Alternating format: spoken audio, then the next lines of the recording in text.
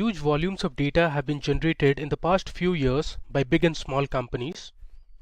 Now there is a need to effectively store and manipulate this data to generate reports and insights. Relational database management systems, commonly called RDBMS and SQL, helps to store, process, manipulate, retrieve and analyze such vast volumes of data. Some of the popular and most widely used relational databases in the industries are Oracle, Microsoft SQL Server and MySQL. SQL statements and commands are used to perform tasks such as selecting, inserting, updating and deleting records. You can also create and drop tables in the databases. Now, the database market consists of paid database software such as Oracle and Microsoft SQL Server, as well as free open source software like PostgreSQL. The global database management system market reached a value of almost $63.1 billion in 2020. Also, the global database management system industry is further expected to grow at a CAGR of 12.4% between 2021 and 2026 and reach a value of almost $125.6 billion by 2026. With that, let's now look at the topics that we'll be covering in this video. So first, we'll learn the basics of SQL and then look at entity relationship diagrams in relational database management systems. Next, we will learn how to become a SQL developer, and then we'll learn about installing MySQL on Windows. Moving forward, we'll look at the different SQL commands that are available and also learn about functions in SQL. Down the line, we'll also cover group by and having clauses in SQL and how joins work in SQL. So we'll explore the different types of joins that you can do. Next, we'll also learn how you can use SQL with Python on the Jupyter Notebook, followed by PostgreSQL. And we'll end this full course video by learning about the top SQL interview questions. Let's get started. In this session, we are going to learn about databases, how data is stored in relational databases, and we'll also look at some of the popular databases. Finally, we'll understand various SQL commands on MySQL server. Now let's get started with what is a database. So according to Oracle, a database is an organized collection of structured information or data that is typically stored electronically in a computer system. A database is usually controlled by a database management system or DBMS. So it is a storage system that has a collection of data. Relational databases store data in the form of tables that can be easily retrieved, managed and updated. You can organize data into tables, rows, columns and index it to make it easier to find relevant information. Now talking about some of the popular databases, we have MySQL database, we also have Oracle database, then we have MongoDB, which is a NoSQL database. Next, we have Microsoft SQL Server. Next, we have Apache Cassandra, which is a free and open source NoSQL database. And finally, we have PostgreSQL. Now, let's learn what is SQL. So SQL is a domain-specific language to communicate with databases. SQL was initially developed by IBM. Most databases use structured query language or SQL for writing and querying data. SQL commands help you to store, process, analyze and manipulate databases. With this, let's look at what a table is. So this is how a table in a database looks like. So here you can see the name of the table is players. On the top, you can see the column names. So we have the player ID, the player name, the country to which the player belongs to, and we also have the goals scored by each of the players. So these are also known as fields in a database. Here, each row represents a record or a tuple. So you have the player ID, which is 103 here. The name of the player is Daniel. He is from England and the number of goals he has scored is 7. So you can use SQL commands to query, update, insert records and do a lot of other tasks. Now we'll see what the features of SQL are. SQL lets you access any information stored in a relational database. With SQL queries, data is extracted from the database in a very efficient way. The structured query language is compatible with all database systems from Oracle, IBM to Microsoft, and it doesn't require much coding to manage databases. Now we will see applications of SQL. SQL is used to create a database, define its structure, implement it, and lets you perform many functions.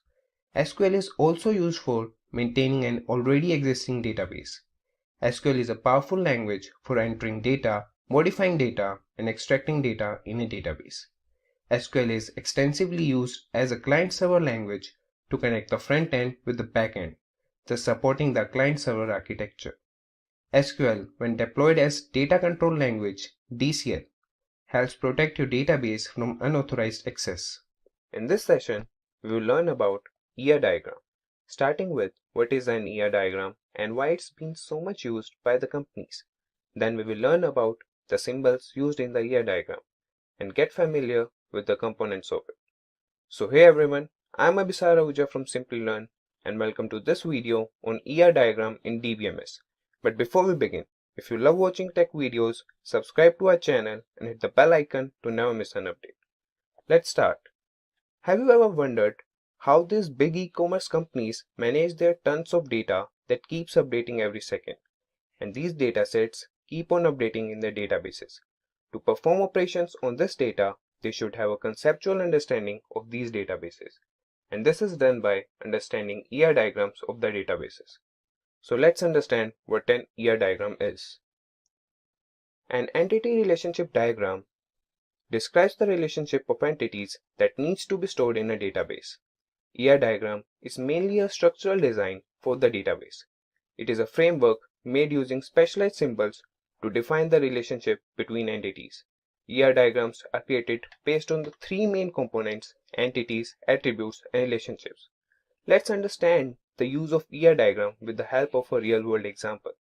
Here, a school needs all its student records to be stored digitally, so they approach an IT company to do so. A person from the company will meet the school authorities, note all their requirements, describe them in the form of ER diagram, and get it cross-checked by the school authorities. As the school authorities approve the ER diagram, the database engineers would carry further implementation. Let's have a view of an ER diagram. The following diagram showcases two entities, student and course, and their relationship. The relationship described between student and course is many-to-many, as a course can be opted by several students and a student can opt for more than one course. Here, student is the entity and it possesses the attributes, that is, student ID, student name, and student age. And the course entity has attributes such as course ID and course name. Now we have an understanding of ER diagram. Let us see why it has been so popular. The logical structure of the database provided by ER diagram communicates the landscape of business to different teams in the company, which is eventually needed to support the business.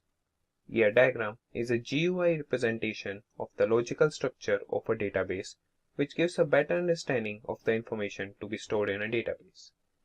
Database designers can use ER diagrams as a blueprint, which reduces complexity and helps them save time to build databases quickly. ER diagrams helps you identify the entities that exist in a system and the relationships between those entities. After knowing its uses, now we should get familiar with the symbols used in ER diagram.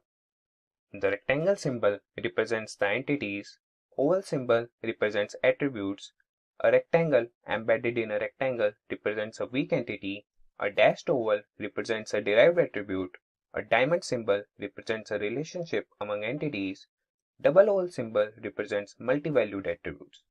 Now we should dive in and learn about the components of ER diagram. There are three main components of ER diagram: entity, attribute, and relationship. Entities have weak entity. Attributes are further classified into key attribute, composite attribute, multi-valued attribute, and derived attribute.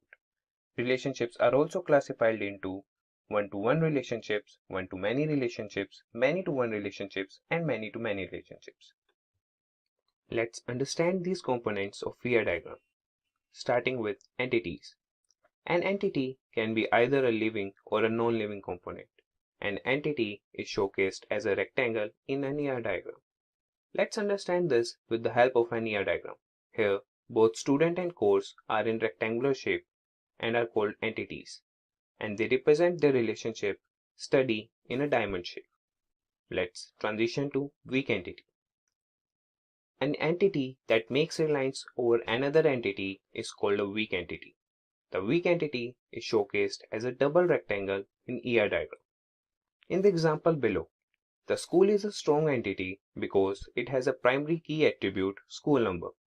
Unlike the school, the classroom is a weak entity because it does not have any primary key, and the room number attribute here acts only as a discriminator and not a primary key. Now, let us know about attributes. Attribute. An attribute exhibits the properties of an entity. An attribute is illustrated with an oval shape in an ER diagram. In the example below, student is an entity and the properties of student such as address, age, name, and roll number are called its attributes. Let's see our first classification under attribute, that is key attribute. The key attribute uniquely identifies an entity from an entity set. The text of a key attribute is underlined. In the example below, we have a student entity and it has attributes name, address, roll number, and age. But here, roll number can uniquely identify a student from a set of students. That's why it is termed as a key attribute. Now, we will see composite attribute. An attribute that is composed of several other attributes is known as a composite attribute. An oval showcases the composite attribute, and the composite attribute oval is further connected with other ovals. In the example below, we can see an attribute name, which can have further subparts such as first name, middle name, and last name. These attributes with further classification is known as composite attribute. Now, let's have a look at multi-valued attribute. An attribute that can possess more than one value are called multi-valued attributes. These are represented as double oval shape. In the example below, the student entity has attributes phone number, roll number, name, and age. Out of these attributes, phone number can have more than one entry, and the attribute with more than one value is called multi-valued attribute. Let's see derived attribute. An attribute that can be derived from other attributes of the entity is known as a derived attribute. In the ER diagram, the derived attribute is represented by dashed oval, and in the example below, student entity has both date of birth and age as attributes. Here, age is a derived attribute as it can be derived by subtracting current date from the student date of birth. Now, after knowing attributes, let's understand relationship in ER diagram. A relationship is showcased by the diamond shape in the ER diagram. It depicts the relationship between two entities. In the below example, student, study, course. Here, both student and course are entities and study is the relationship between them. Now, let's go through the type of relationship. First is one-to-one relationship. When a single element of an entity is associated with a single element of another entity, this is called one-to-one relationship. In the example below, we have student and identification card as entities. We can see a student has only one identification card and an identification card is given to one student. It represents a one-to-one relationship. Let's see the second one, one-to-many relationship. When a single element of an entity is associated with more than one element of another entity is called one-to-many relationship. In the below example, a customer can place many orders, but a particular order cannot be placed by many customers. Now, we will have a look at many-to-one relationship. When more than one element of an entity is related to a single element of another entity, it is called many-to-one relationship. For example, students have to opt for a single course, but a course can be opted by a number of students. Let's see many-to-many relationship. When more than one element of an entity is associated with more than one element of another entity is called many-to-many relationship. For example, an employee can be assigned to many projects, and many employees can be assigned to a particular project. Now, after having an understanding of ER diagram, let us know the points to keep in mind while creating the ER diagram. First, identify all the entities in the system. embed all the entities in a rectangular shape and label them appropriately. This could be a customer, a manager, an order, an invoice, a schedule, etc. Identify relationships between entities and connect them using a diamond in the middle illustrating the relationship. Do not connect relationships. Connect attributes with entities and label them appropriately, and the attributes should be in oval shape. Assure that each entity only appears a single time, and eradicate any redundant entities or relationships in the ER diagram. Make sure your ER diagram supports all the data provided to design the database. Make effective use of colors to highlight key areas in your diagrams. There are mainly 4 types of SQL commands. So first we have Data Definition Language or DDL. So DDL commands change the structure of the table, like creating a table, deleting a table, or altering a table. All the commands of DDL are auto-committed, which means it permanently saves all the changes in the database. We have create, alter, drop, and truncate as DDL commands. Next, we have Data Manipulation Language or DML. So DML commands are used to modify a database. It is responsible for all forms of changes in the database. DML commands are not auto-committed, which means it can't permanently save all the changes in the database. We have select, update, delete, and insert as DML commands. Now select command is also referred to as DQL or data query language. Third, we have data control language or DCL. So DCL commands allow you to control access to data within the database. These DCL commands are normally used to create objects related to user access and also control the distribution of privileges among users. So we have grant and revoke, which are the examples of data control language. Finally, we have something called as transaction control language or TCL. So TCL commands allow the user to manage database transactions. Commit and rollback are example of TCL. Now let's see the basic SQL command structure. So first, we have the select statement. So here you specify the various column names that you want to fetch from the table. We write the table name using the from statement. Next, we have the where clause to filter out our table based on some conditions. So you can see here where condition 1, condition 2 and so on. Then we have the group by clause that takes various column names. So you can write group by column 1, column 2 and so on. Next, we have the having clause to filter out tables based on groups. Finally, we have the order by clause to filter out the result in ascending or descending order. Now talking about the various data types in SQL. So we have exact numeric, which has integer, small int, bit and decimal. Then we have approximate numeric, which are float and real. Then we have some date and time data types such as date, time, timestamp and others. Then we have string data type, which includes char, this varchar and text. Finally, we have binary data types, and binary data types have binary, var binary and image. Now let's see some of the various operators that are present in SQL. So first we have our basic arithmetic operators. So you have addition, the subtraction, multiplication, division and modulus. Then we have some logical operators like all, and, any, or, between, exists and so on. Finally, we have some comparison operators such as equal to, not equal to, this greater than, less than, greater than equal to or less than equal to, not less than or not greater than. Now let me take you to my MySQL workbench where we will learn to write some of the important SQL commands, use different statements, functions, data types and operators that we just learned. In this session, we will learn how to install MySQL Workbench and then we will run some commands. Firstly, we will visit the official Oracle website, that is mysql.com, and now we'll move to the downloads page. Now scroll down and click on MySQL GPL downloads. Now under community downloads, click on MySQL installer for Windows. The current versions are available to download. I will choose this installer and click the download button. Now here just click on no thanks, just start my download. Once the installer has downloaded, open it.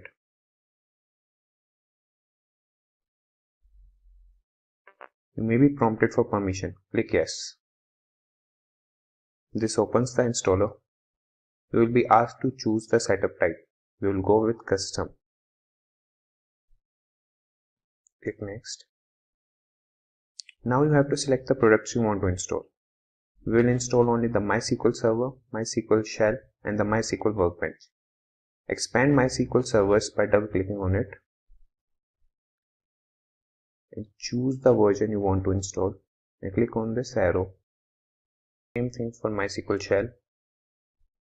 We'll choose the latest version, click on the arrow. So these are the products that have to be installed in a system. Now we'll click Next. I'll click Execute to download and install the server. This may take a while depending on your internet speed. As the download is completed, click Next. Now you'll see the product configuration. Click Next. Now we'll configure our SQL Server instance. Here we will go with the default settings and click Next. And under Authentication, select Use Strong Password Encryption for authentication, which is recommended, and click on Next. Now here set the password for your root user. By the way, root is the default user. This user will have access to everything. I will set my password.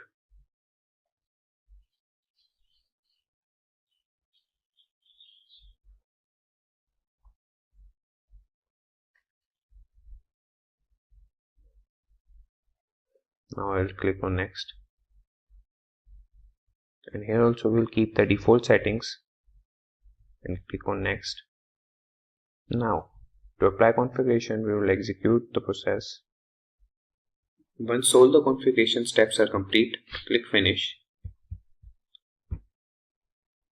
Now you will see the installation is complete. It will launch MySQL Workbench and MySQL Shell after clicking on Finish.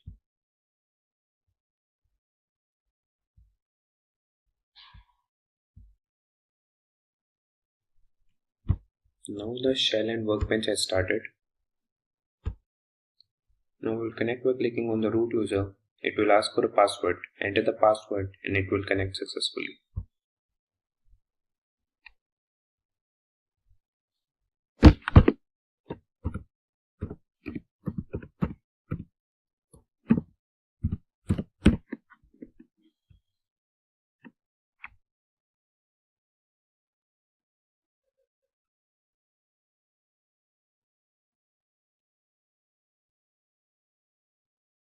The workbench has started. Now we'll just connect the server. So first we'll open command prompt.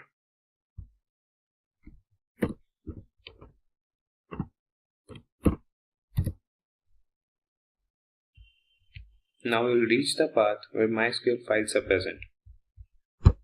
We'll go into this PC, local disk C, program files, MySQL, MySQL Server 8.0, bin. And now we'll copy this path.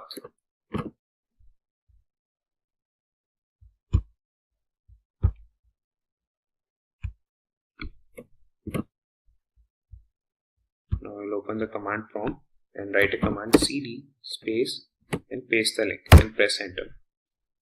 Now we'll write another command that will be MySQL -u space root -p and press enter. Now it will ask for your password. Just enter the password and press enter. Now the server has started and now we'll see some commands in MySQL Workbench. First we will open MySQL Workbench.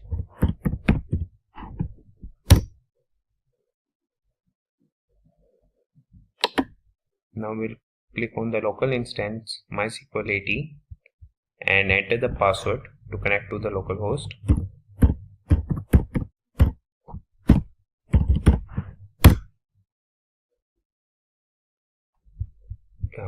The MySQL Workbench has started. Now we will see some commands. The first command we will see is show databases.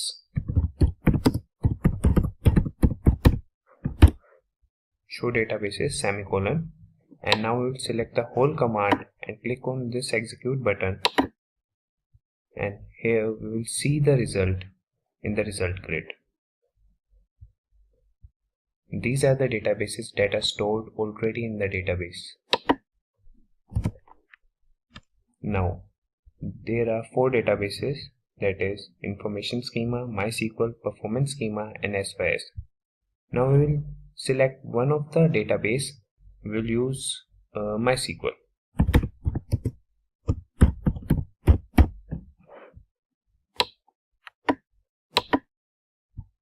Now we have selected the MySQL database, and now in this database we will see which tables are stored in this MySQL database. To see that, we will run a command show tables.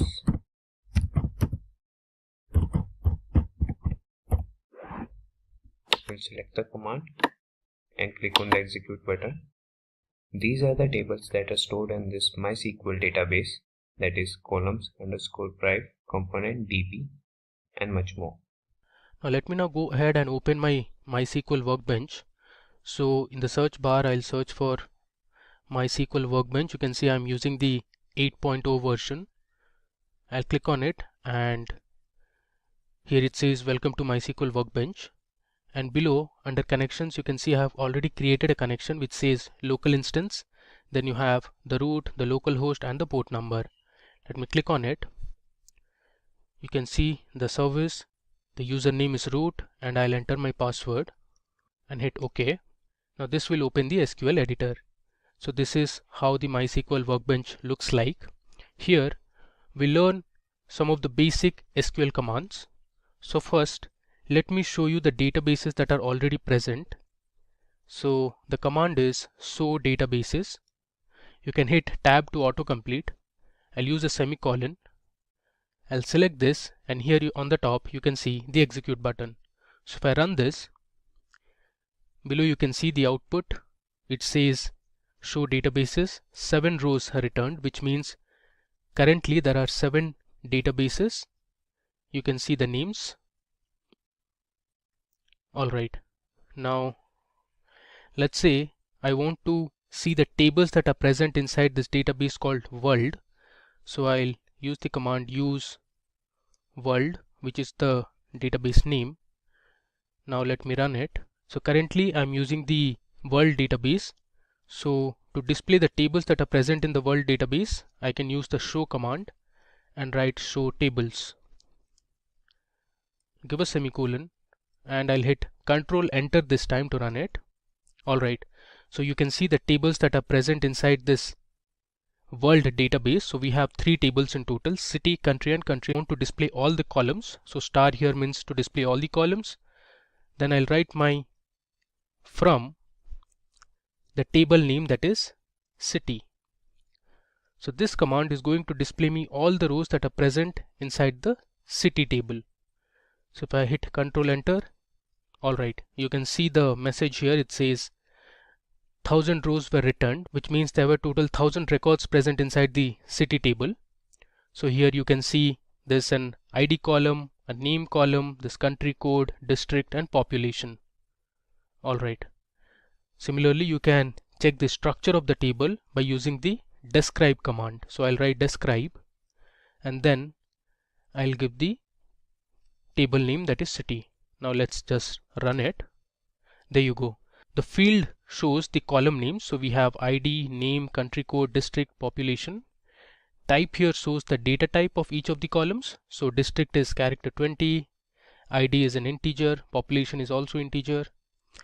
Null says yes or no, which means if no, then there are no null values. If it's yes, which means there are null values in your table. Key here represents whether you have any primary key or foreign key, and these are some extra information. Now let's learn how to create a table in MySQL. So I'll use the create table command for this, and before that let me create a database and I'll name it as SQL Intro. So the command is create database and I'll give my database name, that is SQL_intro. Let me give a semicolon and hit Control Enter. So you can see I have created a new database. Now if I run this command, that is show databases, you can see this newly created database, that is SQL Intro. If I scroll down, There you go, you can see the name here, SQL Intro. Okay, now within this database we'll create a table called employee details. Now this will have the details of some employees. So let me first show you how to create a table that will be present inside the SQL Intro database.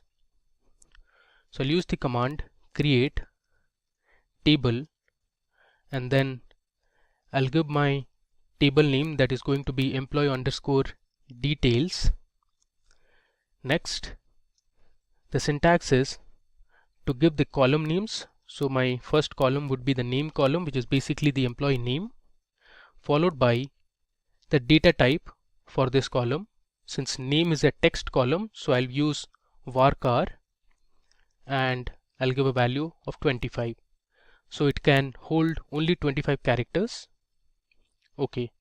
Next, I also want the age of the employee. Now age is always an integer, so I'll give int. Okay. Then we can have the gender of the employee. So gender can be represented as F or M, F for female and M for male. So I'm using the char data type or character data type, and I'll give the value as 1. Then let's have the date of join or DOJ, and this is going to be of data type date. Alright. Next, we'll have the city name, that is the city to which the employee belongs to. So again, this is going to be varchar 15. Finally, we'll have a salary column, and salary we'll keep it as float, since salary can be in decimal numbers as well. Now I'll give a semicolon. Alright, so let me just quickly run through it. So first I wrote my create command, then the table, which is also a keyword, followed by the table name, which is employee details here, and then we gave the column names such as name, age, this gender, date of join, city and salary.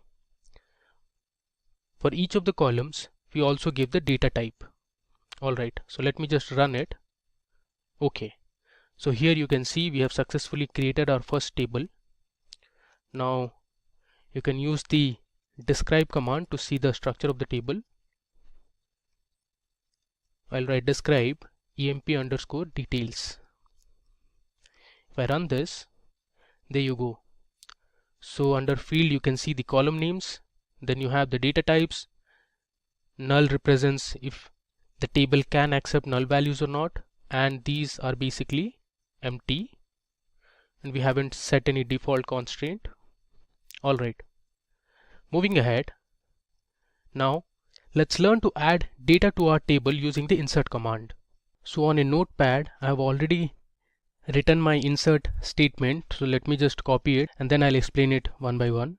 Alright, so if you see this, so we have used an insert into statement or a command followed by the table name, that is emp details. Then this is the syntax. Using values I have passed in all the records.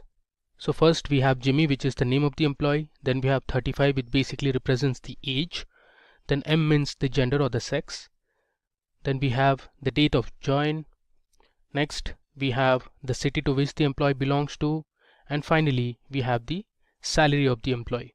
So this particular information represents one record or a tuple. Similarly, the next employee we have is Shane. You can see the age and other information. Then we have Mary, this Dwayne, Sarah and Amy. Alright, so let me go ahead and run this. So this will help you insert the values in the table that you have created. You can see we have successfully inserted 6 records. Now to display the records, let me use the select statement. So I'm using select star from emp underscore details. If I run this, you can see my table here and the values it has. So we have the name column, the age column, the state of join, city, salary, and these are the values that you can see here. Moving ahead, now let's say you want to see the unique city names present in the table. So in this case you can use the distinct keyword along with the column name in the select statement. So let me show you how you can print the distinct city names that are present in our table. Now if you notice this table clearly, we have Chicago, Seattle, Boston, Austin, there's New York, and there's Seattle repeated again. So I only want to print the unique values. So for that, I can write my select statement as select distinct. Then I'll give my column name, which is city, from my table name, that is EMP details. If I run this, you can see my query has returned 5 rows and these are the values. So we have Chicago, Seattle, which was repeated twice, is just been shown once. Then we have Boston, Austin, and New York. Now let's see how you can use inbuilt aggregate functions in SQL. So suppose you want to count the number of employees in the table. So in that case, you can use the count function in the select statement. So let me show you how to do that. So I'll write select. I'll use my function name, that is count. Now since I want to know the total number of employees, I'm going to use their name inside the brackets from employee underscore details. Now if I run this, this will return the total number of employees that are present in the table. So we have 6 employees in total. Now if you see here in the result, it says count name. Now this column is actually not readable at all. So what SQL provides is something called as an alias name. So you can give an alias to the resultant output. So here I can write select count of name and use an alias as I can give an alias as count underscore name and run this statement again. There you go. You can see here in the resultant output we have the column name as count name, which was our alias name. Now suppose you want to get the total sum of salaries, you can use another aggregate function called sum.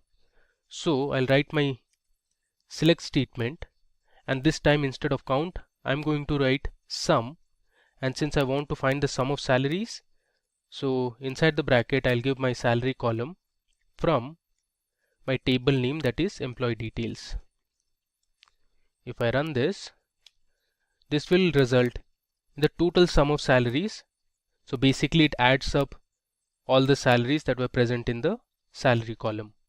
Now let's say you want to find the average salary. So instead of sum, you can write the average function, which is avg. So this will give you the average salary from the column salary. So you can see it here, this says average salary. Now if you want, you can give an alias name to this as well. Now you can select specific columns from the table by using the column names in the select statement. So initially we were selecting all the columns. For example, like you saw here, the star represents that we want to see all the columns from the employee details table. Now suppose you want to see only specific columns, you can mention those column names in the select statement. So let's say I want to select just the name, age, and the city column from my table, that is employee details. So this will result in displaying only the name, age, and city column from the table. If I run it, there you go. It has given only 3 columns to me. Now SQL has a where clause to filter rows based on a particular condition. So if you want to filter your table based on specific conditions, you can use where clause. Now where clause comes after you give your table name. So suppose you want to find the employees with age greater than 30. In this case you can use a where clause. So let me show you how to do it. I'll write select star from my table name, that is employee details, and after this I'll use my where clause. So I'll write where age greater than 30. If I run this, it will give me the output where the age is only greater than 30. So it excluded everything that is less than 30. So we have 4 employees whose age is greater than 30 here. Now suppose you want to find only female employees from the table, you can also use a where clause here. So I'll write select, let's say I want only the name, the gender, which is sex here, comma city, from my table that is employee details, where I'll give my column name that is sex is equal to, since I want only the female employees, I'll give F and run this statement. Okay, you can see here our employee table has 3 female employees. Now suppose you want to find the details of the employees who belong to Chicago or Austin. In this case, you can use the OR operator. Now the OR operator in SQL displays a record if any of the conditions separated by OR is true. So let me show you what I mean. So since I want the employees who are from Chicago and Austin, I can use an OR operator. So I'll write select star from emp details, which is my table name. Then I'll give my where clause, where city equal to, I'll give my city name as Chicago, and then I'm going to use the OR operator, or city equal to, I'll write Austin. I'll give a semicolon and let me run it. There you go. So in the output you can see all the employees who belong to the city Chicago and Austin. Now there is another way to write the same SQL query. So you can use an in operator to specify multiple conditions. So let me just copy this, and instead of using the OR operator, this time I'm going to use the in operator. So I'll delete this. After the where clause, I'm going to write where city and use the in operator. Inside bracket, I'll give my city names as Chicago and I want Austin. So I'll give a comma and write my next city name, that is Austin. So this query is exactly the same that we wrote on top. Let me run this. You will get the same output. There you go. So we have Jimmy and Dwayne who are from Chicago and Austin respectively. Now SQL provides the between operator that selects values within a given range. The values can be numbers, text or dates. Now suppose you want to find the employees whose date of join was between 1st of Jan 2000 and 31st of December 2010. So let me show you how to do it. I'll write select star from emp details, where my date of join, that is DOJ, between, I'll give my two date values, that is 1st of Jan 2000 and I'll give my second value, the date value, that is 31st of December 2010. So every employee who has joined between these two dates will be displayed in the output. If I run it, we have two employees who had joined between 2000 and 2010. So we have Jimmy and Mary here who had joined in 2005 and 2009 respectively. Alright. Now in where clause, you can use the AND operator to specify multiple conditions. Now the AND operator displays a record if all the conditions separated by AND are true. So let me show you an example. I'll write select star from employee details table, where I want the age to be greater than 30 and I want sex to be male. Alright, so here you can see I have specified two conditions. So if both the conditions are true, only then it will result in an output. If I run it, you can see there are two employees who are male and their age is greater than 30. Now let's talk about the group by statement in SQL. So the group by statement groups rows that have the same values into summary rows. Like, for example, you want to find the average salary of customers in each department. Now the group by statement is often used with aggregate functions such as count, sum and average to group the result set into one or more columns.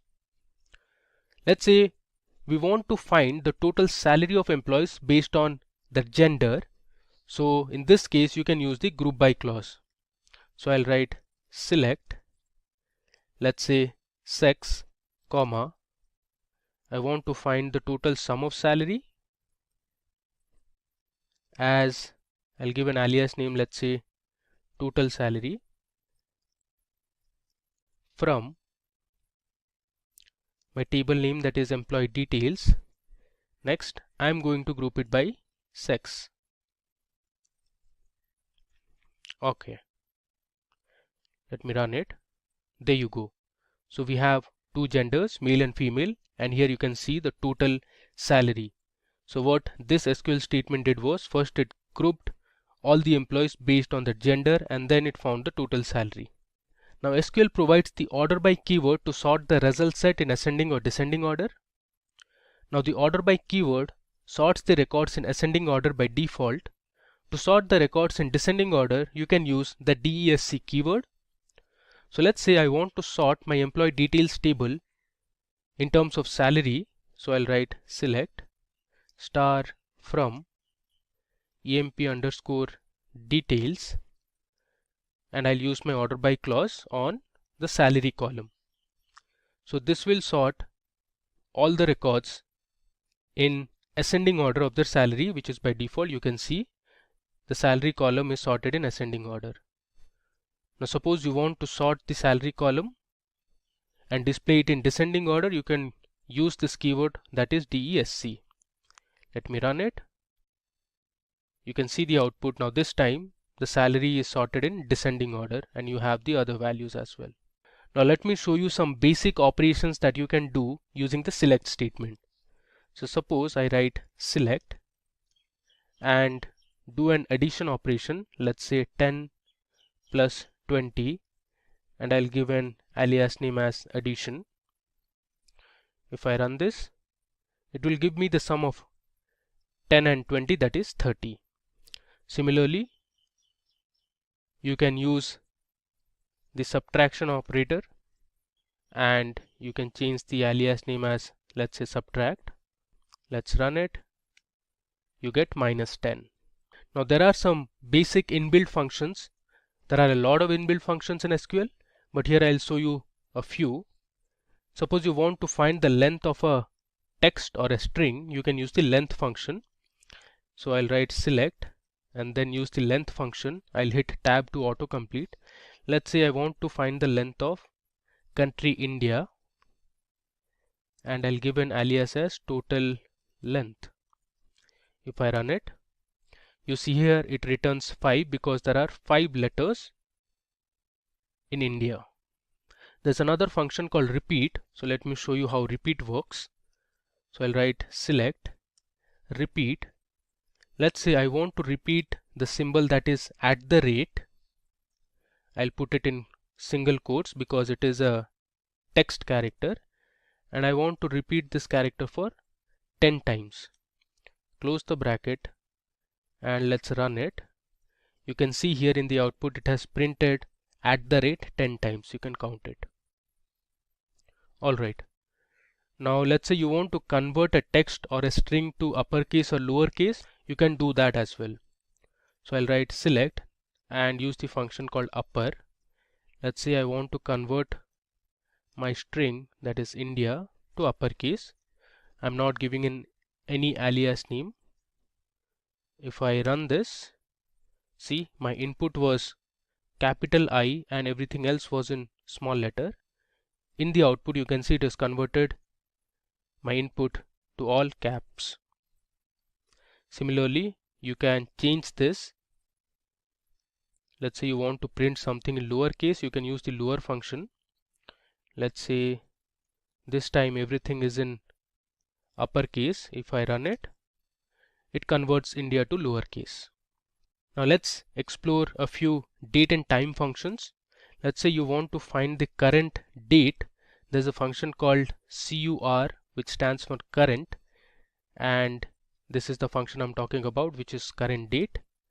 If I run this, you will get the current date, that is 28th of Jan 2021. And let's say you want to extract the day from a date value, so you can use the day function. let's say I'll use day, and I want to find the day from my current date. If I run this, you get 28, which is today's day. Now similarly, you can also display the current date and time. So for that, you can use a function that is called now. So this will return the current date and time. You can see this is the date value, and then we have the current time. Alright. And this brings us to the end of our demo session. So let me just scroll through whatever we have learned. So first, I showed you how you can see that databases present in MySQL. Then we used one of the databases and checked the tables in it. Then we created another database called SQL Intro for our demo purpose. We used that database, and then we created this table called employee details with column names like name, integer, the sex, date of join, city, and salary. I showed you the structure of the database. Let me run this again so you get an idea. You can see this was the structure of our table. Then we went ahead and inserted a few records. So we inserted records for 6 employees. So you have the employee name, the age, the gender, the date of join, the city to which the employee belongs to, and the salary of the employee. Then we saw how you can use the select statement and display all the columns present in the table. We learned how you can display the unique city names. We learned how to use different aggregate functions like count, average, and sum. Then we learned how you could display specific columns from the table. We learned how to use where clause. Then we used an or operator. We learned about in operator, the between operator. Then we used an and operator to select multiple conditions. Finally, we learned about group by, order by, and some basic SQL operations. Now it's time to explore some string functions in MySQL. So I have given a comment, string functions. First, let's say you want to convert a certain string into uppercase. So I can write select. The function I'll use is upper, and within this function you can pass in the string. Let's say I'll write India. If you want, you can give an alias name as, let's say, uppercase. I'll give a semicolon and let's run it. There you go. So my input was in sentence case, and using the upper function we have converted everything into uppercase.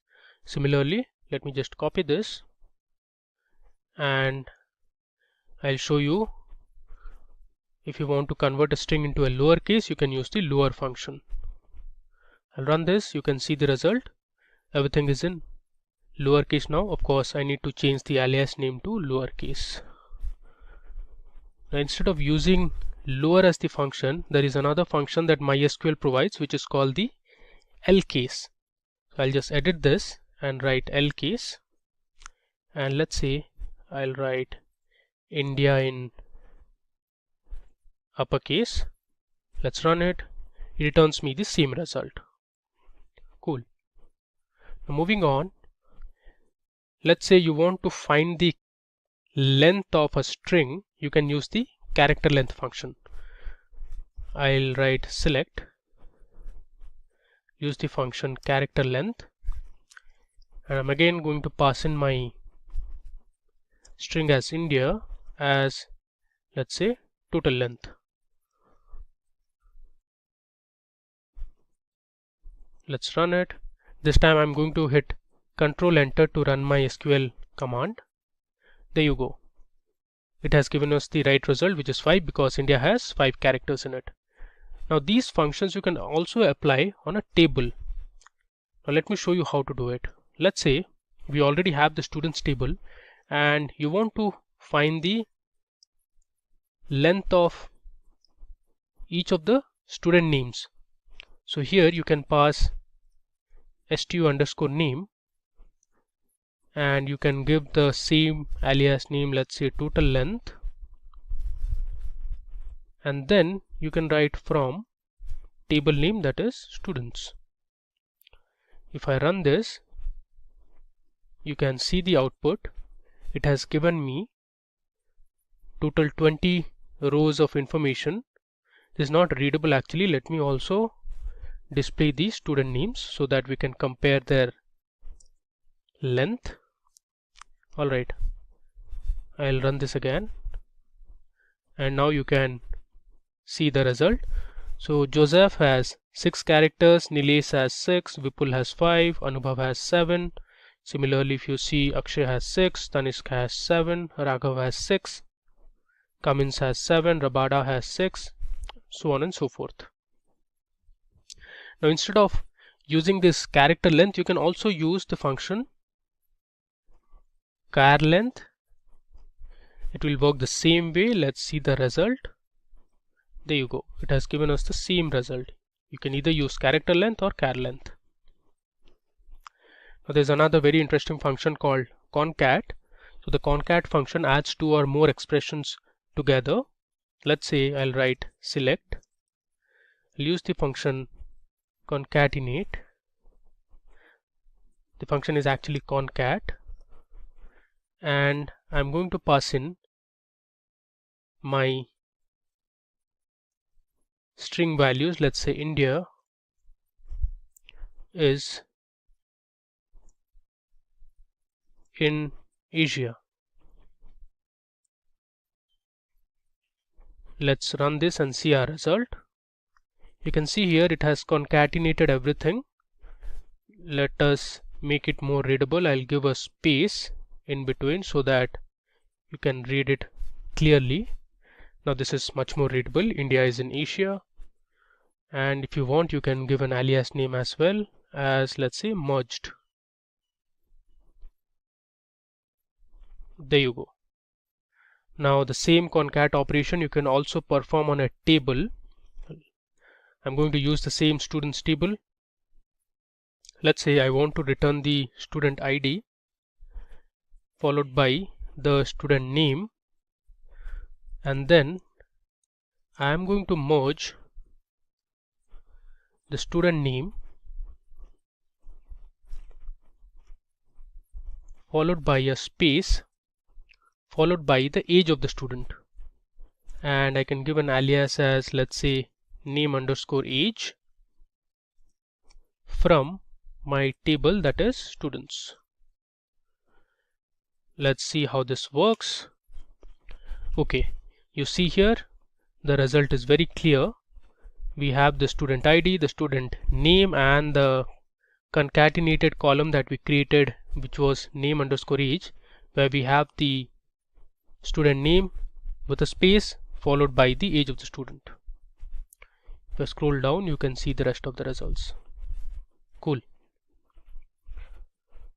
Now moving ahead, let's see how the reverse function works in MySQL. So the MySQL reverse function returns a string with the characters printed in reverse order. So suppose I write select reverse. I'll use the same string again. Let's say I have India. Let's run it. You will see all the characters printed in reverse order. Again, you can perform the same operation on a table as well. Let's say I'll write select reverse, and I'll pass in the column as student name from my table, that is students. Let's run it. It gives you 20 students and all the names have been printed in reverse order. Okay. Now let's see what the replace function does. So the replace function replaces all occurrences of a substring within a string within a new substring. So let me show you what I mean. I'll write select replace. I'll pass in my input string, which is let's say orange is a vegetable, which is ideally incorrect. I'm purposely writing this so that I can replace the word vegetable with fruit. Okay, So what this replace function does is, it is going to find where my word vegetable is within the string, my input string, and it is going to replace my word vegetable with fruit. Let's run it and see the output. There you go. Now this is correct, which is orange is a fruit. Alright. Now MySQL also provides some trim functions. You can use the left trim, right trim, and just the trim function. So let me show you how this left trim works. Left trim or L trim removes the leading space characters from a string passed as an argument. So say I write select, I'll use the left trim function, which is L trim, and then I'm going to purposely give a few spaces in the beginning of the string. I'll give a word, let's say India, and then I'll give some space after the word India, and see how the L trim works. If I run this, it gives me India, which is fair enough. But before that, let's first find the length of my string. So I'll use my length function here, and within this function I am going to find the length of my string, which has India along with some leading and trailing spaces. I'll paste this here, give a semicolon, and I'll run it. Okay, so the entire string is 17 characters long, or the length of the string is 17. Now say I use ltrim on my same string, what it returns me is India, and if I run length over it, you can see the difference, as in you can see how many spaces were deleted from the left of the string. You can see here, now it says 17, and I'm going to use ltrim. Let's see the difference. It gives me 12. The reason being, it has deleted 5 spaces from the left. You can count it, 1, 2, 3, 4, and 5. So 17 minus 5 is 12, which is correct. Similarly, you can use the rtrim function, which removes the trailing spaces from a string. Trailing spaces are these spaces. When you use left trim, it deletes the leading spaces, which is this. Now let me just replace ltrim with rtrim, which stands for right trim, and see the result. So the length is 10 now. The reason being, it has deleted 7 spaces from the right of the string. If you can count it, 1, 2, 3, 4, 5, 6, and 7. Cool. You can also use the trim function, which will delete both the leading and the trailing spaces. So here, if I just write trim and I'll run it, it gives me 5, because India is total 5 characters long, and it has deleted all the leading and the trailing spaces. Alright. There's also a function called position in MySQL. The position function returns the position of the first occurrence of a substring in a string. So if the substring is not found with the original string, the function will return 0. So let's say I'll write select position. I want to find where fruit is in my string, that is orange is a fruit. I'll give an alias as name. There's some error here. This should be within double quotes. Now let's run it and see the result. Okay, it says at the 13th place, or at the 13th position, we have the word fruit in our string, which is orange is a fruit. Now the final function we are going to see is called ASCII. So the ASCII function returns the ASCII value for a specific character. Let's say I write select ASCII of the letter small a.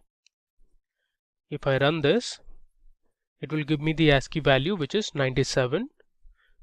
Let's say you want to find the ASCII value of 4. Let's see the result. It gives me 52. Alright. In this session, we are going to learn two important SQL statements or clauses that are widely used, that is group by and having. First, we'll understand the basics of group by and having, and then jump into MySQL Workbench to implement these statements. So let's begin. First, what is group by in SQL? So the group by statement or clause groups records into summary rows and returns one record for each group. It groups the rows with the same group by item expressions and computes aggregate functions for the resulting group. A group by clause is a part of select expression. In each group, no two rows have the same value for the grouping column or columns. Now below, you can see the syntax of group by. So first we have the select statement, and then followed by the column names that we want to select. From, we have the table name, followed by the where condition, and next we have the group by clause, and here we include the column names. Finally, we have the order by and the column names. Now here is an example of the group by clause. So we want to find the average salary of employees for each department. So here you can see we have the employees table. It has the employee ID, the employee name, the age of the employee, we have the gender, the date on which the employee had joined the company, then we have the department to which each of these employees belong to, we have the city to which the employees belong to, and then we have the salary in dollars. So actually we'll be using this employees table on MySQL Workbench as well. So if you were to find the average salary of employees in each department, so this is how your SQL query with group by clause would look like. So we have selected department, and then we are using an aggregate function, that is AVG, which is average, and we have chosen the salary column, and here we have given an alias name which is average underscore salary, which appears in the output, you can see here, from employees, and we have grouped it by department. So here in the output you can see we have the department names and the average salary of the employees in each department. Now let me take you to my MySQL Workbench, where we will implement group by and solve specific problems. Okay, so I am on my MySQL Workbench. So let me make my connection first. I'll enter the password. So this will open my SQL editor. So first of all, let me check the databases that I have. So I'll use my query, that is show databases. Let's run it. Okay, you can see we have a list of databases here. I'm going to use my SQL underscore intro database. So I'll write use SQL underscore intro. So this will take us inside this database. I'll run it. Alright. Now you can check the tables that are present in SQL underscore intro database. If I write show tables, you can see the list of tables that are already present in this database. To do our demo and understand group by as well as having, let me first create an employee table. So I'll write create table employees. Next, I'll give my column name as employee underscore ID, which is the ID for each employee. I'll give my data type as integer, and I'll assign employee ID as my primary key.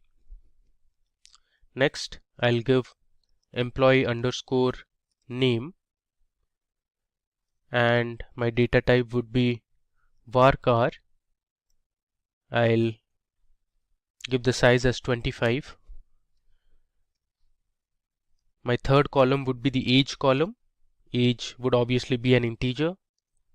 Then I have my gender column. I'll use character data type and assign a value of 1 or size of 1. Next we have the date of join, and the data type will be date. We have the department column as well. This is going to be of varchar, and 20 will be the size. Next we have the city column, which is actually the city to which the employee belongs to. And finally we have the salary column which will have the salary for all the employees. Okay, now let me select and run this. You can see here we have successfully created our table. Now to check if our table was created or not, you can use the describe command. I'll write describe employees. You can see the structure of the table so far. Alright, now it's time for us to insert a few records into this employees table.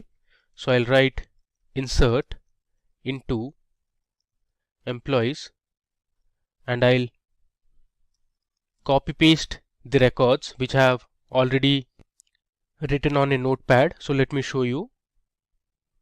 So this is my EMP notepad and you can see I have already put the information for all the employees. So let me just copy this and we'll paste it here. Alright, let me go to the top and verify if all the records are fine. Alright, so let's run our insert query.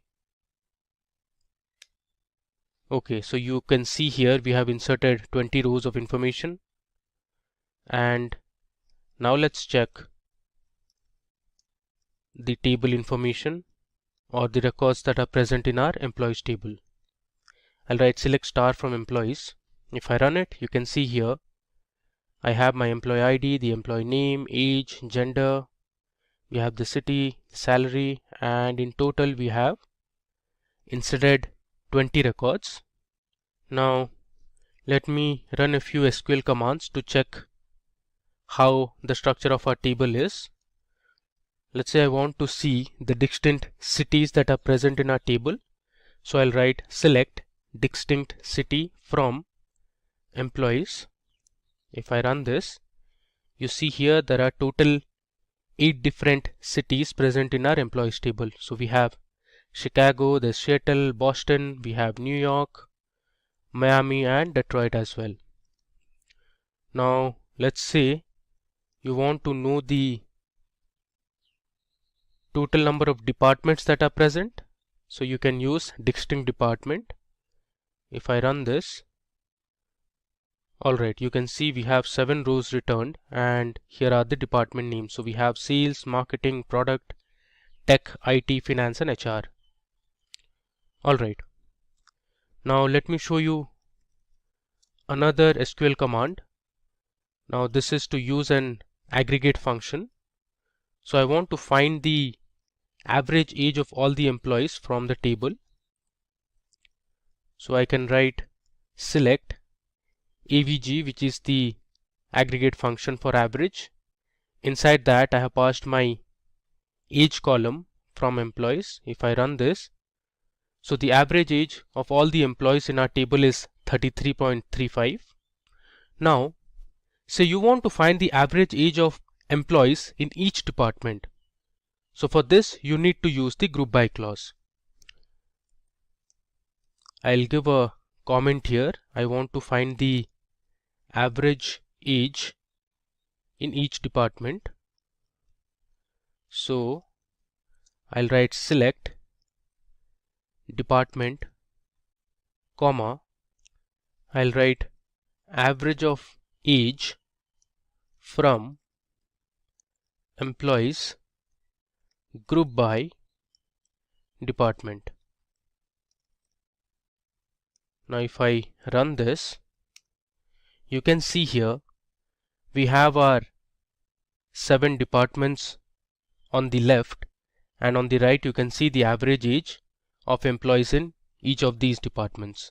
Now you can see here in the output it says AVG of age, which is not readable, so I can give an alias name as average age. Alright, I can bring this down, and if you want you can round the values also. So you can round the decimal places. So I'll use a round function before the average function, and the round function takes 2 parameters. One is the variable and the decimal place you want to round it to. So if I run this, There you go. You can see here we have the average age of all the employees in each of these departments. Alright. Now suppose you want to find the total salary of all the employees for each department. So you can write select department, comma. Now I want the total salary, so I'll use the sum function and I'll pass my column as salary from employees group by department. Let's run this query. You can see here in the output we have the different departments, and on the right you can see the total salary of all the employees in each of these departments. Now here also you can give an alias name as total underscore salary.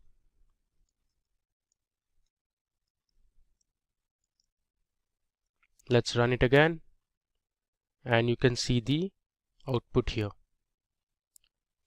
Alright, now moving ahead, you can also use the order by clause along with the group by clause. Let's say you want to find the total number of employees in each city and group it in the order of employee ID. So to do this, I can use my select query. I'll write select count of, let's say, employee ID, and I want to know the city as well, from employees group by city, and next you can use the order by clause. I'll write order by count of employee ID, and I'll write DESC, which stands for descending. If I run this query, you can see here on the left you have the count of employees, and on the right you can see the city names. So in Chicago we had the highest number of employees working, that was 4. Then we had Seattle, Houston, Boston, Austin, and the remaining also had 2 employees.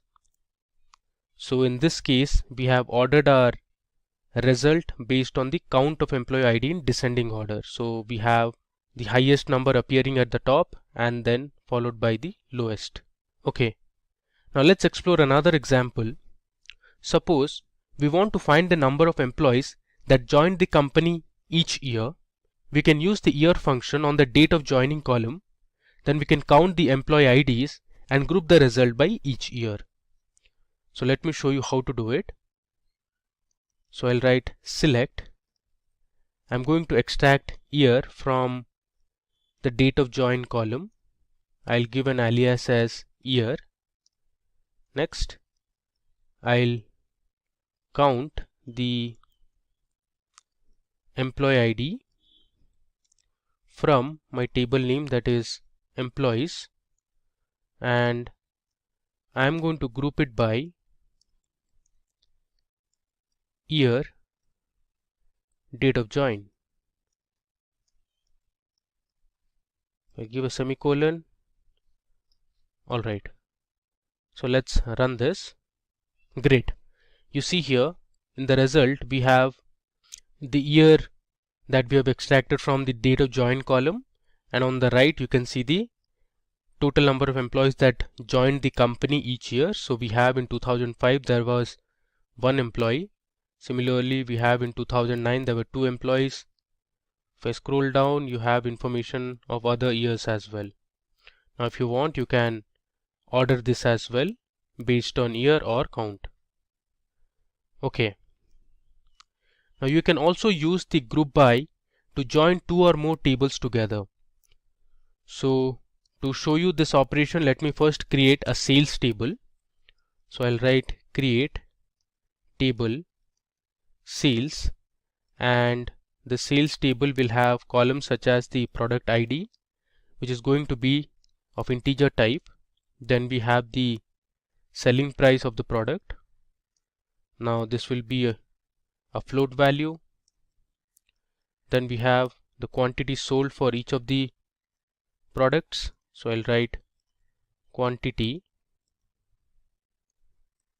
Quantity will be of integer type.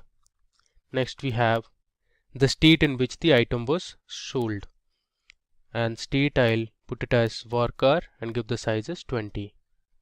Let's run this so that we'll create our sales table. Alright, so we have successfully created our sales table. Next we need to insert a few values to our sales table. So I have already written the records in a notepad. Let me show you. Okay, so here you can see I have my sales text file. Let me just copy these information. I'll just paste it on the query editor. Okay, now let me go ahead and run this insert command. Alright, so you can see here we have successfully inserted 9 rows of information. So let me just run it through what we have inserted. So the first column is the product ID column. Then we have the selling price at which this product was sold. Then we have the quantity that was sold and in which state it was sold. So we have California, Texas, Alaska. Then we have another product ID which is 123, and these are the states in which the products were sold. So let me just confirm with the select statement. I'll write select star from sales. If I run this, you can see we have successfully created our table. Okay, now suppose you want to find the revenue for both the product IDs 121 and let's say 123, since we have just two product IDs here. So for that you can use the select query. So I'll write select product ID. Next I want to calculate the revenue. So revenue is nothing but selling price multiplied by the quantity. So I'll use the sum function to find the total revenue, and inside the sum function I'll use my selling price column multiplied by my quantity column. I'll give this an alias name as revenue from my table name, that is sales. Finally I'll group it by product ID. Let's run it. There you go. So here you can see we have the two product IDs 121 and 123, and here you can see the revenue that was generated from these two products. Alright, now let's say we have to find the total profit that was made from both the products 121 and 123. So for that I'll create another table. Now this table will have the cost price of both the products. So let me create the table first. I'll write create table. Let's say the table name is C product, which stands for the cost price of the products. I'll give my first column as product ID. This will be an integer,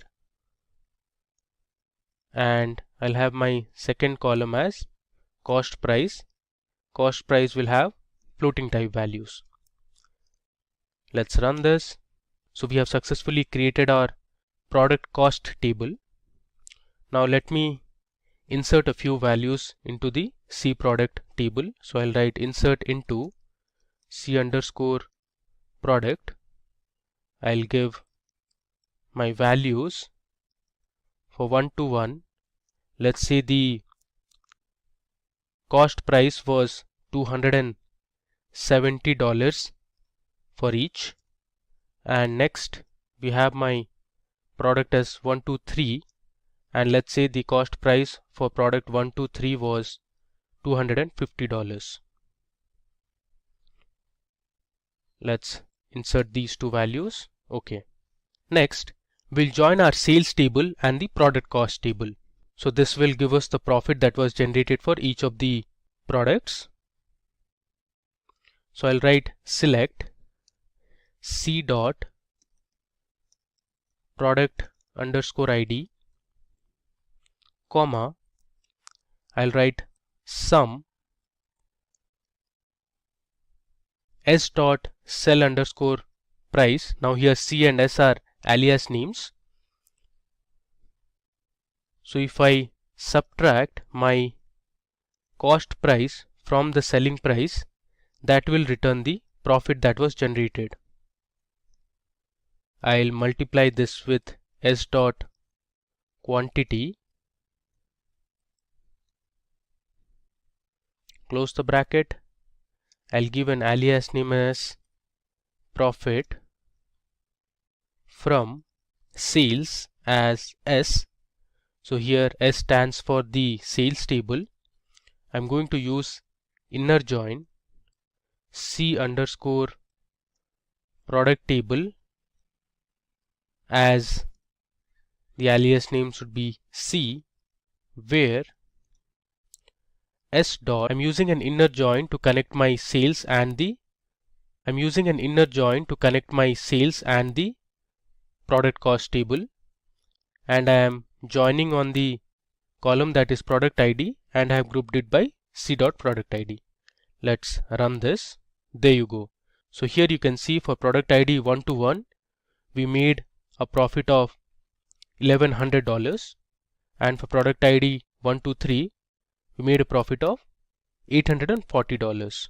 So now that we have learnt group by in detail, let's learn about the having clause in SQL.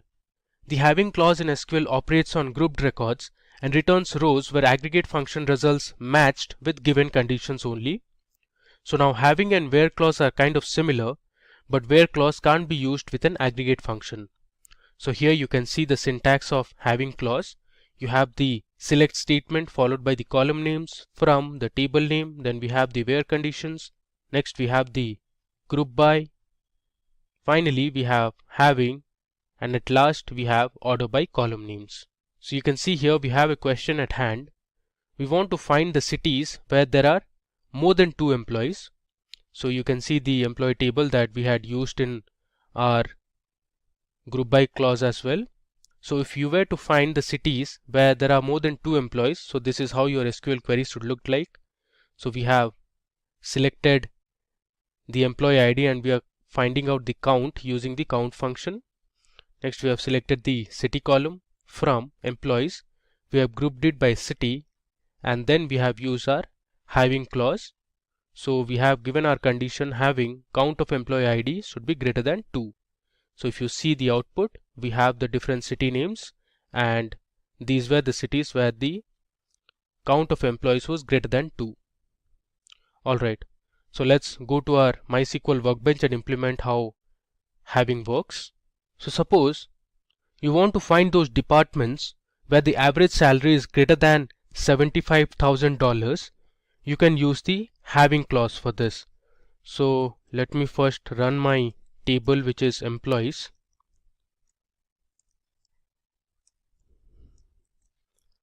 If I run this, you can see we had inserted 20 rows of information, and the last column we had was salary. So the question we have is, we want to find those departments where the average salary is greater than $75,000. So let me show you how to do it. So I'll write select department, comma, I'll use the aggregate function that is average salary. I'll give an alias name as avg underscore salary from employees. Next we'll use the group by clause, and I want to group it by each department, and then I'm going to write my having clause. So in having clause I'll use my condition that is having average of salary greater than $75,000.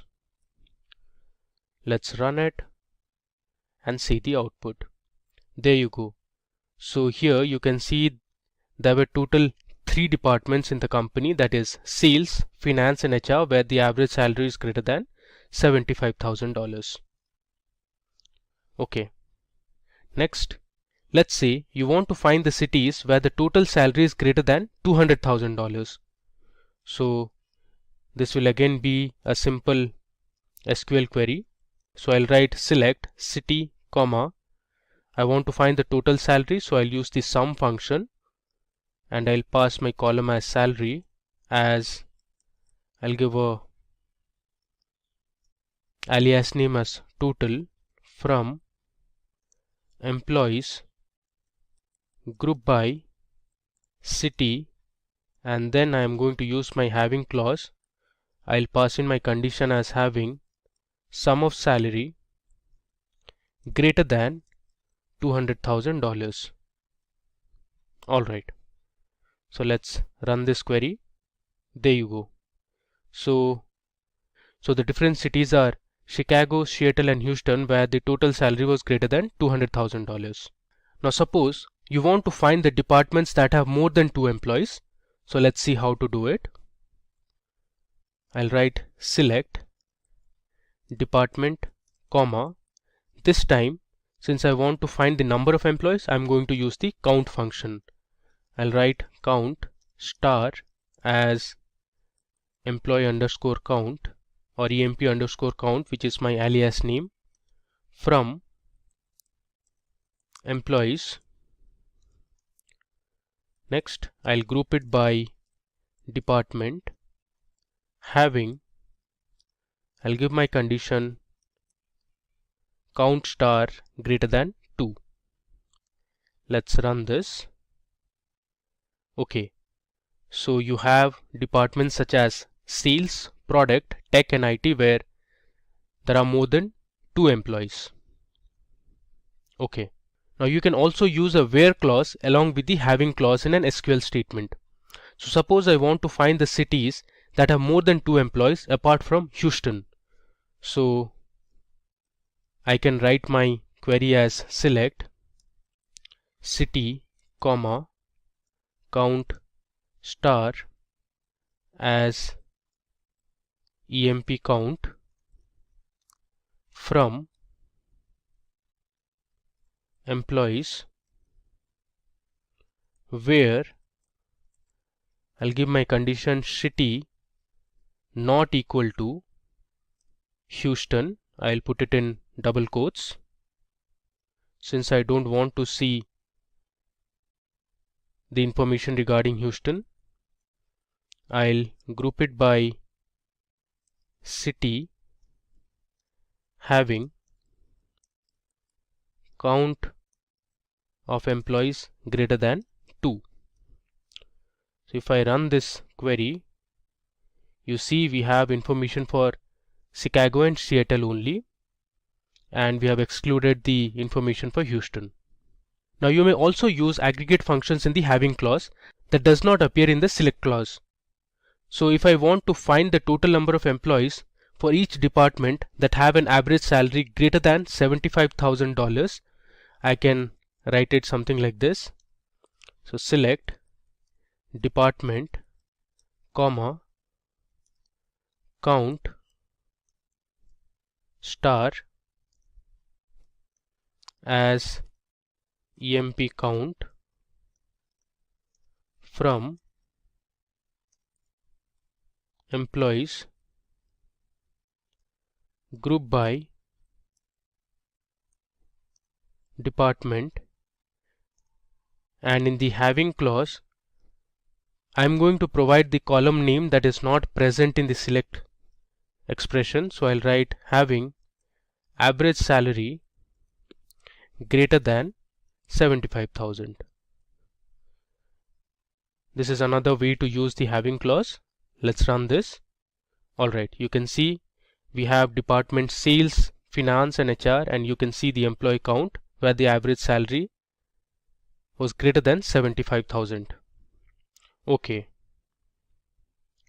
so let me run you from the beginning what we did in our demo. So first we created a table called employee, then we inserted 20 records to this table. Next we explored a few SQL commands like distinct, then we used average, and finally we started with our group by clause, followed by looking at how group by can be used along with another table, and we joined two tables, that was sales and product cost table to find out the profit. Then you learned how to use the having clause. So we explored several different questions and learned how to use having in SQL. In this session, we will learn about joins in SQL. Joins are really important when you have to deal with data that is present on multiple tables. I'll help you understand the basics of joins and make you learn the different types of joins with hands-on demonstrations on MySQL Workbench. So let's get started with what are joins in SQL. SQL join statement or command is often used to fetch data present in multiple tables. SQL joins are used to combine rows of data from two or more tables based on a common field or column between them. Now consider this example where we have two tables, an orders table and a customers table. Now the order table has information about the order ID, which is unique here. We have the order date, that is when the order was placed. Then we have the shipped date. This has information about the date on which the order was shipped. Then we have the product name, which basically is the names of different products. We have the status of delivery, whether the product was delivered or not, or whether it was cancelled. Then we have the quantity, which means the number of products that were ordered. And finally we have the price of each product. Similarly, we have another table called customers, and this customer table has information about the order ID, which is the foreign key here. Then we have the customer ID, which is the primary key for this table. We also have the phone number, customer name and address of the customers. Now suppose you want to find the phone numbers of customers who have ordered a laptop. Now to solve this problem, we need to join both the tables. The reason being, the phone numbers are present in the customers table, as you can see here, and laptop, which is the product name, is present in the orders table, which you can see it here. So using a join statement, you can find the phone numbers of customers who have ordered a laptop. Now let's see another problem where you need to find the customer names who have ordered a product in the last 30 days. In this case, we want the customer name present in the customers table and the last 30 days order information, which you can get from the order date column that is present in the orders table. Okay, now let's discuss the different types of joins one by one. So first we have an inner join. So the SQL inner join statement returns all the rows from multiple tables as long as the conditions are met. From the diagram above, you can see that there are two tables, A and B. A is the left table and B is the right table. The orange portion represents the output of an inner join, which means an inner join returns the common records from both the tables. Now you can see the syntax here. So we have the select command and then we give the list of columns from table A, which you can see here is the left table, followed by the inner join keyword and then the name of the table, that is B, on a common key column from both the tables A and B. Now let me take you to the MySQL workbench and show you how inner join works in reality. So here I'll type MySQL. You can see I have got MySQL Workbench 8.0 version installed. I'll click on it. So it will take some time to open. Okay, I'll click on this local instance and here I'll give my password. Okay, so this is how an SQL editor on MySQL Workbench looks like. So first of all, let me go ahead and create a new database. So I'll write create database. This is going to be my command, followed by the name of the database, that is going to be SQL_joins. If I give a semicolon and hit Ctrl Enter, this will create a new database. You can see here one row affected. Now you can check whether the database was created or not using show databases command. If I run it, here you can see I have SQL Joins database created. Now I'll use this database, so I'll write use SQL_joins. Okay, now to understand inner join, consider that there is a college, and in every college you have different teams for different sports such as cricket, football, basketball and others. So let's create two tables, cricket and football. So I'll write create table and my table name is going to be cricket. Next, I'm going to create two columns in this table. The first column is going to be cricket ID. Then I'm going to give the data type as int and use the auto increment operator. I'm using auto increment because my cricket ID is going to be my primary key. Then I'm going to give the name of the students who are part of the cricket team, and for this I'll use varchar data type and give the length as 30. I'll give another comma and I'll assign my cricket ID as primary key. Within brackets I'll give cricket underscore ID. Cricket ID is nothing but a unique identifier for each of the players, like you have roll numbers in college. Okay, let me just run it. Alright, so we have successfully created our cricket table. Similarly, let me just copy this and I'll paste it here. I'll create another table called football. This will have the information of all the students who are part of the football team, and instead of cricket I am going to give this as football ID. Alright, and the name column will have the names of the students. I'll change my primary key to football ID. Alright, let me run this. Okay, so now we have also created our football table. The next step is to insert a few player names into both the tables. So I'll write my insert into command. First, let's load some data to our cricket table.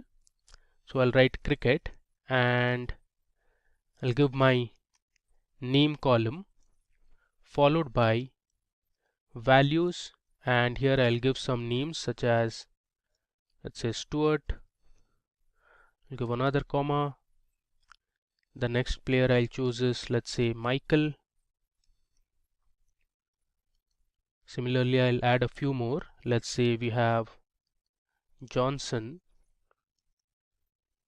The fourth player I'll take is, let's say, Hayden. And finally we have, let's say, Fleming. Okay, now I'll give a semicolon and run this. Okay, so let me just check if all the values were inserted properly. For this I'll use select star from table, that is cricket. If I run it, you can see I have created a table and have successfully inserted 5 rows of information. Now similarly, let's insert a few student names for our football table. So I'll change this to football, and obviously there would be students who will be part of both cricket and football team. So I'll keep a few repeated names. Let's say Stuart, Johnson, and let's say Hayden are part of both cricket and football team. Then we have, let's say, Langer, and let's say we have another player in the football team, that is Aston. I'll just run it. Okay, you can see there are no errors. So we have successfully inserted values to our football team as well. Let me just recheck it. I'll write select star from football. Alright, so we have 5 players in the football team as well. Okay, now the question is, suppose you want to find the students that are part of both the cricket and football team. In this case you can use an inner join. So let me show you how to do it.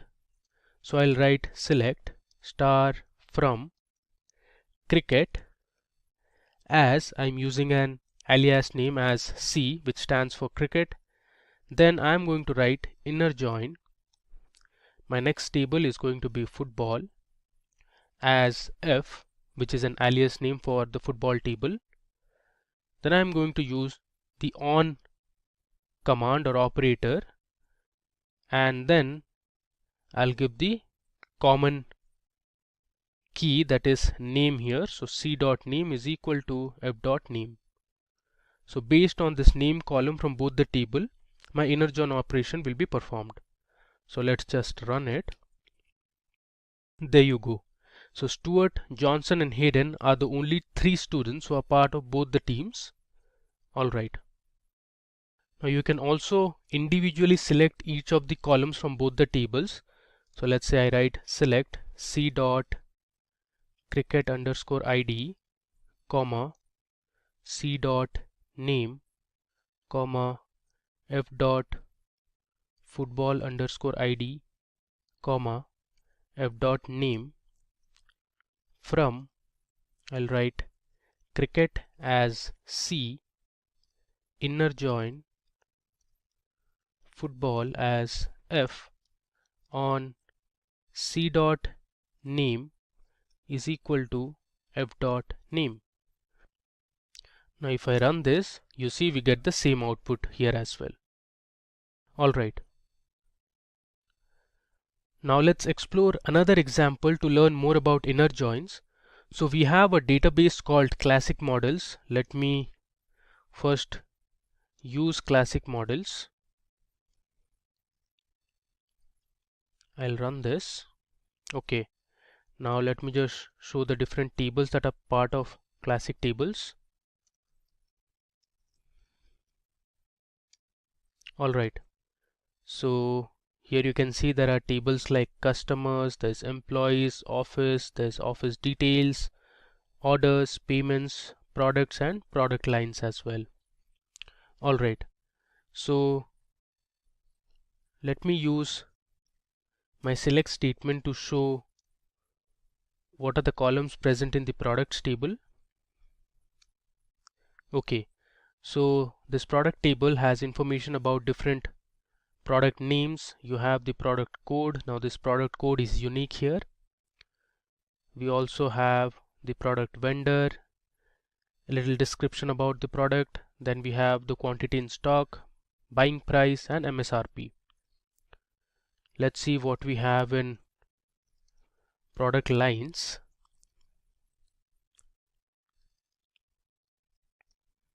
If I run it, you see here we have the product line, which is the primary key for this table. Then we have the textual description for each of the products.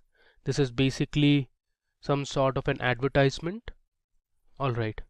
Now suppose you want to find the product code, the product name and the text description for each of the products. You can join the products and product lines table. So let me show you how to do it. I'll write my select statement and choose my columns as product code. Then we have product name, and let's say I want the text description. So I'll write this column name. Okay. Then I'll use from my first table, that is products, inner join product lines.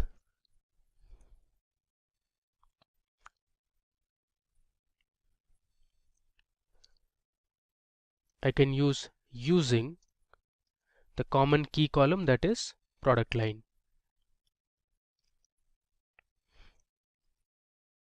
Close the bracket, I'll give a semicolon, and if I run it, there you go.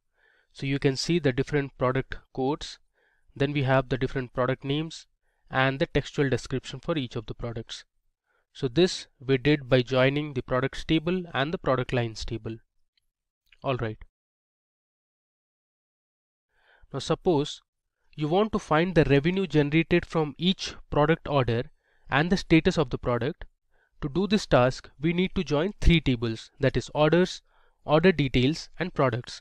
So first let me show you what are the columns we have in these 3 tables. We have obviously seen for the products table. Now let me show you for orders and order details table.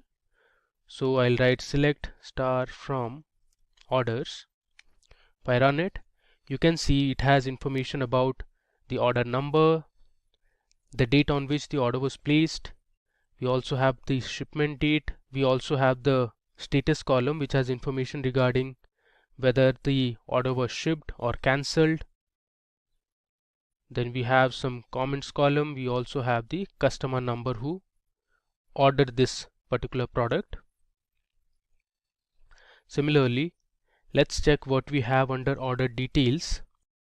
So I'll write select star from order details. If I run it, you can see it has the order number, the product code, quantity of each product, we have the price of each product, then we have the order line number. Okay, so using the product orders and order details, let's perform an inner join.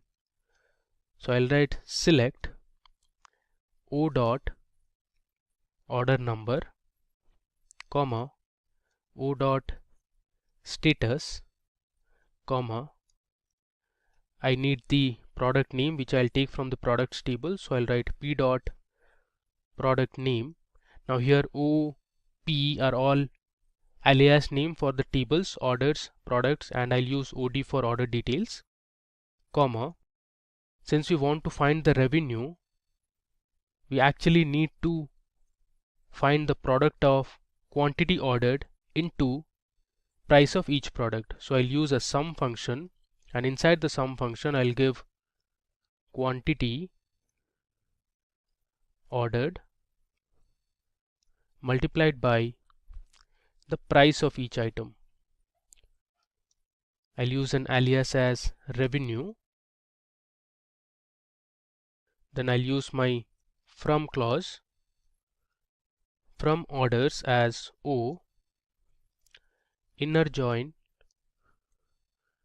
order details as I'll use an alias name as OD, on I'll write O dot order number is equal to OD dot order number.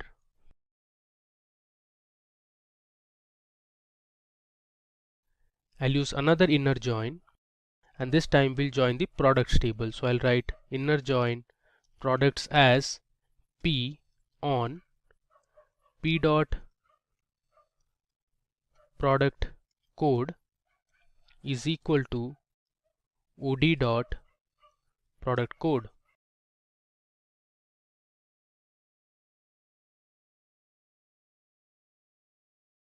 And finally I'll use the group by clause and group it by order number. Alright, let me run this. Okay, there's some mistake here. We need to debug this. It says you have an error in your SQL syntax. Check the manual. Alright. Okay, I think the name of the tables is actually orders and not order. Alright, now let's run it. Okay, there's still some error. It says classic models dot product doesn't exist. So again, the product name is, the table name is products and not product. So let's run it again. Alright, there you go. So we have the order number, the status, the product name, and the revenue. This we got it using inner join from 3 different tables. Now talking about left joins, the SQL left join statement returns all the rows from the left table and the matching rows from the right table. So if you see this diagram, you can see we have all the rows from the left table, that is A, and only the matching rows from the right table, that is B. So you can see this overlapped region, and the syntax for SQL left join is something like this. So you have the select statement, and then you give the list of columns from table A, which is your left table. Then you use the left join keyword followed by the next table, that is table B, on the common key column. So you write A dot key is equal to B dot key. Okay, now in our classic models database we have 2 tables, customers and orders. So if you want to find the customer name and their order ID, you can use these 2 tables. So first let me show you the columns that are present in customers and orders. I think orders we have already seen. Let me first show you what's there in the customers table.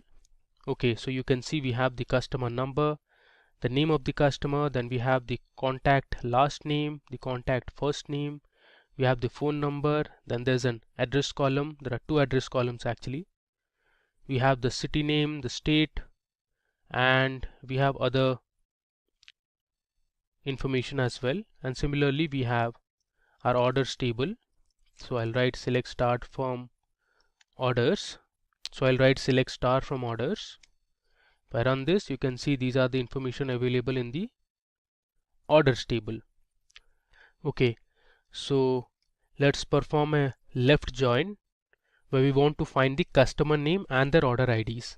So I'll write select c dot customer name, or let's say first we'll choose the customer number, comma, then I want the customer name, so I'll write c dot customer name.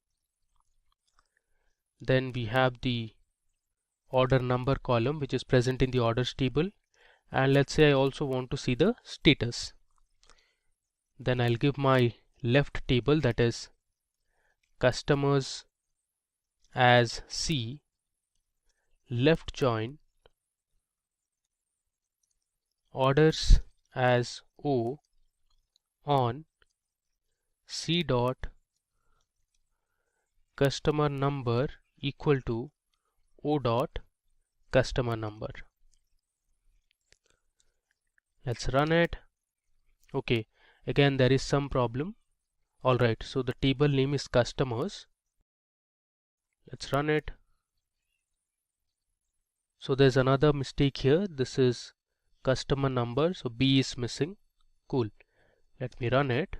Alright, so here you can see we have the information regarding the customer number, then the respective customer names, we have the order number and the status of the shipment.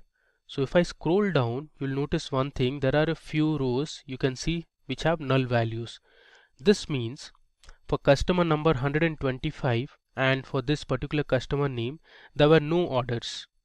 And similarly if I scroll down, you will find a few more null values.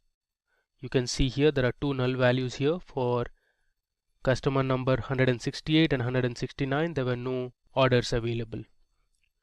Alright, now to check those customers who haven't placed any orders, you can use the null operator. So what I'll do is here I'll just continue with this. I'll use a where clause and write where order number is null. Now let me run this. Okay, so here you can see there are 24 customers from the table that don't have any orders in their names. Okay, now talking about right joins. So SQL right join statement returns all the rows from the right table and only matching rows from the left table. So here you can see we have our left table as A and the right table as B. So the right join will return all the rows from the right table and only the matching rows from the left table. Now talking about the syntax. So here you can see we have the select statement. Followed by the select statement, you will have the list of columns that you want to choose. From table A, right join table B on the common key column from both the tables. Alright. Now to show how right join works, I'll be using two tables, that is customers and employees. So let's see the rows of data that are present in the customer table first. So I'll write select star from customers. Let's run it. So here you have the customer number, the customer name, then we have the phone number, the address of the customers. You also have the country to which the customer belongs to, the postal code, and the credit limit as well. Similarly, let's see for the employees table. Here I'll change customers to employees. Let's run it. Okay, so we have the employee number, the last name, the first name, we have the extension, the email ID, the job title, and also reports to here means the manager. Okay, so based on these two tables, we'll find the customer name, the phone number of the customer, and the email address of the employee. and join both the tables, that is customers and employees. So let me show you the command. So I'll write select c dot customer name, comma, then we have c dot phone. I'll give a space here. Next, I want the employee number from the employee table, so I'll write e dot employee number, comma, e dot email from customers as C, right join employees as E on e dot, my common key column is employee number here, so I'll write e dot employee number is equal to C dot, we have sales representatives employee number, and I'm also going to order it by the employee number column. Okay, so you can see I have my customer name selected from the customers table, the phone number of the customer, then we have the employee number and the email address. So let me run it. Okay, there's some problem. Alright, so the table name is customers actually. Let's run it once again. There you go. So you can see here we have all the values selected from our right table, which is the employees table. You can see right join employees, which means your employees table is to the right, and then we have the customer name and phone numbers of the customers from the customer table, which is actually your left table. So you have a few employee numbers such as 1002, there's 1056, which don't have any customer name or phone numbers. Okay, so there's another popular join which is very widely used in SQL, known as self joins. So self joins are used to join a table to itself. So in our database we have a table called employees. Let me show you the table first. Alright, so here you can see we have the employee number, the last name, the first name of the employee, we have the email ID, and here if you see we have a column called reports to. Now this you can think of as the manager column. So the way to read is, for example, for employee number 1056, the manager is 1002. So if you check for 1002, we have Dane Murphy. Then if I scroll down, let's say for employee number 1102, for employee number 1102, the manager is 1056. So here you can see who is at 1056. You have Mary Patterson. Similarly, if I scroll down, let's say for employee number 1188, we have the manager as 1143. Now if I check the table at 1143, we have Anthony Bow. So the employee Julie Firelli reports to Anthony Bow. Alright, now suppose you want to know who is the reporting manager for each employee. So for that you can use a self join.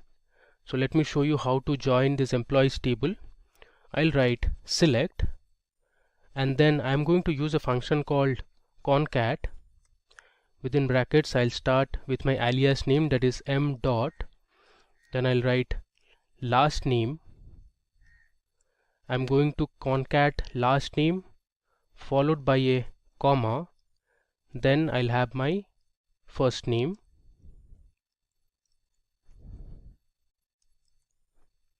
I'll close this bracket, and then I'm going to give my alias name, let's say manager, comma. Next I'm going to concat the same last name and first name, and this time I'm going to use a separate alias, let's say E, which stands for employee. So I'll write E dot last name, comma, and within single quotes I'll give my comma, and then I'll write E dot first name. I'll close this bracket. I'll give an alias as, let's say, employee. From, I'll write employees as E, inner join employees as M on M dot. I'll use my common key column as employee number, so I'll write M dot employee number is equal to E dot, here I'm going to use the reports to column, and then I'll order it by, let's say, manager. Okay, now let's run this. There you go. So you have your two columns as manager and employee. So for employee Louis Bonder, the manager is Gerard Bonder. Similarly, if I scroll down, you have there are multiple employees reporting to this particular manager. Similarly, we have our manager as Anthony Bow, and we have different employees who are reporting to this particular manager, and so on. Alright, now moving ahead. Now let's see what a full join is. So SQL full outer join statement returns all the rows when there is a match in either left or right table. Now you must remember that MySQL Workbench does not support full outer join by default, but there's a way to do it. So by default, this is how the syntax of full outer join looks like. Now this statement will work on other SQL databases like Microsoft SQL Server, but it won't work on MySQL Workbench. I'll show you the right way of using full outer join on MySQL Workbench.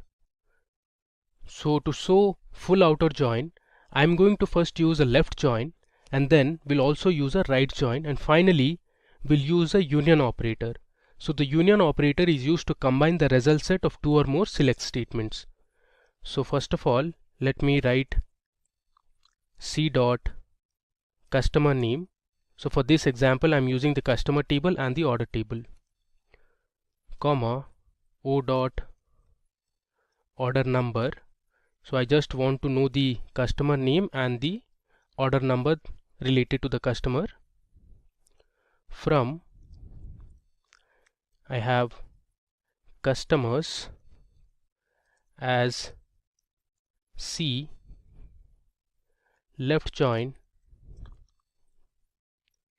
I'll write orders as O on C dot customer number is equal to O dot customer number. Let me just copy this, and after this I am going to use my union operator. So union operator is used to merge results from two or more tables. So basically this performs a vertical join. And next I am going to use my right join operation. So here instead of left join, I'll write right. Rest all looks fine. Let me just run it. There you go. So we have successfully run our full outer join operation. You can see we have the different customer names and the order that each customer had placed. Alright, so that brings us to the end of our demo session. So let me just run through whatever we did in this session. So first we created a database called SQL Joins. Then we created two tables like cricket and football. Then we had inserted a few rows to each of these tables. Then we used this table to learn about inner join. Next, we used a database called Classic Models. It had multiple tables, so we explored all of these tables like products, there was product lines, orders, customers and employees, and learned how to use inner join, left join, self join, right join, as well as full outer join. In this video, we will learn what is a subquery and look at the different types of subqueries. Then we'll learn subqueries with select statement followed by subqueries with insert statement. Moving further, we will learn subqueries with the update statement, and finally we look at subqueries with delete statement. All this we will be doing on our MySQL workbench. So before I begin, make sure to subscribe to the Simplilearn channel and hit the bell icon to never miss an update. So let's start with what is a subquery. So a subquery is a select query that is enclosed inside another query. So if I show you, this is how the basic structure of a subquery looks like. So here, whatever is present inside the brackets is called as the inner query, and whatever is present outside is called the outer query. So first, the inner query gets executed and the result is returned to the outer query, and then the outer query operation is performed. Alright, now let's see an example. So we have a question at hand, which is to write a SQL query to display department with maximum salary from employees table. So this is how our employees table looks like. It has the employee ID, the employee name, age, gender, we have the date of join, department, city and salary. Now to solve this query, my subquery would look like this. So I'll first select the department from my table, that is employees, where I'll use the condition salary equal to, and then I'll pass in my inner query, which is select max of salary from employees. So what this does is it will first return the maximum salary of the employees in the table. Then our outer query will get executed based on the salary returned from the inner query. So here the output is department sales has the maximum salary. So one of the employees from the sales department earns the highest or the maximum salary.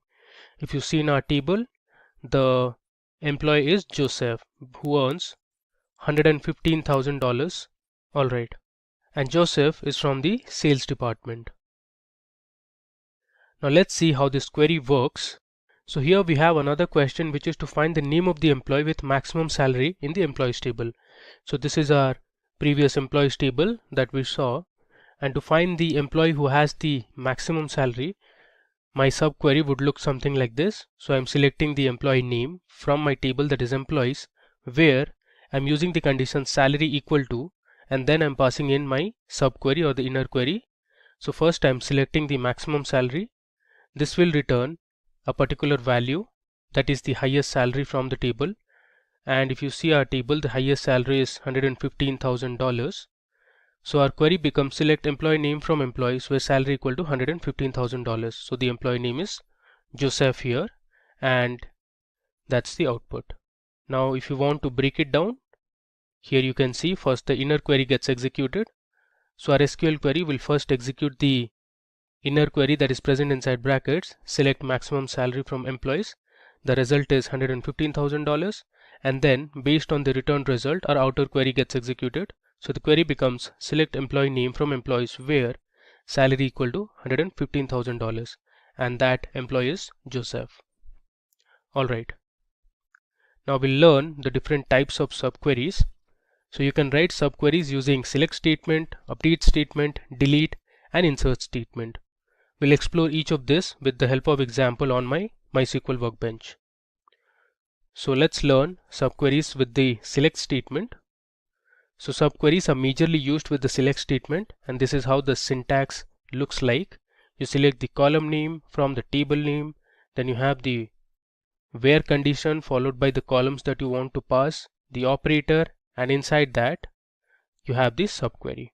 So here is an example that we will perform on our MySQL workbench. So in this example, we want to select all the employees who have a salary less than average salary for all the employees.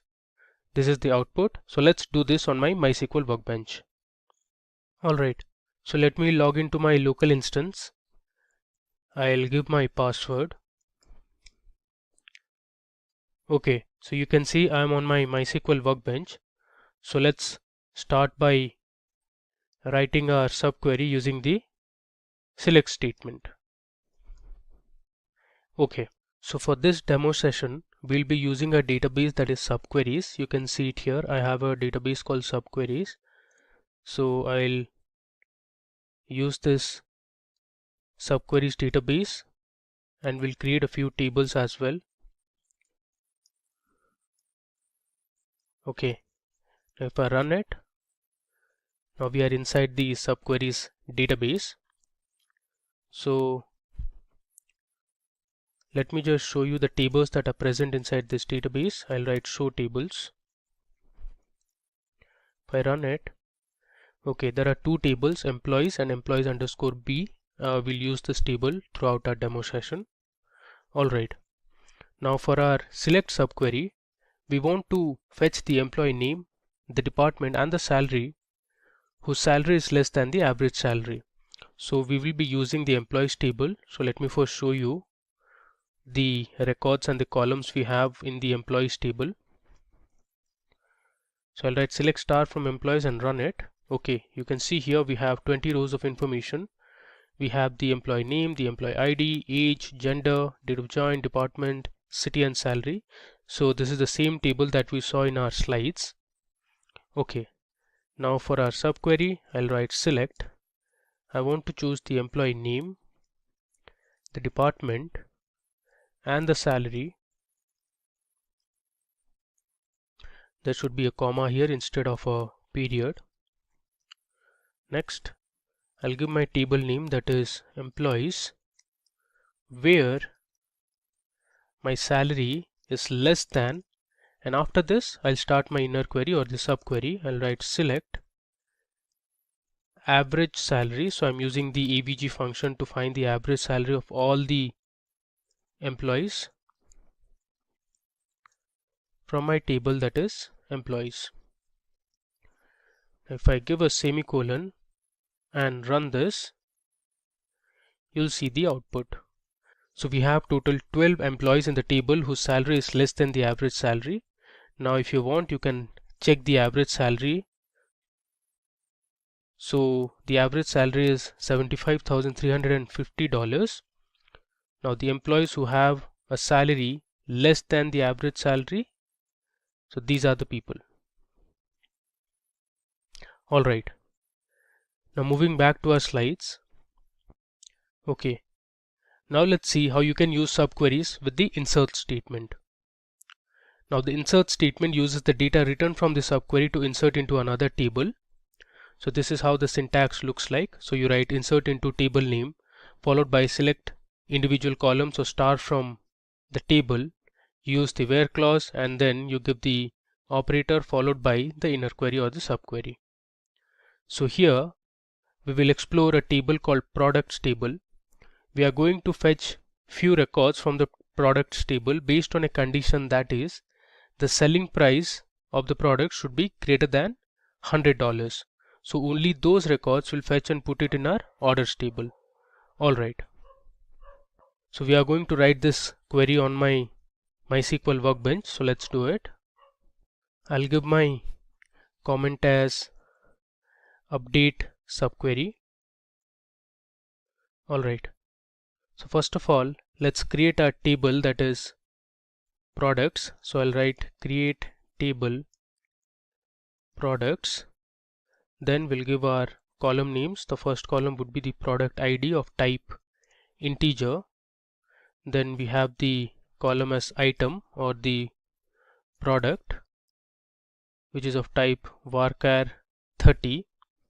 Next we have the selling price of that product. The selling price will be of type float. And finally we have another column which is called the product type. And again, product type is of the data type varchar.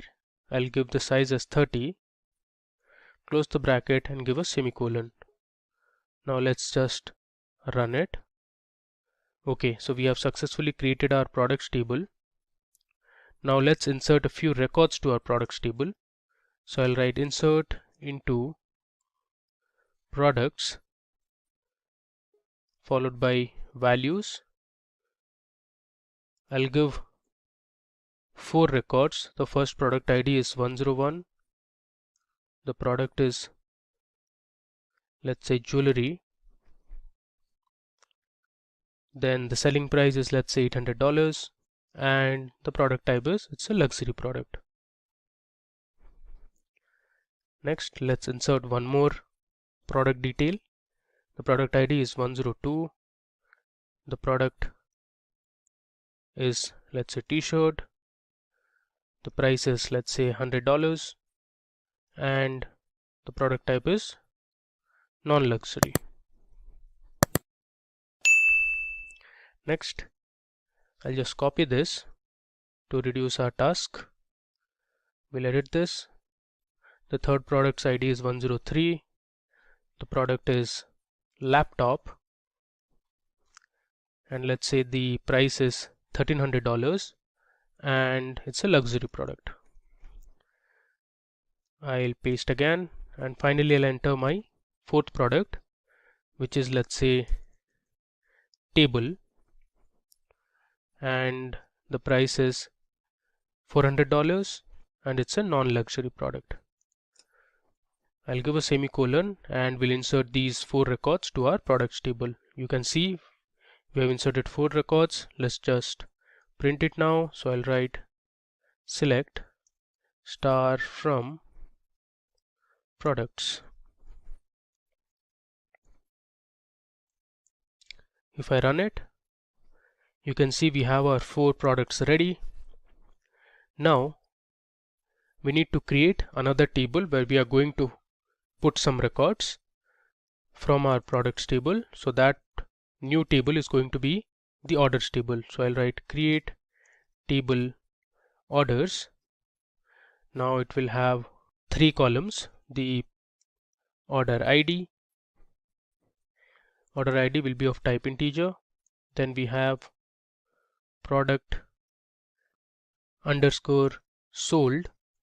This will be of type varying character of size 30, and finally we have the selling price column. This will be of type float. Let's create our orders table. The table name should be orders, and there is some mistake here. Okay, you should close the brackets. Okay, let me run it. So we have our orders table ready. Now let's write our insert subquery. So I am going to insert into my table, that is orders, and I'll select the product ID, comma, the item and the selling price or the sell price from my table, that is products, where I'll write product ID in, I'll write my inner query select prod ID or the product ID from products. Next, I'll give a where clause where the selling price is greater than $1,000. So let me tell you what I am going to do here.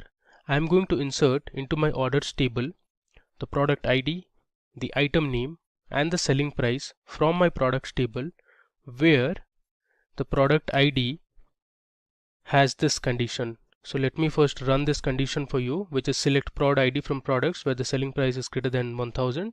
If I run this, okay, there is some issue here. The column name is actually prod ID. Now let's run it again so that we can see the product IDs of the products which have a selling price greater than 1000. So it is 101 and 103. Now let's run the entire query. There is another mistake here. Let's debug the mistake. Now this should be product ID instead of product underscore in. Let's insert again. Alright, so we have successfully inserted 2 records to our table, that is orders. Now let's see the orders table. I'll write select star from orders. If I run it, there you go. So there were 2 products from our product table that were jewelry and laptop, which have a selling price greater than $1,000. So the selling price for jewelry was $1,800 and for laptop it was $1,300. So this is how you can use a subquery using the insert statement. Alright, now going back to our slides again. Alright, now let's see how you can use subqueries with the update statement.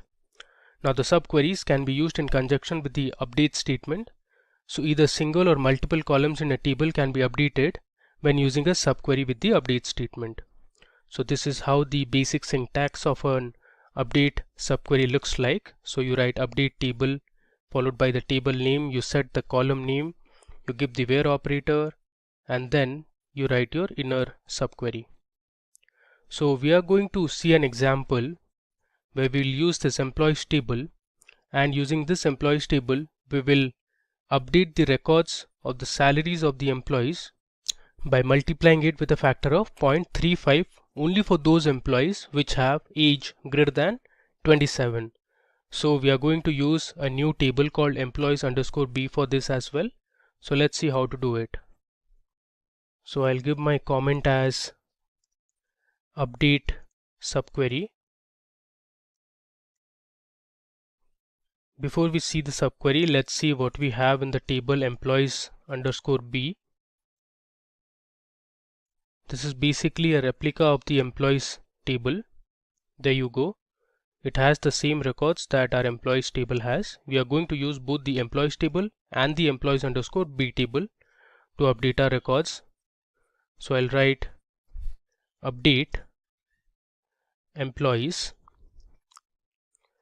set salary equal to, let me bring this to the next line. I'll write set salary equal to salary multiplied by 0.35, where age in, then I'll write select age from my other table, that is employees_b, where age is greater than or equal to, let's say 27. Alright. So let me run through this query and tell you what we are going to do. So I'm going to update the records of the employees table specifically for the salary column. So I'm checking if the age is greater than 27, then we'll multiply the salaries of the employees with a factor of 0.35 in the employees table. Let me just run this, then we'll see our output. Okay, so it says 18 rows affected, which means there are total 18 employees in the table out of the 20 employees whose age is greater than 27. Now if you see, I'll write select star from employees. You can see the difference in the salaries. If I scroll to the right, you can see these are the updated salaries. Okay. Now if you check for employees who have an age less than or equal to 27, for example Marcus, whose age is 25, his salary is the same. We haven't updated his salary. Then if you see, if we have, okay, there is one more employee, Maya. We haven't updated the salary of Maya because the age is less than 27. Alright. Now let's go back to our slides again. As you can see, we got the same output on our MySQL workbench. Now let's explore how you can write subqueries with the delete statement.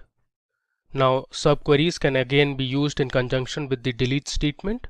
So this is how the basic syntax of a delete query using subquery would look like. You write delete from the table name, where clause, the operator value, followed by the inner query in within brackets.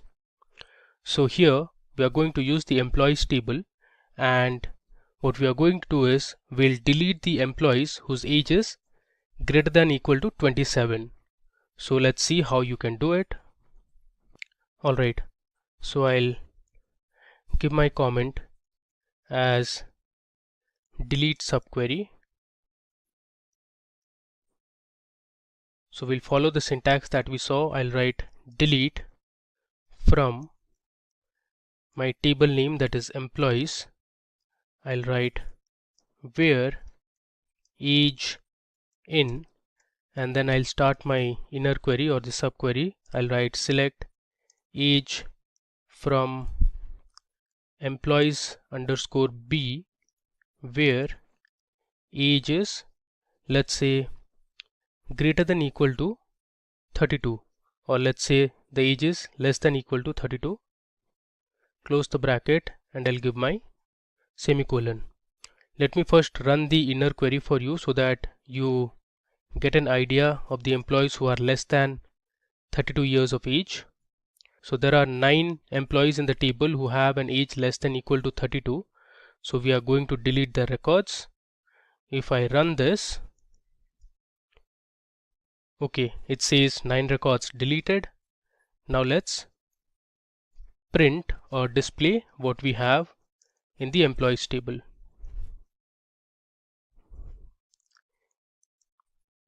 If I run this, there you go. So if you see the age table, we have total 11 employees now, and all their ages are greater than 32 because we have deleted all those employees who had an age less than equal to 32. Okay, so let me show you from the beginning what we did. So first we used our Subqueries database, then we used our employees table. So we started by looking at how you can use the subquery with a select statement. This should be insert instead of update. So we learned how to write an insert subquery. We use two tables, products and our orders table. Moving ahead, we saw how to write subqueries using the update command. So we updated the salaries of the employee by a factor of 0.35 for those who had an age greater than equal to 27. And finally, we saw how to use the subquery using the delete statement. So we deleted all those records for the employees whose age was less than equal to 32. In this video, we will discuss an advanced SQL concept called triggers. We will learn what triggers are and how they can be used to solve problems. We'll look at how trigger queries are written on MySQL Workbench. So let's get started. First, what are triggers in SQL? So a trigger is a user-defined SQL command that is invoked automatically when an event occurs. An event can be related to inserting, updating or deleting records in a table. In MySQL, triggers can be executed automatically by the Oracle server. Below is how the syntax of writing a trigger is. So you write create trigger followed by the trigger name. Now the trigger name should be a valid SQL name. Then we have the trigger time, the trigger event, and then on the name of the table.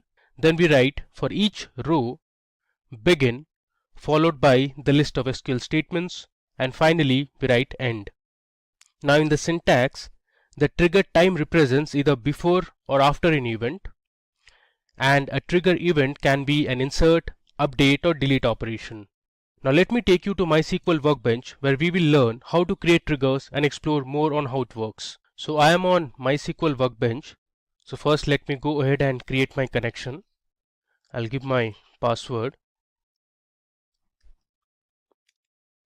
Alright, now this will take you to my SQL editor. Okay, so first and foremost, let me create a new database called triggers. So I'll write my SQL command as create database triggers. Let me run this. Okay, so you can see here one row affected. I have created my database that is triggers.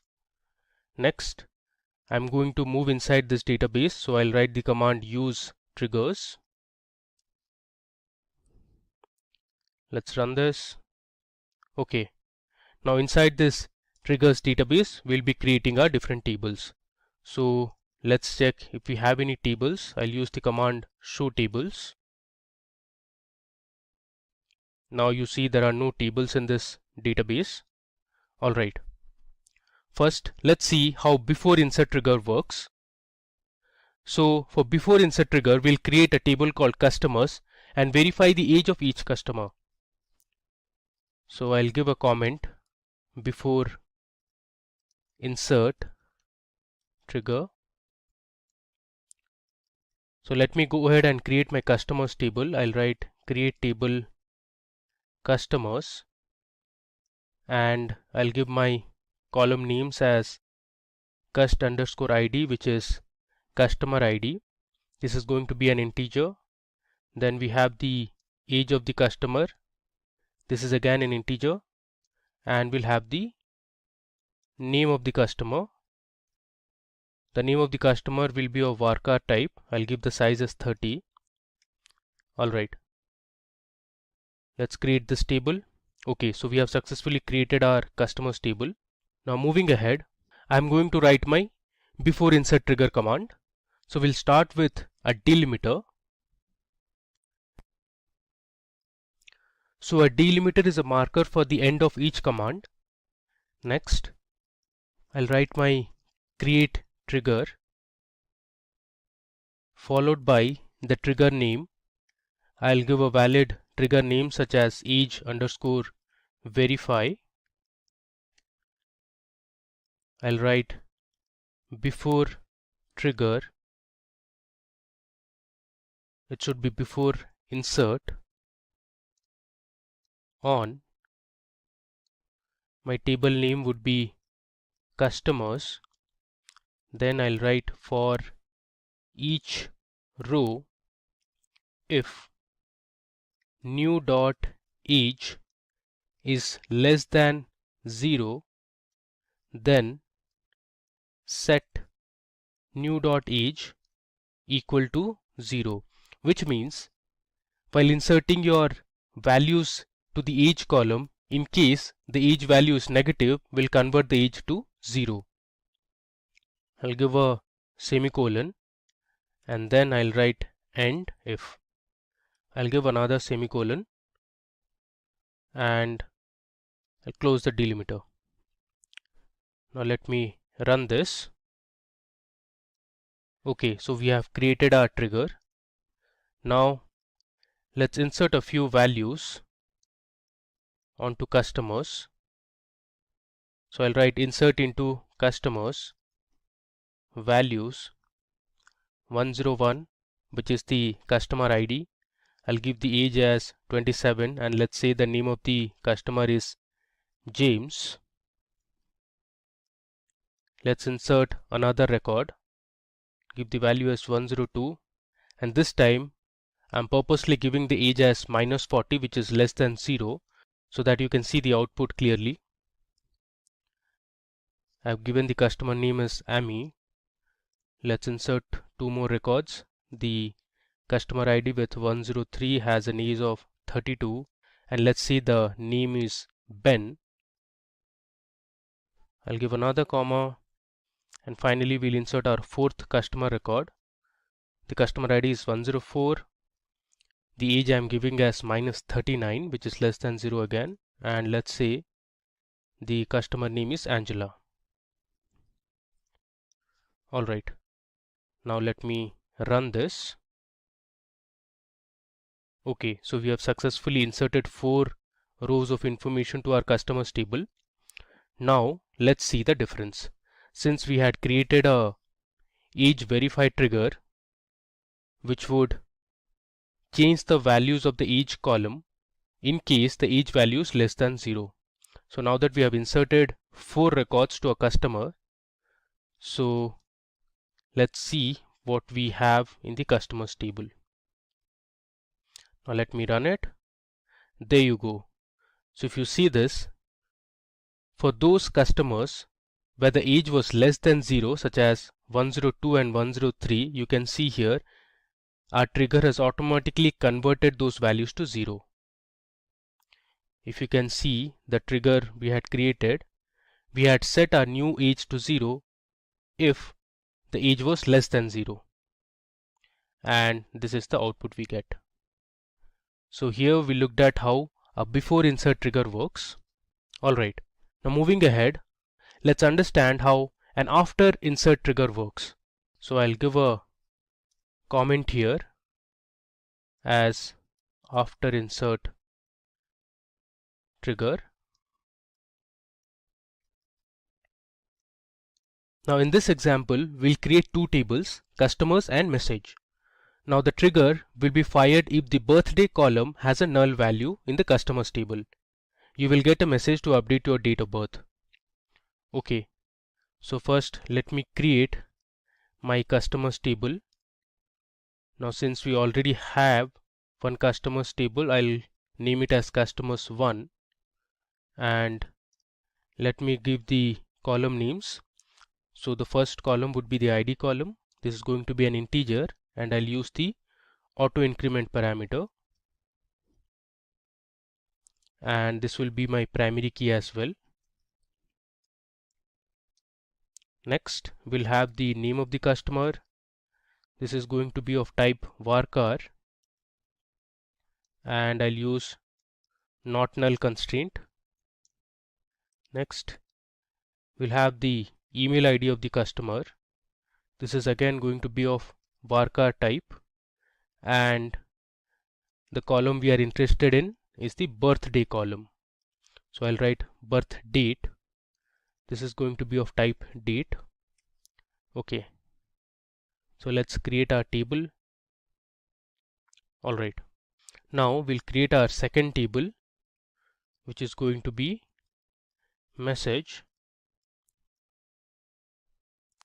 Let's create the columns. This will have ID, int, and I'll use the auto increment operator. Next, we'll have the message ID. This is going to be of integer type. We'll have a column called message. This will be of varchar type, let's say 300 characters, and not null. And I'm going to set my primary keys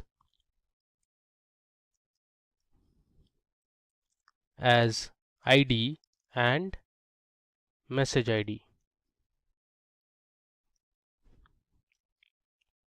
Let's create our second table then.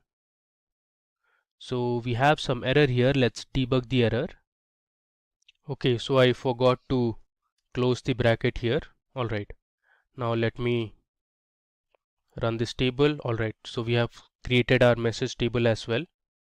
Next, I'll write my after insert trigger command. So I'll write delimiter. Next, I'll use create trigger command. So I'll write create trigger. My trigger name would be check underscore null underscore date of birth. After insert on customers 1 for each row begin if new dot birth date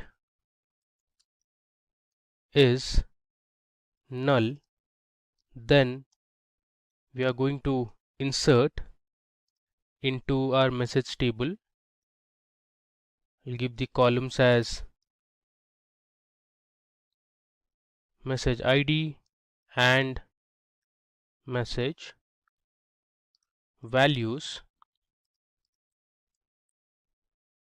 new dot ID, comma, I'm going to use the concat function where I'll give my message, let's say hi, followed by the name, followed by, let's say, please update your date of birth.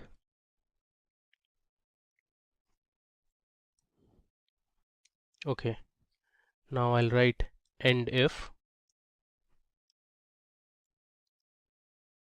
I'll close the delimiter.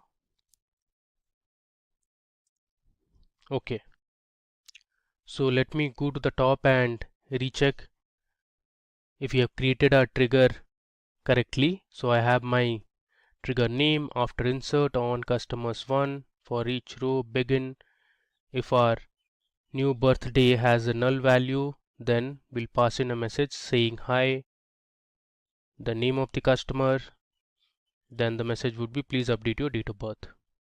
Alright, so let's run the trigger. Okay. Now the next step is to insert a few records to customer table. So my name of the table is customers1. Okay. I'll give the column names as name, email and birth. Okay. We'll pass in a few values. So our first customer's name, let's say, is Nancy, comma, I'll give my email ID, let's say nancy@abc.com. Now let's say I'm purposely passing the date of birth as null. I'll give a comma. My next customer, let's say the name of the customer is Ronald, and then I'll give the email ID such as ronald@xyz.com, and this time I'm going to pass in the date of birth, let's say 1998 November, and let's say 16th. Okay. Now we'll add another customer, let's say Krish. We'll give the email ID of Krish, so krish@xyz.com,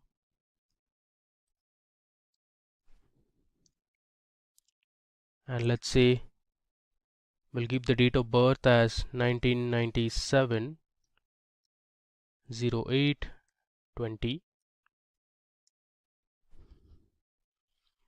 and finally we'll add one more record for another customer, let's say Alice. I'll give the email ID as alice@abc.com,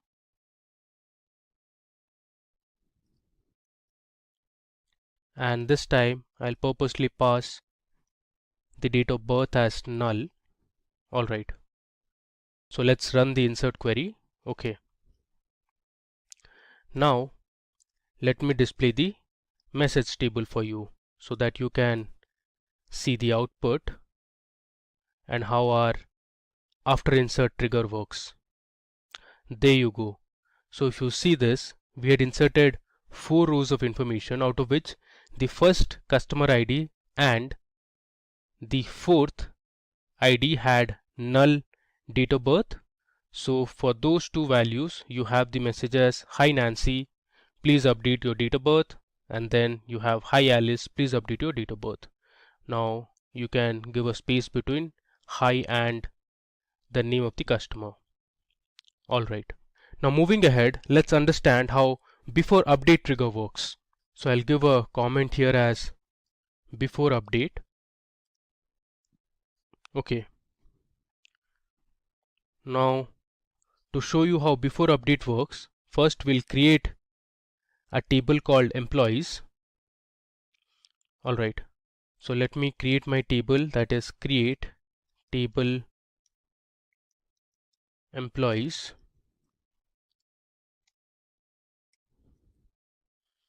I'll give my column as employee ID. This is going to be an integer type and it will be my primary key. Next we'll have the employee name. This will be of varchar type, and let's say the size would be 25, comma, then we'll have the age of the employee. Age will be of integer type, and finally we'll have the salary of the employee. Salary will be of type float. Let's create this table. Alright, now the next step is to insert a few records to our employees table. Okay, so here on the notepad I have already written my insert query. So I have inserted nearly 7 records. So let me paste it here. Alright, I'll just go ahead and run this insert query so that we'll insert 7 employees to our table. Okay, Next, we'll write our before update trigger command. So first and foremost, I'll write my delimiter followed by the create trigger command. I'll give my trigger name as update underscore trigger. Let's bring this to the top. Okay. I'll use before update on my table, that is employees. For each row, I'll write begin. My condition would be if new dot salary is equal to, let's say, $10,000. I'll write then set new dot salary equal to $85,000. I'll give a semicolon. Then I'll use else if new dot salary is less than $10,000, then I'll set new dot salary to, let's say, $72,000.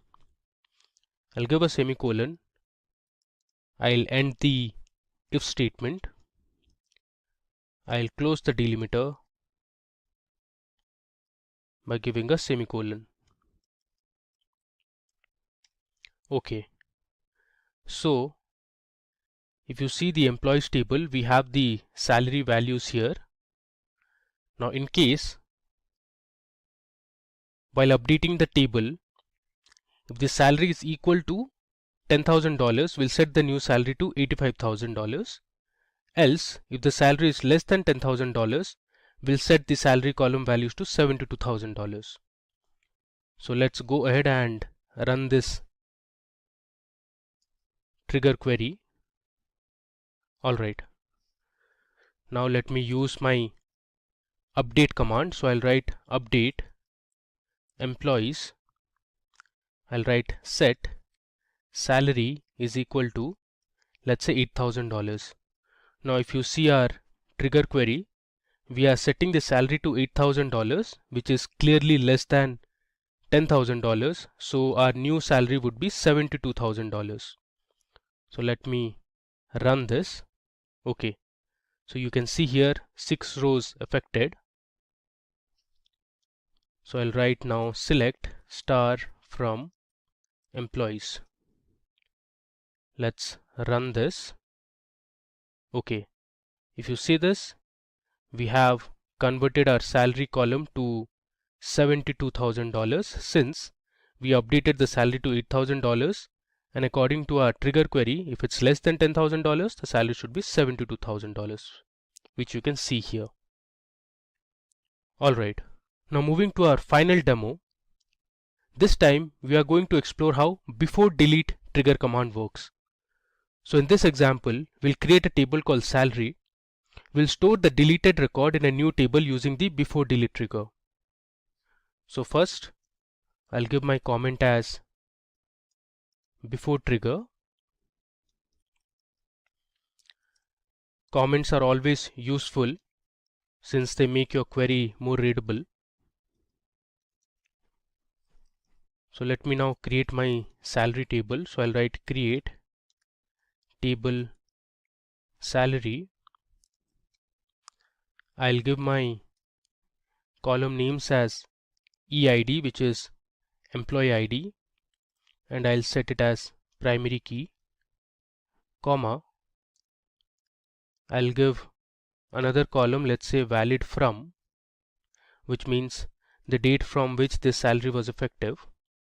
This is going to be of type date and not null. And then I'll have the amount. Amount will be of type float, and again not null constraint. Let me run the create table command. Okay, so we have created our salary table now. The next thing is to insert a few values. So I'll write insert into salary. I'll give my column names as EID, comma, valid from, comma, amount. I'll write values. My first employee ID would be 101, followed by a date, let's say 2005, May, and 01, which is 1st of May 2005. Let's say the amount is $55,000. I'll give another row of information. This time the employee ID is 102, and I'll give a valid from date. Let's say the amount is 68,000. I'll give another employee ID, let's say 103, 2006, 0901, and let's say the amount is $75,000. Okay, let's run this. Alright, you can verify also, so I'll write select star from salary. You can see here we have inserted 3 rows of information. Alright, the next step is to create another table that will store the deleted rows. So I'll write create table. Let's say the name of the table is create, or let's say salary delete. I'll write salary del. Now this will have the ID, the type would be integer, and primary key. I'll also use the auto increment operator. Next we have the EID, which is of type integer. I'll write valid from date and not null. Then I have the amount column, which is of type float and not null.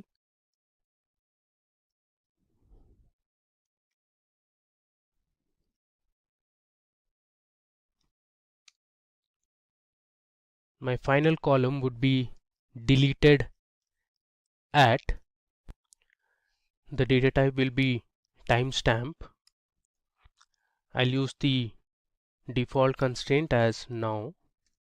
So this will return the time and the date at which the record was deleted. Alright.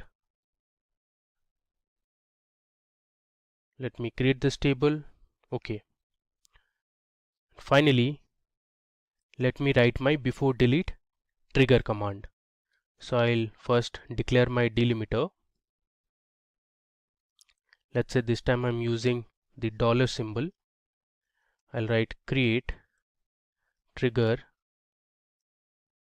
My trigger name would be salary underscore delete before delete on my table, that is salary. For each row I'll write begin. Next, let's insert into salary delete. I'll give my columns as employee ID, valid from, and amount. Now we'll insert a few values. I'll write values old dot EID, comma, old dot valid from, comma, old dot amount.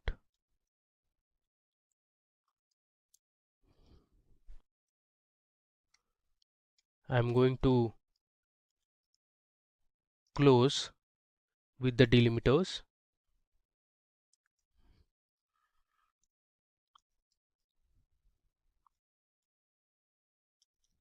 Alright, so let's run our before delete trigger.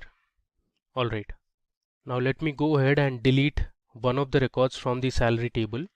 So I'll write delete from salary where employee ID is, let's say, 103. Let me run this query. Okay, so you have successfully deleted one of the records in the table. Now if you see our other table, that is salary delete, you will find this information present in the salary delete column. So we had deleted one row of information, that is for employee ID 103, which you can find it here. Now the final column, that is delete at, shows the time at which the information was deleted or the row was deleted. Alright, so let me go to the top and just give you a recap of what we did in this demo. So first we created a database called Triggers. Then we started with before insert trigger, where we inserted customer table, and then we verified the age of the customers. So we saw if the age was less than 0, then we set the age to 0. We inserted a few records to the customers table, and purposely we inserted some negative age records, and then we converted this age records to 0. Then we learned how an after insert trigger works. So we created two tables, customers 1 and message. So wherever the customer's date of birth was missing, we passed in a message saying, hi, the name of the customer, please update your date of birth. Alright, now moving ahead, we saw how before update trigger works, and finally we learned about before delete trigger. So in this video we will learn subqueries in SQL. We'll also have a look at stored procedures and learn about triggers in SQL. We'll cover views in SQL and look at some of the important Windows functions in SQL. Now to learn all of these, we'll be using the MySQL workbench on Windows. So let's get started with subqueries in SQL. So let me head over to my MySQL workbench. So currently I am on my MySQL workbench. Let me connect to the local instance. So I'll give my password. I'll click on OK. Alright, so this is my MySQL workbench query editor. So first we are going to learn subqueries. Let me give a comment and write subqueries. Alright, so first of all, let's understand what a subquery is. So a subquery is a query within another SQL query that is embedded within the where clause, from clause, or having clause. So we'll explore a few scenarios where we can use subqueries. So for that, I'll be using my database, that is SQL_intro. So I'll write my command use SQL_intro. Now this database has a lot of tables. I'll be using the employees table that is present inside SQL_intro. Let me just expand this, and you can see here we have an employees table. So let me first show you the contents within this table. I'll write select star from employees. Let me execute it. Okay, you can see here we have the employee ID, employee name, age, gender, there's date of join, department, city and salary, and we have information for 20 employees. If I scroll down, you can see there are 20 employees present in our table. So let's say you want to find the employees whose salary is greater than the average salary. In such a scenario, you can use a subquery. So let me show you how to write a subquery. I'll write the select statement. In the select statement, I'll pass my column names that I want to display. So the column names I want are the employee name. Then I want the department of the employee and the salary of the employee. From my table name, that is employees. Next, I'll use a where condition where my salary should be greater than the average salary of all the employees. So I'll write salary greater than. After this, I'm going to write my subquery. So I'll give select average of salary from my table name, that is employees, and I'll close the bracket and give a semicolon. So what it does is, first it is going to find the average salary of all the employees that are present in our table. Once we get the average salary number, we'll use this where condition where salary is greater than the average salary number. So the inside subquery, let me run it first.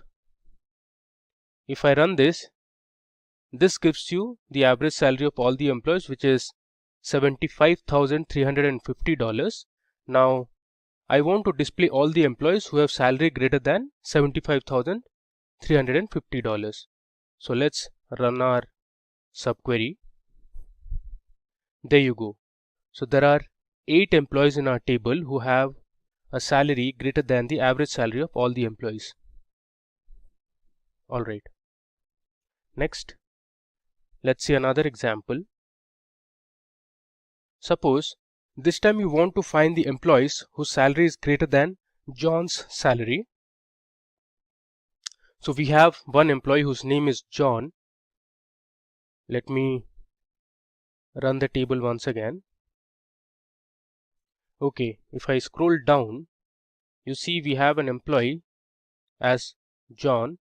You see this?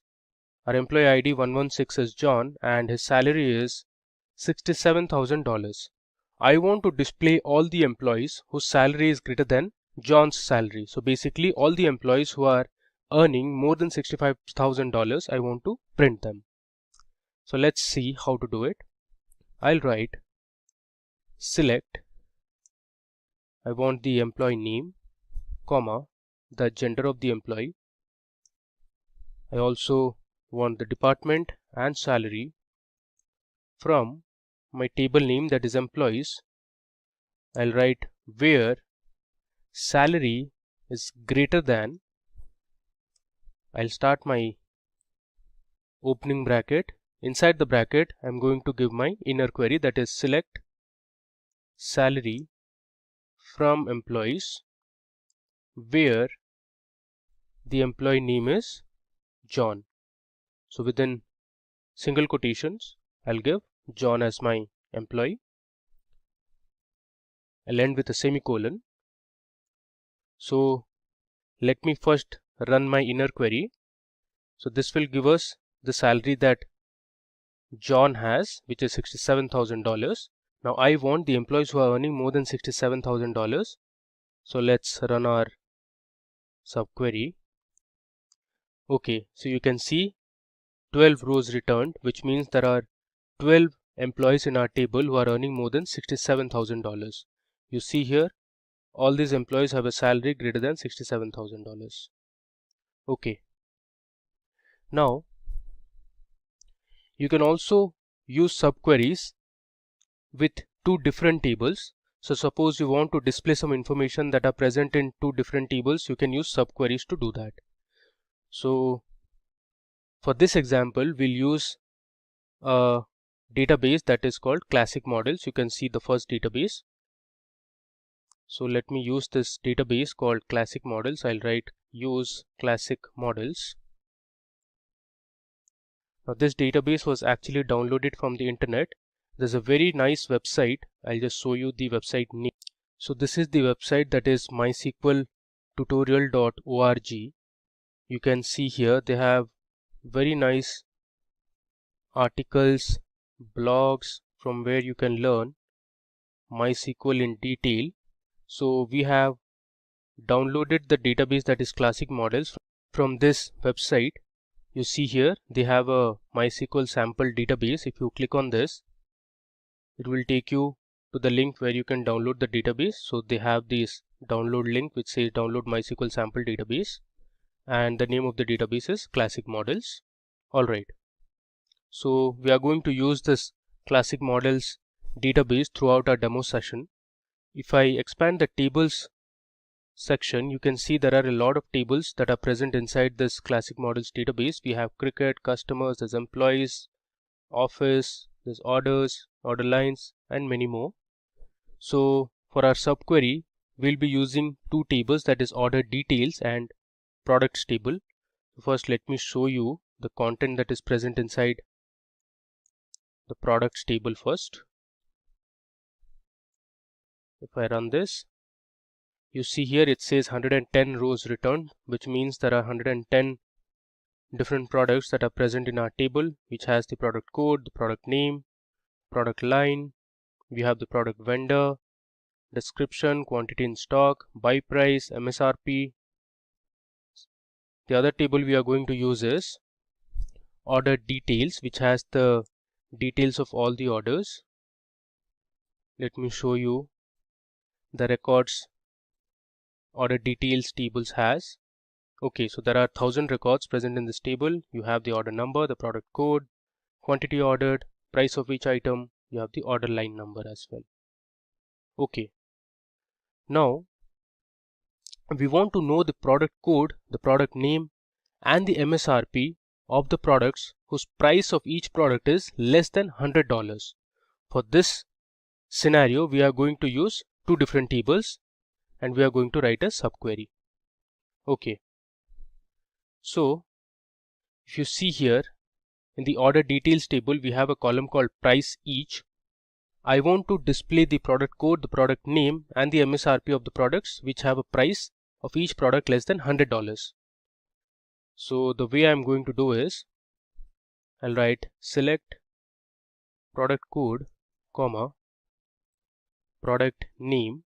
Now one thing to remember, that this product name is actually present inside our products table and product code is present in both the tables, that is products and order details. Here you can see this is the product code column, comma, MSRP, which is present inside the products table again, from my table, that is products, where I'll write product code. I'm going to use the in operator. Next, I'll write my inner query, that is select product code from my table order details,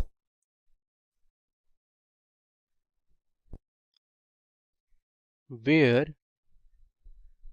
my price of each product is less than $100.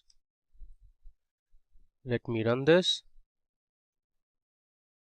Okay, so you can see there are total 83 products in our table which have a price less than $100. You can see the price here.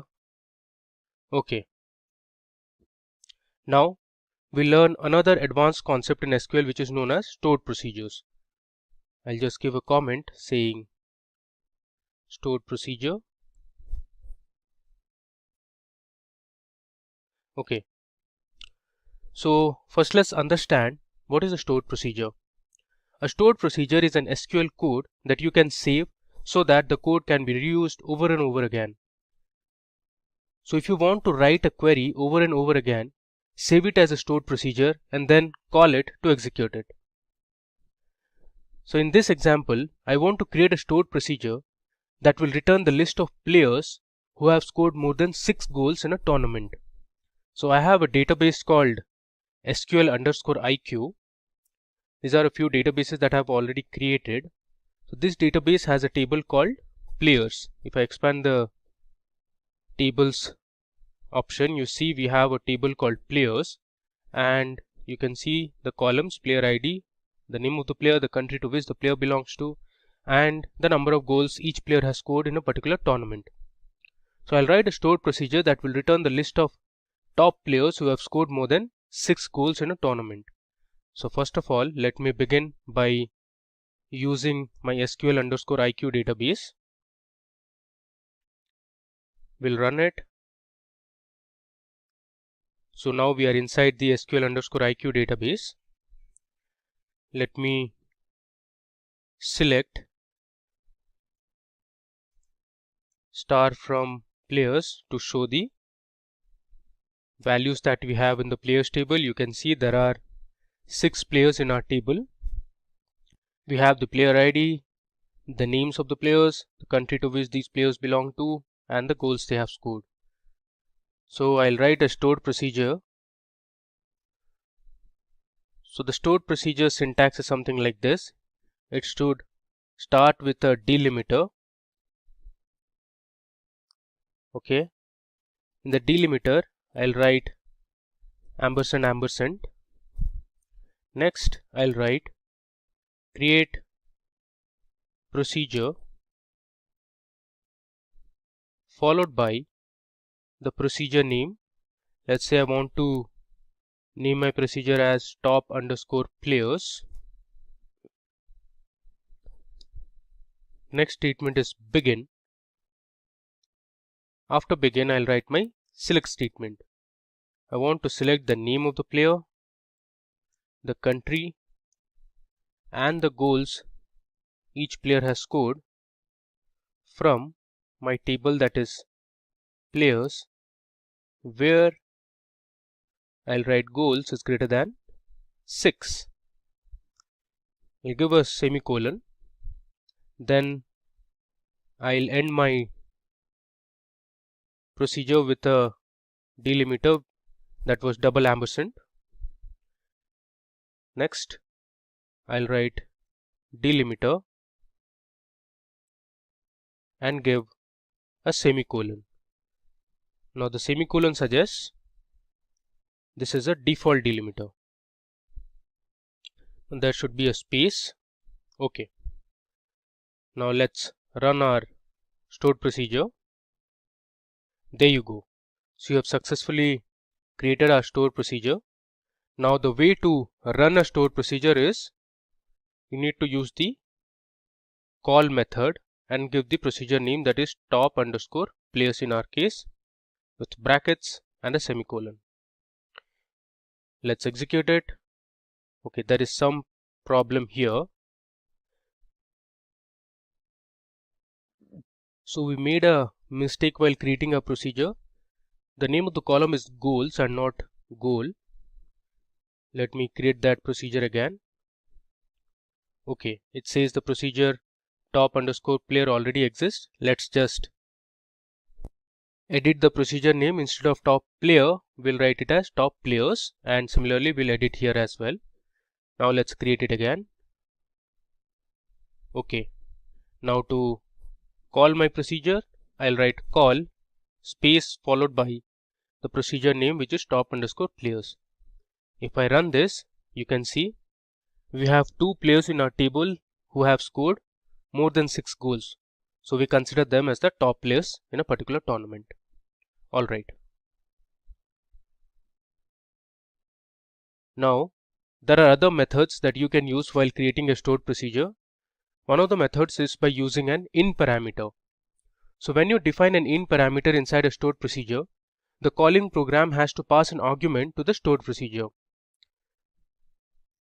So I'll give a comment stored procedure using in parameter.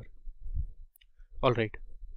So for this example, I'll create a procedure that will fetch or display the top records of employees based on their salaries. So we have a table in our SQL_IQ database which is called employee details. I'm going to use this table. You can see we have the name of the employee, the age, sex, then we have the date of join, city and salary. Using this table, I'll create a procedure that will fetch or display the top records of employees based on their salaries, and we'll use the in parameter.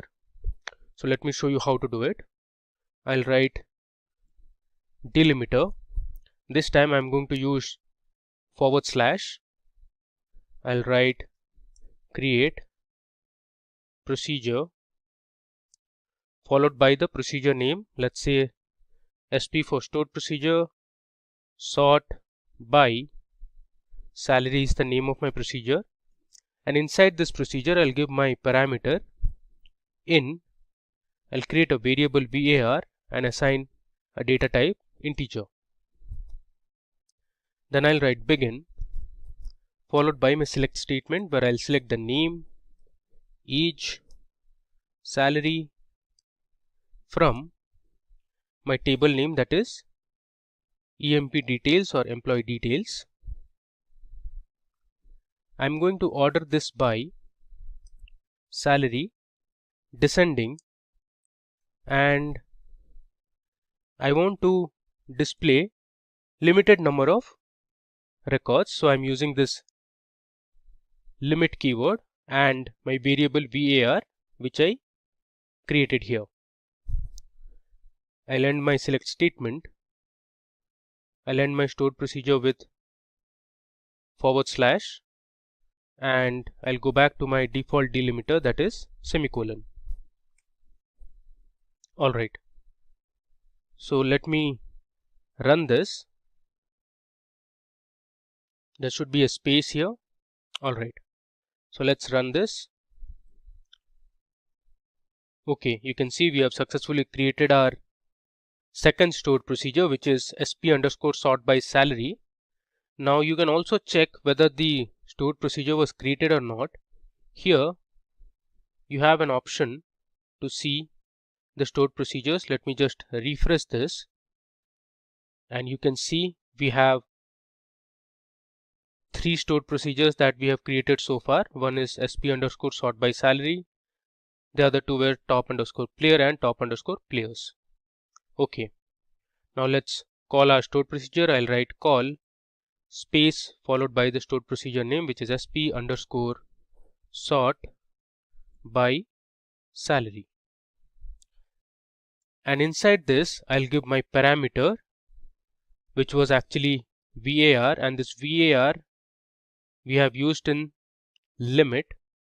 Let's say I want to display only the top 3 records of the employees who have the top 3 highest salaries.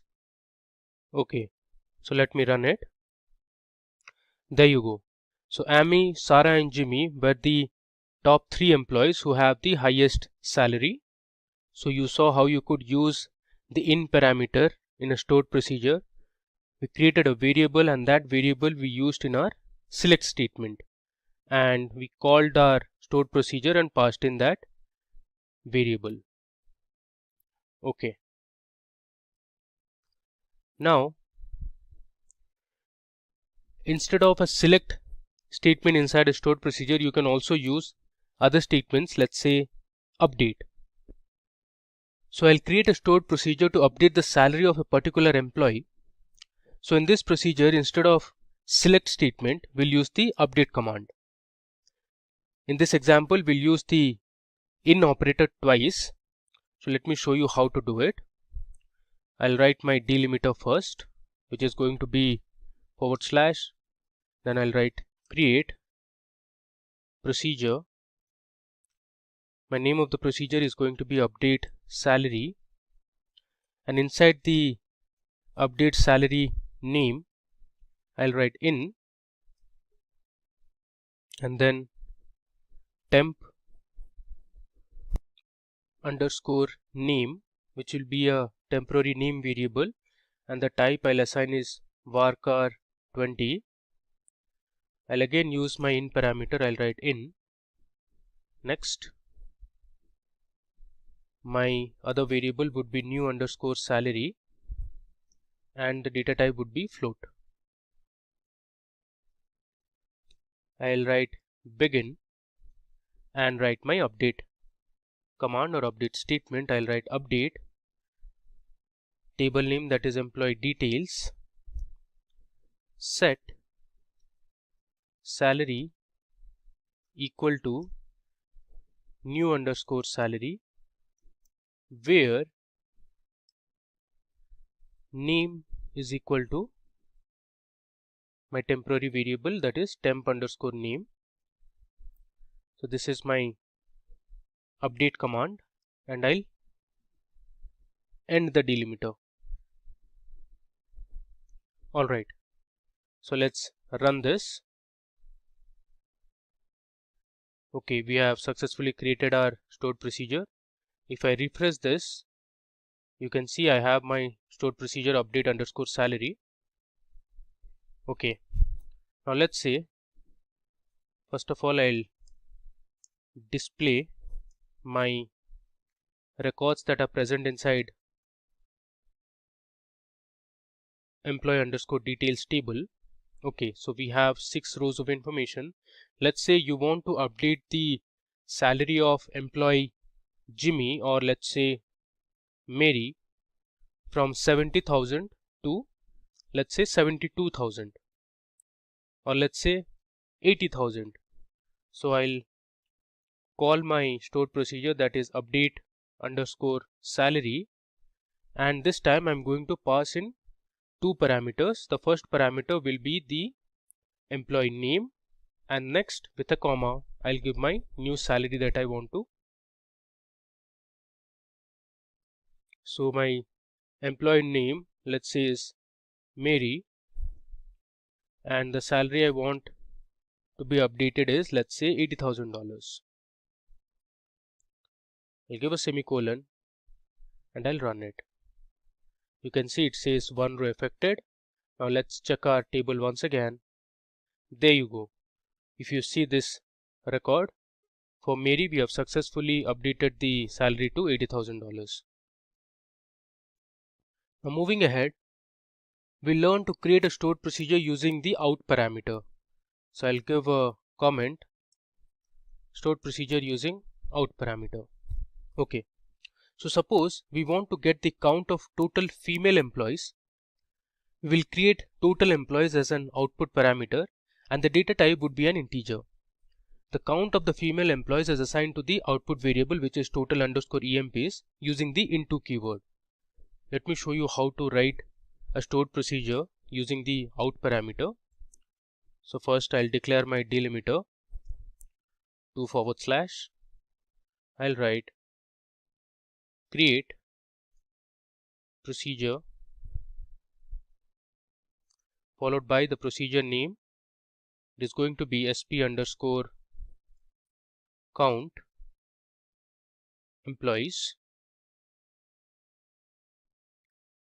and inside this I am going to give my out parameter and the variable name, that is total underscore EMPs, which is total employees, and the data type will be integer. Next I am going to write begin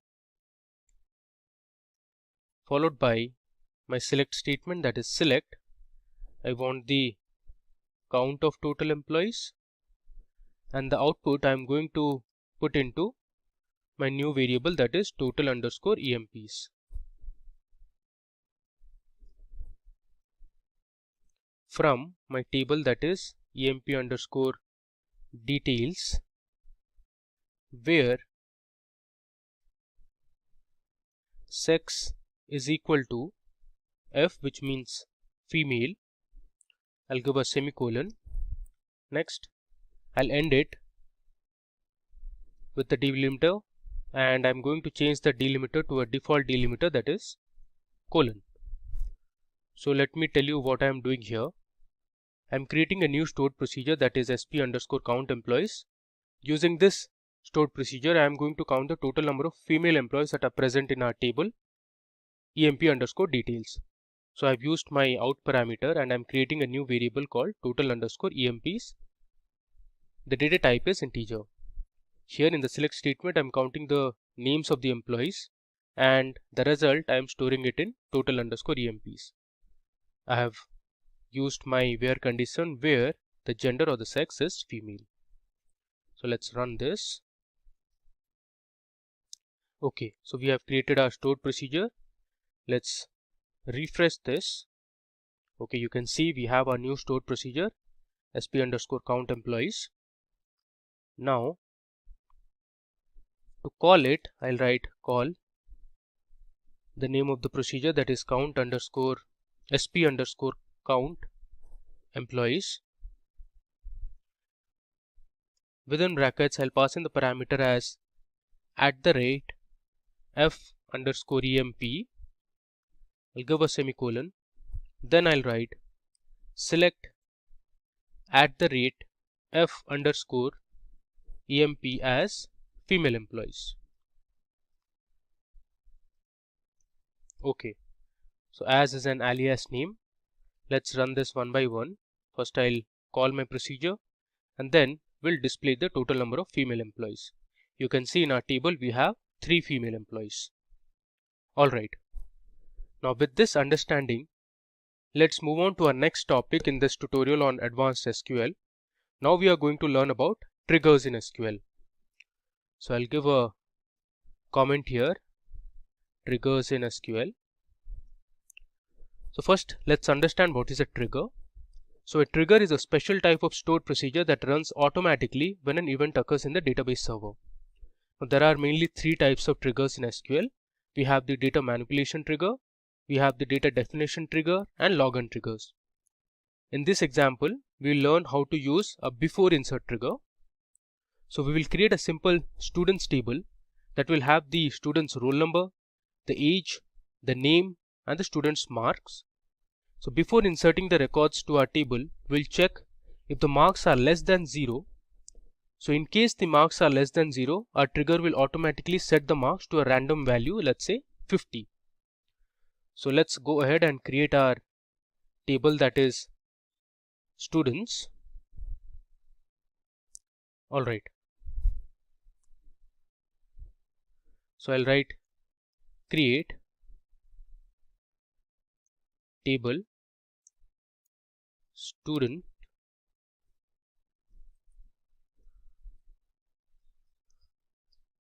Now this table will have the student roll number, the data type is integer, it will have the age of the students, again the data type is integer, we have the names of the students, so the third column would be name, the data type would be variable or varying character, size I'm giving it as 30, finally we have the marks as floating type. So let's create this table which is student. So we have created our table. Now I'll write my trigger command. So trigger command will start with delimiter like how our usual stored procedures have. Next, this time I'll write create trigger.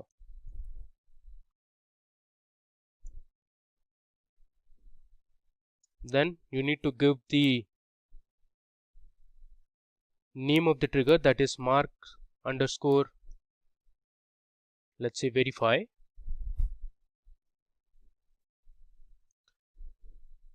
I'm going to use a before insert trigger, so I'll write before insert on my table name, that is student. Next I'll write for each row if new dot marks is less than 0, then we'll set new dot marks equal to 50. So this is my condition. First we'll check before inserting, if any student has marks less than 0, we'll assign a value 50 to that student, because usually the marks are not less than 0 in any exam. I'll write end if semicolon and I'll close the delimiter. So this is my trigger command. I'll run it. It says trigger already exists.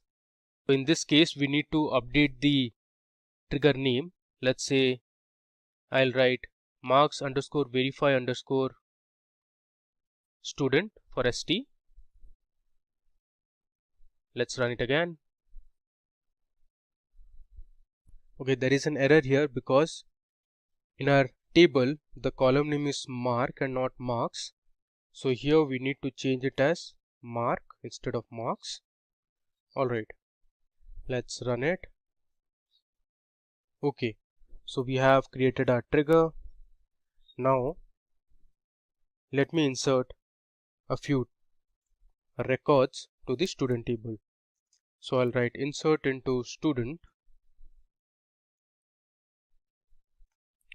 I'll write values. I'll give the values as 501, which is the student roll number. The age is, let's say, 10. The name is, let's say, Ruth. And the marks is, let's say, 75.0. Give a comma. We'll insert our second student record. Student roll number is 502. Age is 12. The name is, let's say, Mike. And this time I'm purposely giving a value of minus 20.5. Give another comma. We'll insert the third record For student roll number 503, age is 13, the name is Dave, and let's say the marks obtained by Dave is 90. Now we'll insert our final record for student number 504. The age is 10. Name I'll enter as Jacobs. And this time again I'm purposely giving the marks in negative 12 point, let's say 5. I close the bracket and give a semicolon, and I'll run my insert statement. Okay, so we have inserted 4 rows of information to our student table. Now let me run the select query. I'll write select star from student. If I run this, you see the difference. There you go. So originally we had inserted for 502 the marks was minus 20.5, and for 504 for Jacobs the marks was minus 12.5. Our trigger automatically converted the negative marks to 50, because when we created our trigger we had set our marks to 50 in case the marks were less than 0. So this is how a trigger works. Now you can also drop a trigger or delete a trigger. You can just write drop trigger followed by the trigger name. In this case our trigger name is marks underscore verify underscore st. I'll just paste this here, and if you run this it will automatically delete your trigger. I'll give this as a comment. Okay, now moving on. Now we are going to learn about another crucial concept in SQL which is very widely used. This is known as views. So views are actually virtual tables that do not store any data of their own but display data stored in other tables. Views are created by joining one or more tables. I'll give a comment as views in SQL. Okay. Now to learn views, I am going to use my table which is present inside Classic Models database. Now this database, as I mentioned, we had downloaded it from the internet. So first of all, let me write use Classic Models. So I'll switch my database first. Alright, now we are inside Classic Models. So here let me show you one of the tables which is called customers. So I'll write select star from customers. Okay, I missed S here. Let's run it again. So this is my customer table which is present inside Classic Models database. It has the contact last name, the contact first name, the customer name, customer number, we have the address, state, country, and other information. Now I'll write a basic view command using this customer table. The way to write is I'll write create view followed by the view name which is cust underscore details. Then you write as select. I'm going to select a few column names from my original customer table which is this one. So I need the customer name. Let's say I need the phone number and the city. So you have this information here. You have the phone number and the city. Alright, I'll write from my table that is customers. If I run this, my view that is cust details will be created. Let's run it. There's some error here because the name of the table is customers and not customer. I'll give an S and I'll run it again. Alright, so you can see we have created our view, and to display the contents that are present inside our view, I can write select star from followed by the view name that is cust underscore details. Let's run it. There you go. So we have the customer name, the phone number and the city of the different customers that we have in our table. Alright. Now let's learn how you can create views using joins. So we'll join two different tables and create a view. So for that I'm going to use my products table and the products lines table. I'm talking about the products table and the product lines table present inside classic models database. So before I start, let me display the records that are present inside the products table. Let's run it. So these are the different products you can see here. Now let's see what we have in product lines table. So we have the product line, the text description, and there's some HTML description and image. So I'll create a view by joining these two tables and will fetch specific records that are present in both the tables. So let me first start by writing create view followed by the view name, that is product underscore description, as I'll write select product name, comma, then I'll write quantity in stock. I also want the MSRP. Now these three columns are present inside the products table, and next from the product lines table I want the text description of the products. So I'll write from products table, I'll give an alias as P followed by inner join my other table, that is product lines, as let's say PL on the common column, that is product line. So P dot product line is equal to, I'll give a space, PL dot product line. Okay. So here we have used an inner join to fetch specific columns from both the tables, and our view name is product underscore description. Let us run it. Alright, so we have our view ready. Now let me view or display what is present inside our product underscore description view. I'll write select star from product underscore description. Let's run it. There you go. So we have the product name, the quantity in stock, MSRP, and textual descriptions of the different products in the table. Okay.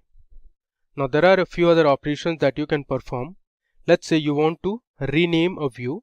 Instead of product underscore description, you want to give some other name. So I'll just give a comment, rename description.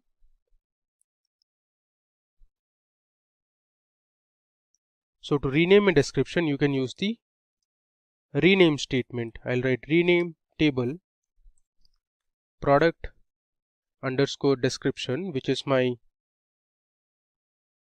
old name. I want to change this name to, let's say,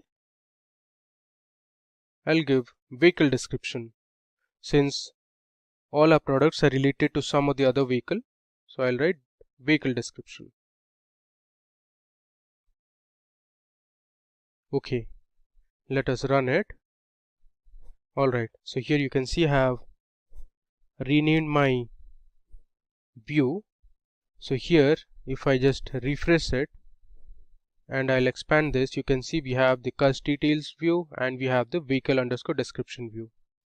Okay, now either you can view all the views from this panel or you can use a command. Let's say I'll write display views is the comment. Now to show all the views, you can use show full tables, where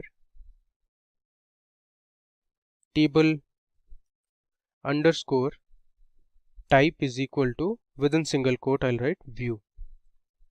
So this is the command that will display all the views that are present inside a database. There is some error here. Let's debug the error. this should be okay. So instead of table types, it should be table type equal to view. Let's run it. You can see the two different views that we have. One is customer details, another is vehicle underscore description. Okay, now you can also go ahead and delete a view. For that you can use the drop command. So I'll write drop view followed by the view name. Let's say I want to delete customer underscore details or cust underscore details view. I'll write drop view cust underscore details. Let's run it. You can see here we don't have the cust underscore details view anymore. Alright, now moving to our final section in this demo. Here we will learn about Windows functions. Now, Windows functions were incorporated in MySQL in the 8.0 version. So Windows function in MySQL are useful applications in solving analytical problems. So using the employees table present inside my SQL underscore intro database, so we'll find the total combined salary of the employees for each department. So first let me switch my database to SQL underscore intro database. I'll run it. Okay, I'll display my table, that is employee.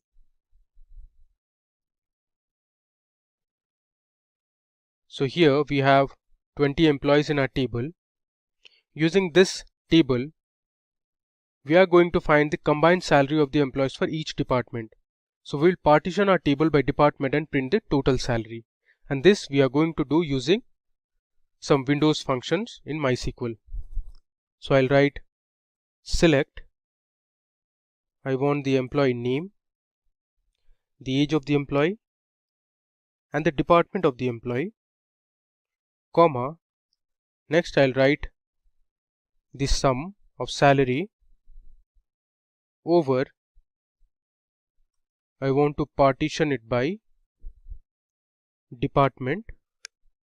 So I'll write partition by department, which is DEPT, and I'll give an alias as total salary, so that it will create a new column with the name total salary from my table, that is employees. The output will be a little different this time. Let's execute it and see the result. There you go. So here we have created another column in our result, that is total salary, and for each of the employees and the respective departments we have the highest salary. So in finance, the highest salary of one of the employees was $155,000. Similarly, if I come down, we have the highest salary from HR. If I scroll further, we have the highest salary from IT, marketing, product, sales, and the tech team. Alright, now we'll explore a function which is called row number. Now the row number function gives a sequential integer to every row within its partition. So let me show you how to use the row number function. I'll write select row underscore number function over my column would be salary. So I'll write order by salary. I'll give the alias as row num,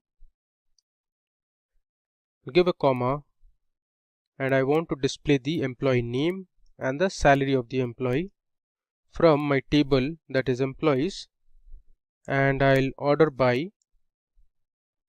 salary. So let's see how our row number function will create sequential integers. Okay, you can see here we have a row num column and we have successfully given row numbers to each of the records. You can see it starts from 1 and goes up till 20. Okay. Now this row number function can be used to find duplicate values in a table. To show that, first I'll create a table. I'll write create table. Let's say I'll give a random name, that is demo. And let's say we have in this table the student ID which is of type integer, and we have the student name which is of type varchar. The size is 20. I'll create the small table with a few records. Let's create this table first. Now we are going to insert a few records to our demo table. So I'll write insert into demo values. I'll give 101. The name is Shane. Give a comma. I'll insert the second student name 102. The name is Bradley. I'll give a comma. This time for 103 we have two records. Let's say the name of the student is Herath. I'll give a comma. I'll copy this and we'll paste it again. So we have duplicated 103. Next we have 104. The name of the student, let's say, is Nathan. Then again, let's say for the fifth student, which is Kevin, we have two records. I'll copy this and I'll paste it here. Let me give a semicolon and we'll insert these records to our table demo. Alright. Now let me just run this table for you. I'll write select star from demo.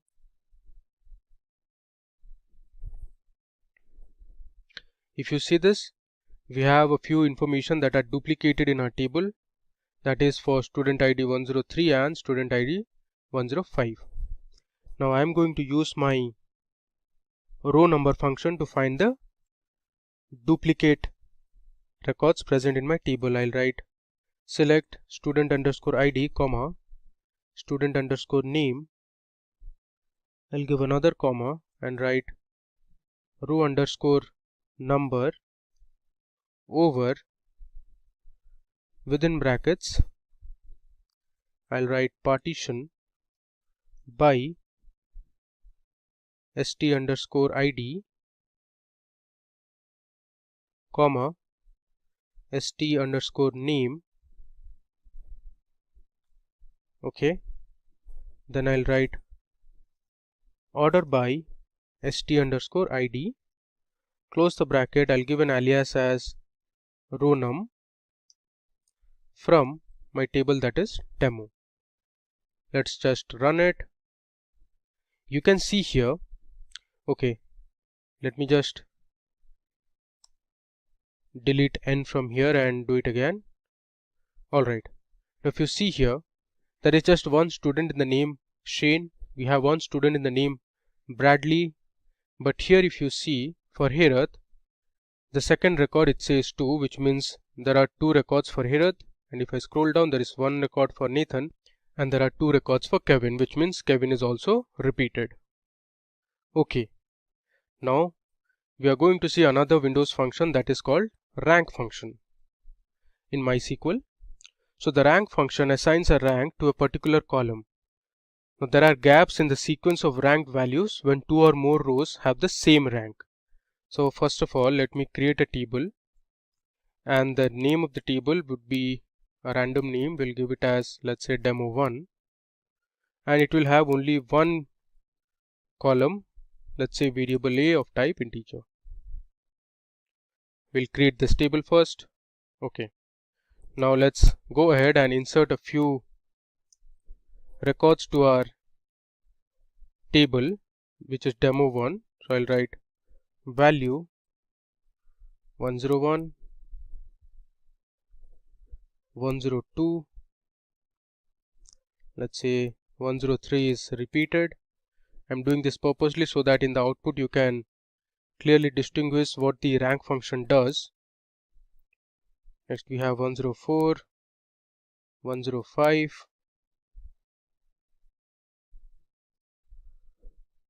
we have 106, and let's say 106 is also repeated. Finally we have 107. Okay, Let me insert these values to my table, that is demo1. Okay, this is done. Now if I write select var underscore a and use my rank function, I'll write rank over, then I'll order by my variable, that is var underscore a, as an alias name, let's say test rank, from my table, that is demo1. Let me execute this and show you how the rank function works. Now if I run this, there you go. So here if you mark, so for variable a101 the test rank is 1, for 102 the test rank is 2, but for this value which is 103 the test rank is repeated because there was a repetition for 103. So we have skipped the rank 4 here. For 104 the rank is 5 now, for 105 the rank is 6 now. For 106 again, since the record was repeated twice, we have skipped the 8th rank and our rank function assigned the same value which is 7 for 106, and for the last value 107 the rank is 9. Alright. Now moving ahead, we'll see our final Windows function which is called first value. So first value is another important function in MySQL. So this function returns the value of the specified expression with respect to the first row in the window frame. Alright, I name, the age and salary, and I'll write first underscore value, which is my function, and pass in my employee name, and then I'll write over order by my column, that is salary descending. I'll give an alias as highest underscore salary from my table, that is employees. So let me run this and see how the first underscore value function works. Alright, so in our table Joseph was the employee who had the highest salary, which was $115,000. So the first value function populated the same employee name throughout the table. You can see it here. Now you can also use the first underscore value function over the partition. So let's say you want to display the employee name who has the highest salary in each department. So for that you can use the partition. I'll write select emp underscore name, comma, I want the department and the salary, comma, I'll use my function, that is first underscore value followed by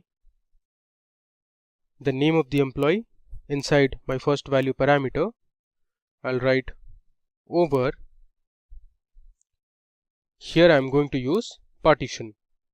I'm going to partition it by department, since I want to know the employee name who has the highest salary in each department. And I'm going to order by salary descending, and I'll give my alias again as highest salary from my table, that is employees. So let's run this and see the difference in the output. Okay, so as you can see here, we have the employee who had the highest salary from each department. So for finance, Jack had the highest salary. From HR it was Marcus. Similarly in IT it was William. If I scroll down, for marketing it was John. For product it was Alice who had the highest salary. Similarly in sales we had Joseph, and in tech we had Angela. So this is how you can use the first underscore value function using partition. Alright, so that brings us to the end of this demo session on our tutorial. So let me just scroll through and show you what we did from the beginning. First, we learnt about subqueries in SQL. So we initially wrote a simple subquery, and then we used our classic models database, which was downloaded from the internet. I'd also shown you the link from where you can download this database. Here we used two different tables and we performed a subquery operation. We learned how to create stored procedures. So we learned how you can use the in operator or the in parameter as well as the out parameter in stored procedure. After stored procedure, we learned another crucial concept in SQL, which is called triggers. Now triggers are also a special kind of stored procedures. So we saw how to write a before insert trigger. You can see it here. Next, we learned how to delete a trigger. We also saw how to work with views in SQL. So views are basically virtual tables that you can create from existing tables. We also saw how you can use views using two different tables and an inner join. And we learned how to display views, how to rename view names, how to delete a view, and finally we explored a few Windows functions. In this tutorial, we will learn how to work with databases and tables using SQL with Python.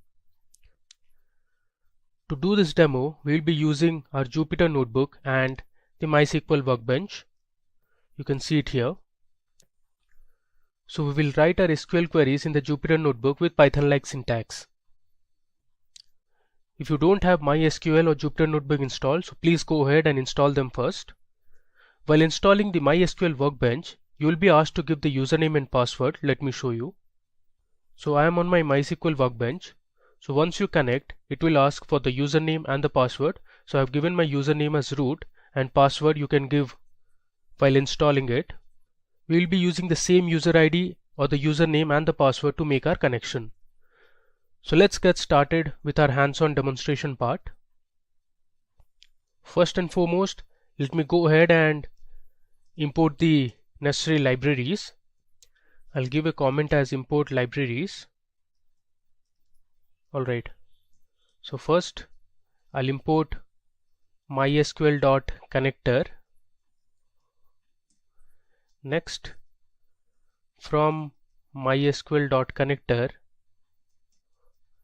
I'm going to import my error method or the error module. Next, I want to import pandas as PD. So let's run this. Okay, there is some error here. This should be capital E and not small e. Alright, you can see I have imported my important libraries. Now I'm going to create a function that will help us create a server connection. So I'll write my user-defined function by using the def keyword. I'll write create underscore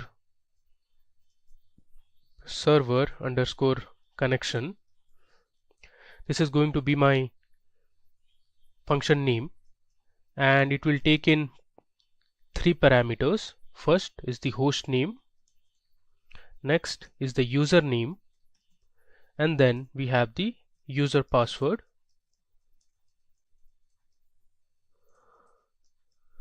Alright, I'll give a colon, and then in the next line I'm going to define a variable which is going to be connection, and I'll assign it to a value called none.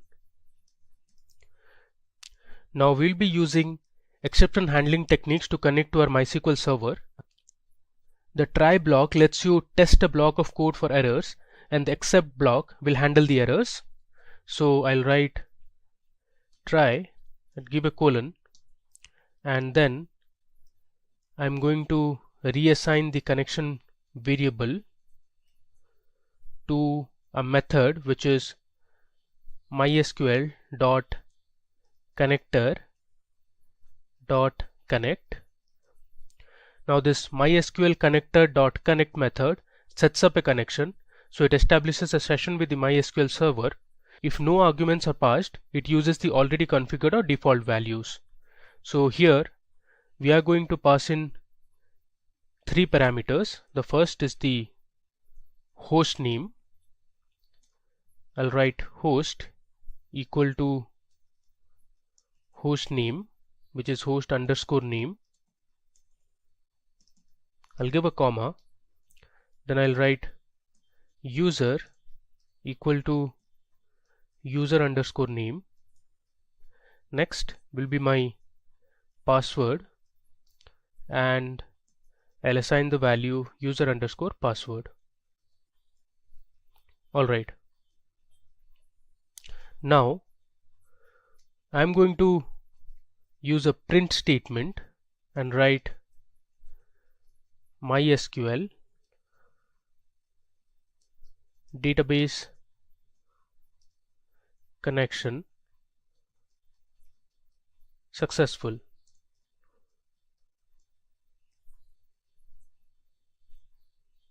After this, I'll give my except block. So I'll use the keyword except. Here I'll write error as ERR, give a colon, and then I'm going to use the print statement. Here I'm going to use some print formatting techniques using the F letter. I'll write error colon, and I'll use curly braces, give ERR, and then I'll close the double quotes. After this, I'm going to return my connection. Alright. Let me give a comment here. We are going to assign our password, so we need to put our MySQL terminal password. So this password you assign it while installing MySQL Workbench. I'll write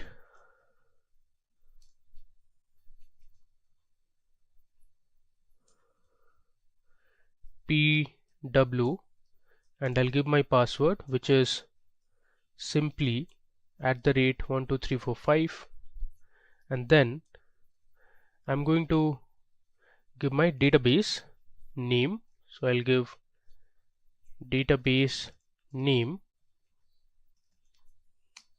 Here I'm going to write DB equal to, this is the database I want to create, which is going to be MySQL underscore Python. Let me just scroll this down. Okay, now I'll say connection equal to, I'll pass in my user defined function name, which is create server connection, and the parameters, which are going to be localhost, that is my host name, my username, which is root, and then I'll give PW, which is my password, that is exactly simply @12345. Let's just run it now. Okay, there is an error here. We need to remove this double quotation. Alright, made another mistake here. This should be root. Okay, you can see here MySQL database connection successful. Alright, next we are now going to create a database, that is MySQL underscore Python. So I'll give a comment, create MySQL underscore Python database. Again, to create this database, I'm going to create another user defined function using the def keyword. I'll write the function name as create database, pass in the parameters as connection, query, give a semicolon, and in the next line I'll write cursor equal to, I'm going to make the connection, so I'll write connection dot cursor, and I'll give the parenthesis. So this MySQL's cursor of MySQL connector Python is used to execute statements to communicate with the MySQL database. The MySQL cursor class initiates objects that can execute operations such as the MySQL statements. Okay. Next, I'm going to again use my try and except block. So I'll write try, give a colon, and here I'm going to use cursor dot execute.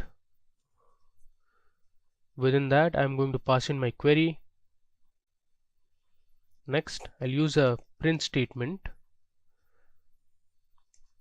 and the message I'm going to display is database created successfully.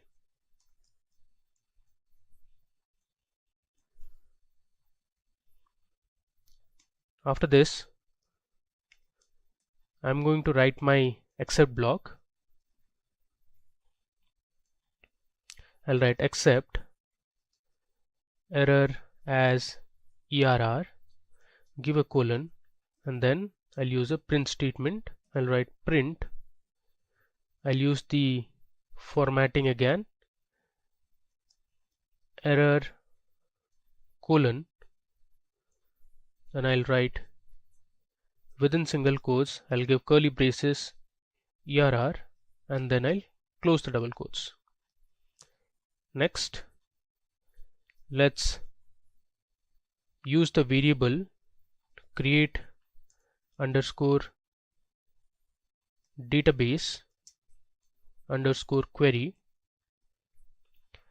and here I'm going to write my SQL query to create the database. So I'll write create database,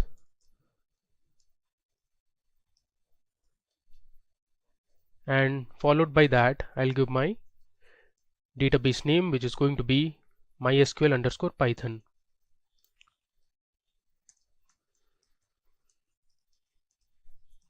Okay. After this, I'll call my function, which is create database,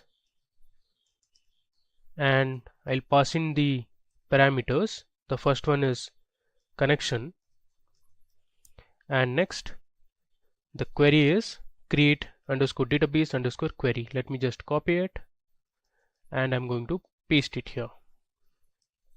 Alright, so what I'm doing here is I am creating a new function, that is to create a new database with the name MySQL underscore Python, which you can see it here.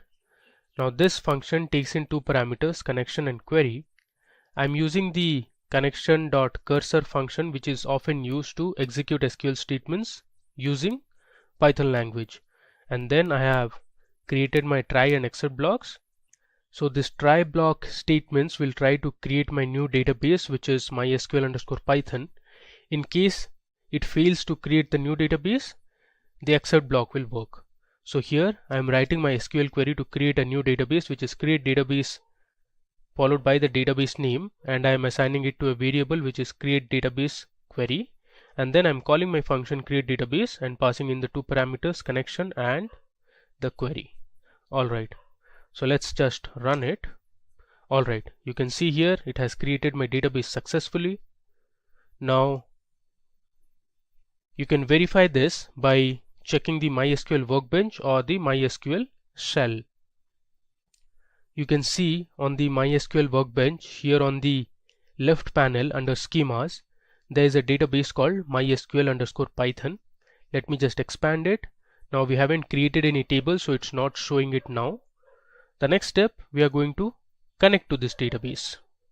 So let's go ahead and connect to our database that we have just created. I'll write the comment as connect to database. Now to connect to our database, I'm again going to create a user defined function using the def keyword. I'll write create underscore db, which is for database underscore connection, and the parameters it will take is the host name followed by the username, then we have the user password, and finally we have the database name. I'll give a colon. In the next line I'm going to create my variable which is connection, and then I'll assign it to a value none. After this, I'm going to use my exception handling techniques. So I'll write my try block first. I'm going to reassign my connection variable using the MySQL connector method. So I'll write MySQL dot connector dot connect. So this method will take in the parameters. So first it will take the host name. I'll write host equal to host underscore name. I'll give a comma. Next it will take the username, so user equal to user underscore name, give another comma. Next it will take the user password. I'll use passwd equal to user underscore password. I'll give another comma, and this time it is going to be the database name. So I'll write database equal to db underscore name. Now let's use the print statement, and the message we are going to print is MySQL database connection successful. Alright, finally we'll write my except block. I'll write except error as err, give a colon, and then I'll use the print statement. F within double quotes I'll write error colon, within single quotes curly braces I'll write err, and will close the double quotes. Finally this function will return the connection value. Alright, let's run it, and there you go, it has run successfully. So we have connected to our database. Now it's time for us to execute SQL queries. I'll give another comment saying execute SQL queries. Alright, now to execute our SQL queries, I'll use another user defined function which is execute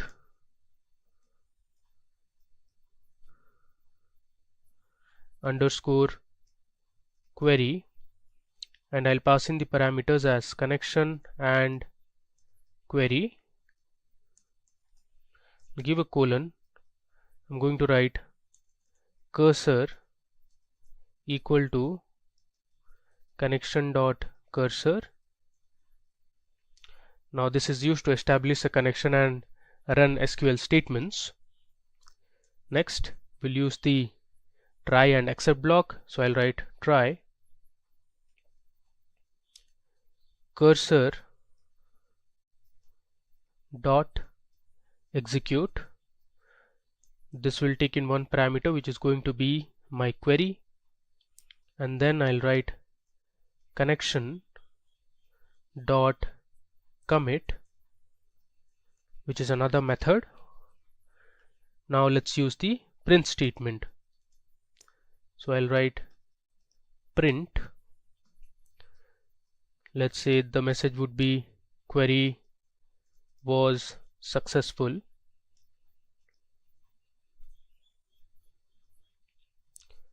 and then we'll write our except block, which is except if the try block doesn't work, throw an error using the print statement. Within double quotes inside the curly braces I'll write err and close the double quotes. Alright, so let's run it. Okay, so we have successfully created our various functions that were needed to create a database, establish a connection, and to execute our queries. Alright. Now it's time for us to create our first table inside the MySQL_Python database. So to do that, I'm going to write my create command in SQL. So first we are going to assign our SQL command to a Python variable using triple quotes to create a multi-line string. So let me show you how to do that. I'll write my variable name, which is going to be create orders table. It is always recommended to use relevant variable names to make it more readable. And now I'm going to use triple quotes. So the triple quote will ensure I can create my multi-line string. Inside the triple quote, I am going to write my create command, which is create table. Here I am going to create an orders table first, and inside the orders table I am going to create my column names. The first column would be the order ID. It is going to be of type integer, and I'll assign this order ID as my primary key column. We'll give a comma. Next, the second column would be customer underscore name. The customer name column would be of type varying character, so I'll write varchar and I'll give a size of 30, and this is also going to be not null. Moving ahead, my fourth column would be the product name column, so I'll write product underscore name. Product name will be of type varying character. The size is, let's say, 20, and it is also not null. Next, I'm going to create my fourth column, which is the date on which the item was ordered or the product was ordered. So I'll write date ordered. The data type will be date. Next, I'll create a quantity column to keep track of the number of quantities that were ordered. This is of type integer. My next column would be unit price, which will basically have information about the price of each unit of product. Unit price can be of type float. And finally, I'll have the phone number of the customer. I'll write phone number. Phone number can be kept as of type varying character.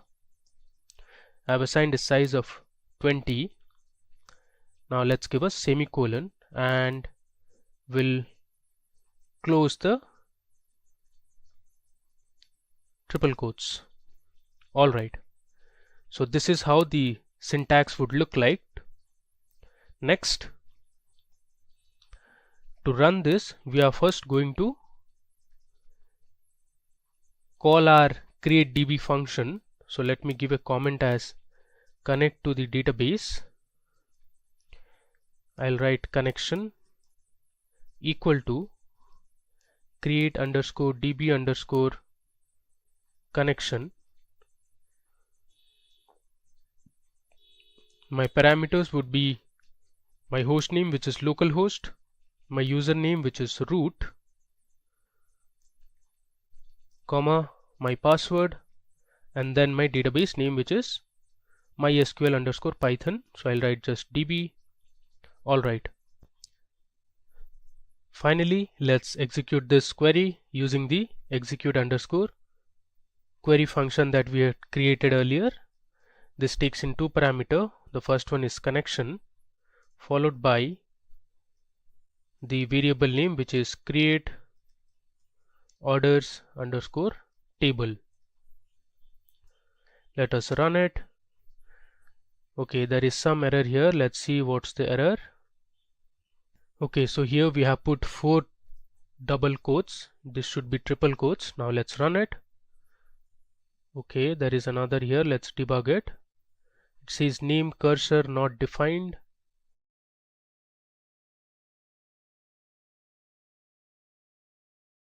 Let me just roll it to the above cell. If you see here in our execute underscore query function, instead of cursor. I have written cursor, so R is missing. Let's rerun this, and now let's run this again. There you go. You can see here MySQL database connection successful. Even our query was also successful.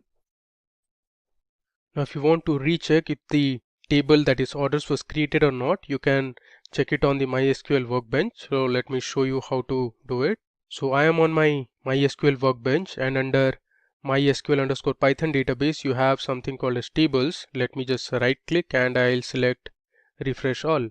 There you go. You can see this arrow. Just click on this arrow, and here you can see we have a table called orders. So we have created a table called orders. Now you can check the columns as well. You have the order ID, the customer name, product name, ordered date, quantity, unit price, and phone number. Now it's time for us to insert a few records to this table, which is orders. Now to insert records, I'll give a comment as insert data. I'll start with the variable name. Let's say the variable name is data underscore orders. I'll give triple quotes.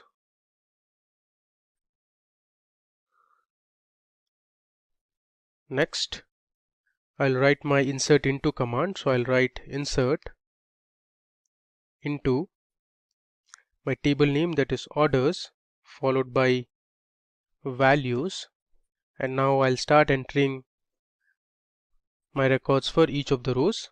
So first I'll give 101, which is the order ID. Then I'll give the customer's name, let's say Steve, and the product he had ordered is, let's say, laptop. Then I'll give my date in which the item was ordered. Let's say it is 2018. I'll choose 06 as the month, and the date is, let's say, 12. I'll give another comma. This time we'll pass in the quantity, which is 2. Let's say the price of each laptop was $800, and we'll give a phone number. This is random. Let's say 6293730, let's say 802. Alright. Similarly, I am going to insert 5 more records of different customers and their items that they have purchased to this table orders. So here on my notepad I have my rest of the 5 records. Let me just copy it and we'll paste it in the cell here. This will save us some time. Okay, let me recheck if everything is fine. I'll give a comma here. Alright, so we have 6 customers in our table which have their customer IDs from 101 to 106. We have Steve, George, Stacy, Nancy, Maria, and Danny. You have the different items they have purchased: laptop, books, trousers, t-shirts, headphones, and smart TV.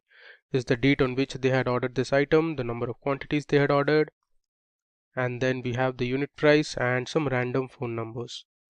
So let's create the connection now. I'll write connection equal to, I'll write create underscore db underscore connection.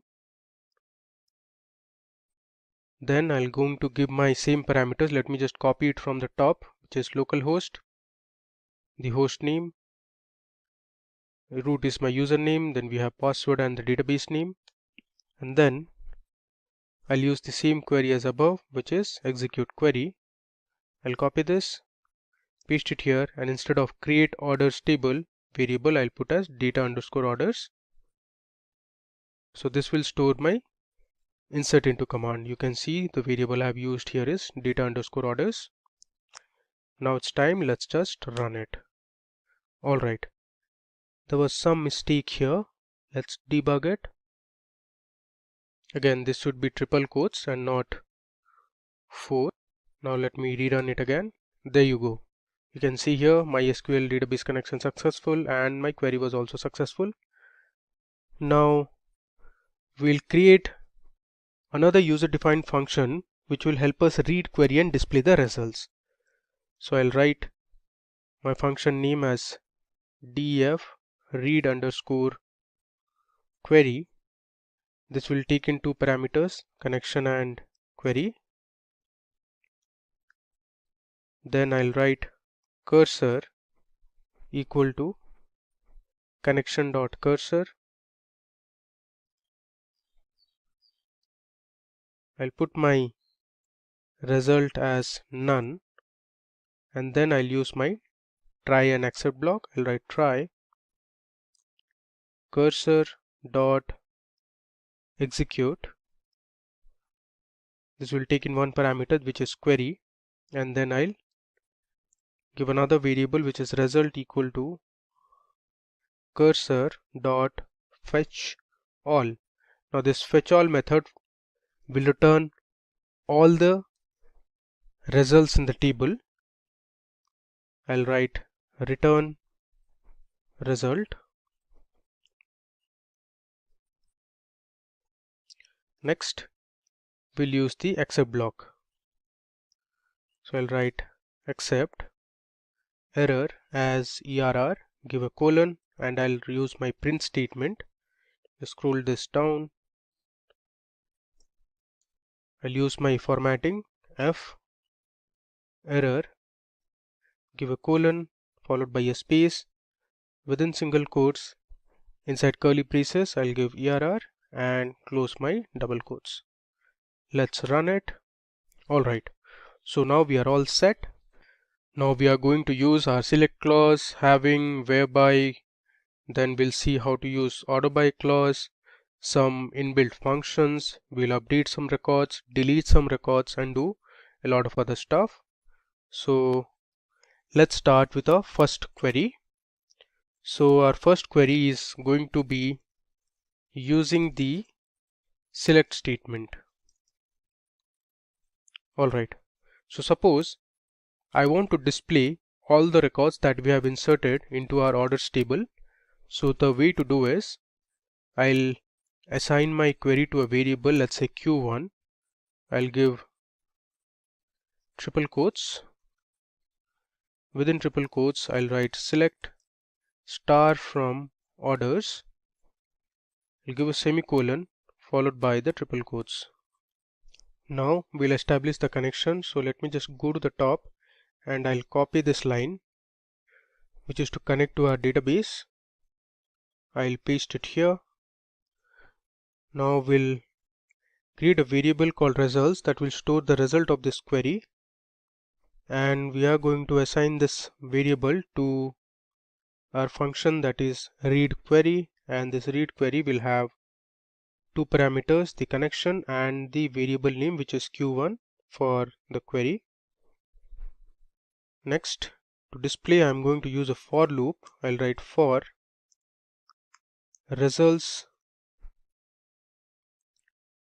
for result in results print, I'll say result. Now we are done. Let's just run this query. There you go. You can see here we have successfully printed all the rows in our table, which is orders. You can see we have 6 records in total. Now we are going to explore a few more queries. So let me just copy this and we are going to edit in the same query. I'll paste it here. Next, let's say you want to display individual columns from the table and not all the columns. So let me create the variable q2.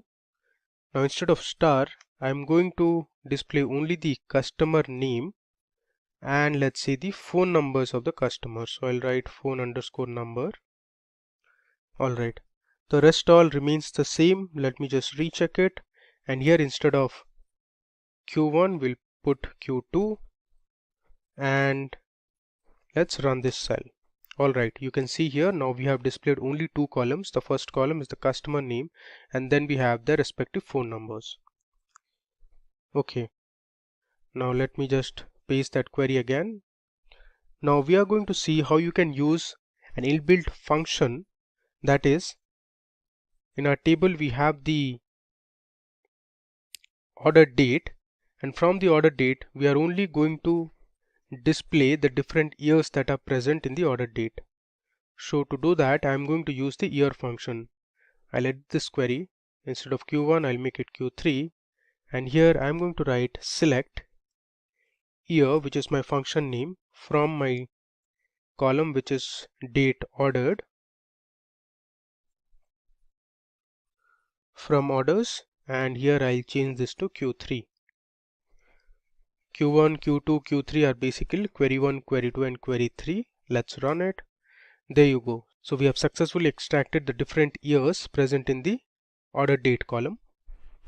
Now if you want to display the distinct or the unique dates present in the column, you can use the distinct keyword in the select statement. So the way to do it is I'll write select distinct, give a space, the rest of the query remains the same, and here in Q3 I'll write Q4. I'll make this as Q4. Let's run it. You can see 2018 and 2019 are the unique year values that are present in the order date column. Okay, now moving ahead, let's write our fifth query, and this time we are going to explore how you can use the where clause. So I'll change this to Q5 before I write my query. So let's say you want to display all the orders that were ordered before 31st of December 2018. So to filter this, we are going to use the where clause. So I'll write select star from orders. Next I'll write where my date underscore ordered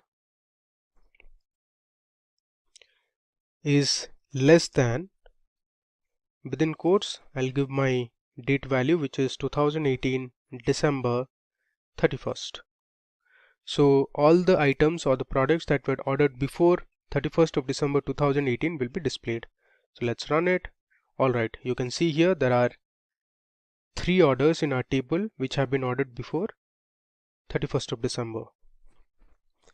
Now moving ahead, we want to display all the orders that were made after 31st of December. So here what you can do is I'll just copy the above query again. I'll copy this line. So instead of less than 31st of December 2018, I'll make it as greater than. So every order that was placed after 31st of December will be displayed. If you run it, so you can see here there are 3 orders in our table which were ordered after 31st of December 2018. Now moving ahead, let's write a 7th query. Now let's see how the order by clause works in SQL. So you can filter your results based on a particular column or sort it based on a particular column. So this is going to be my query 7. I'll write it from scratch again. Let's say you want to display all the columns from the table. So I'll write select star from orders. Then I'm going to use order by unit price. I'll give a semicolon. Let's run this query and see the output. Now if you see the result here and you mark the unit price column, the result has been ordered in ascending order of unit price. You see here it starts with the lowest price and then goes on with the highest price towards the end. Now if you want to order it in descending order, you can use the keyword DESC. So this will ensure your top or the most expensive products appear at the top and the least expensive products appear at the bottom. Alright. Next,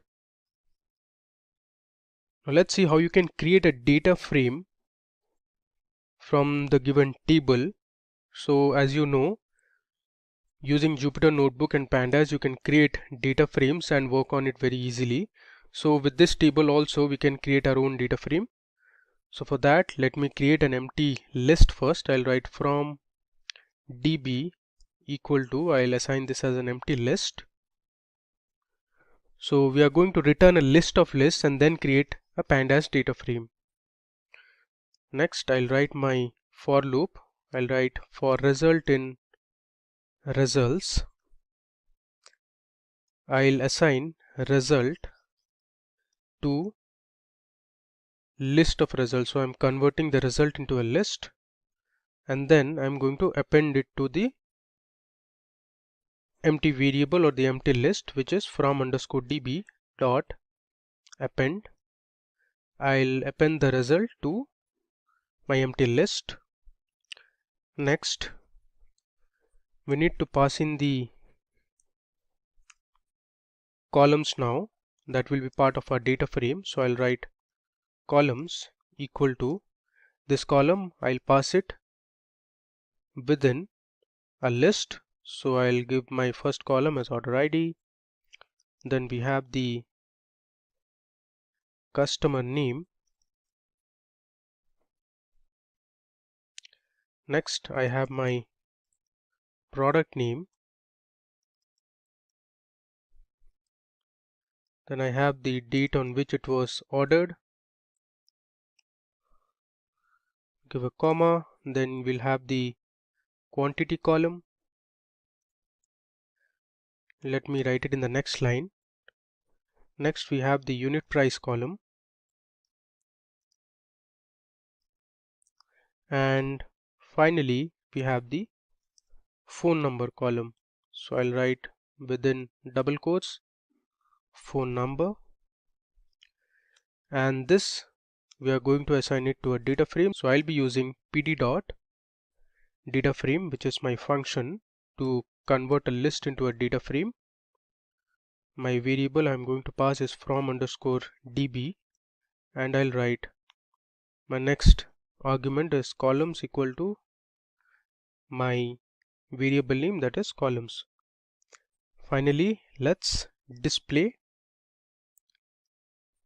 the data frame, which is df.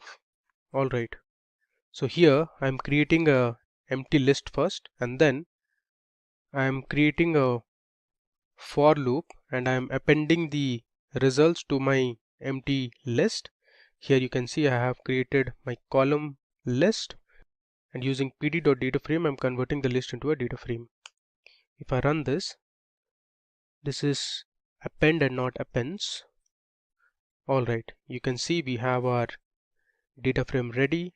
This is the index column. It starts from 0 onwards, and then we have the different column names.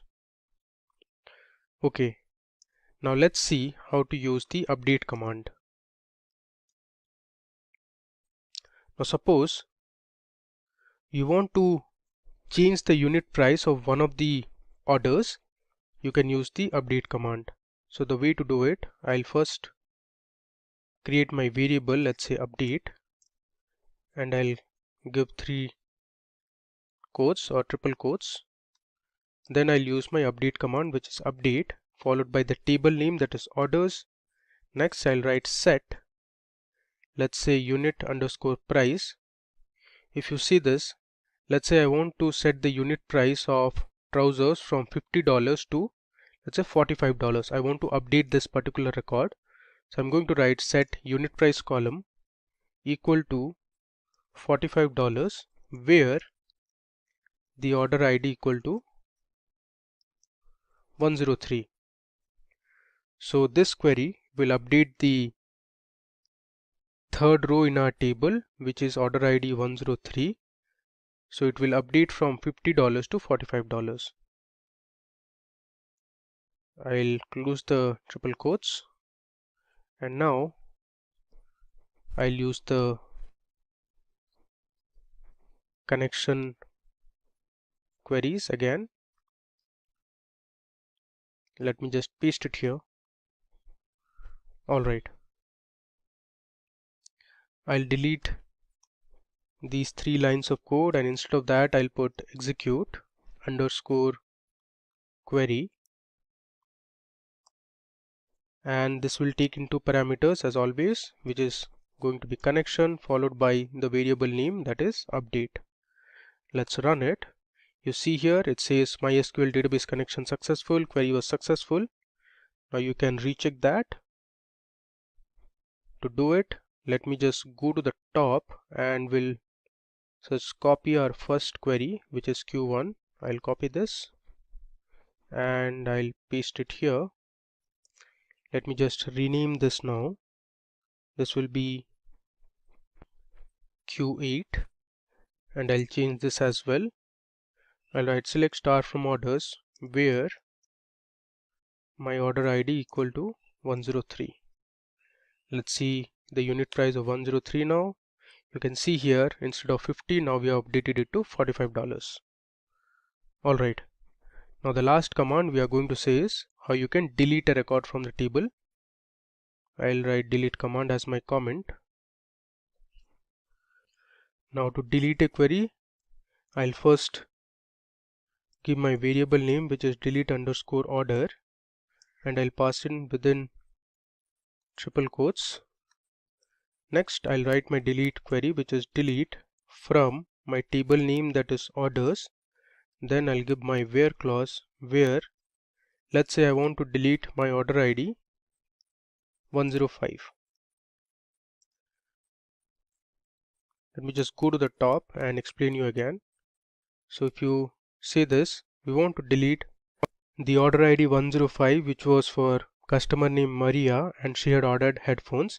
We want to completely remove this particular record. So I have my delete query ready.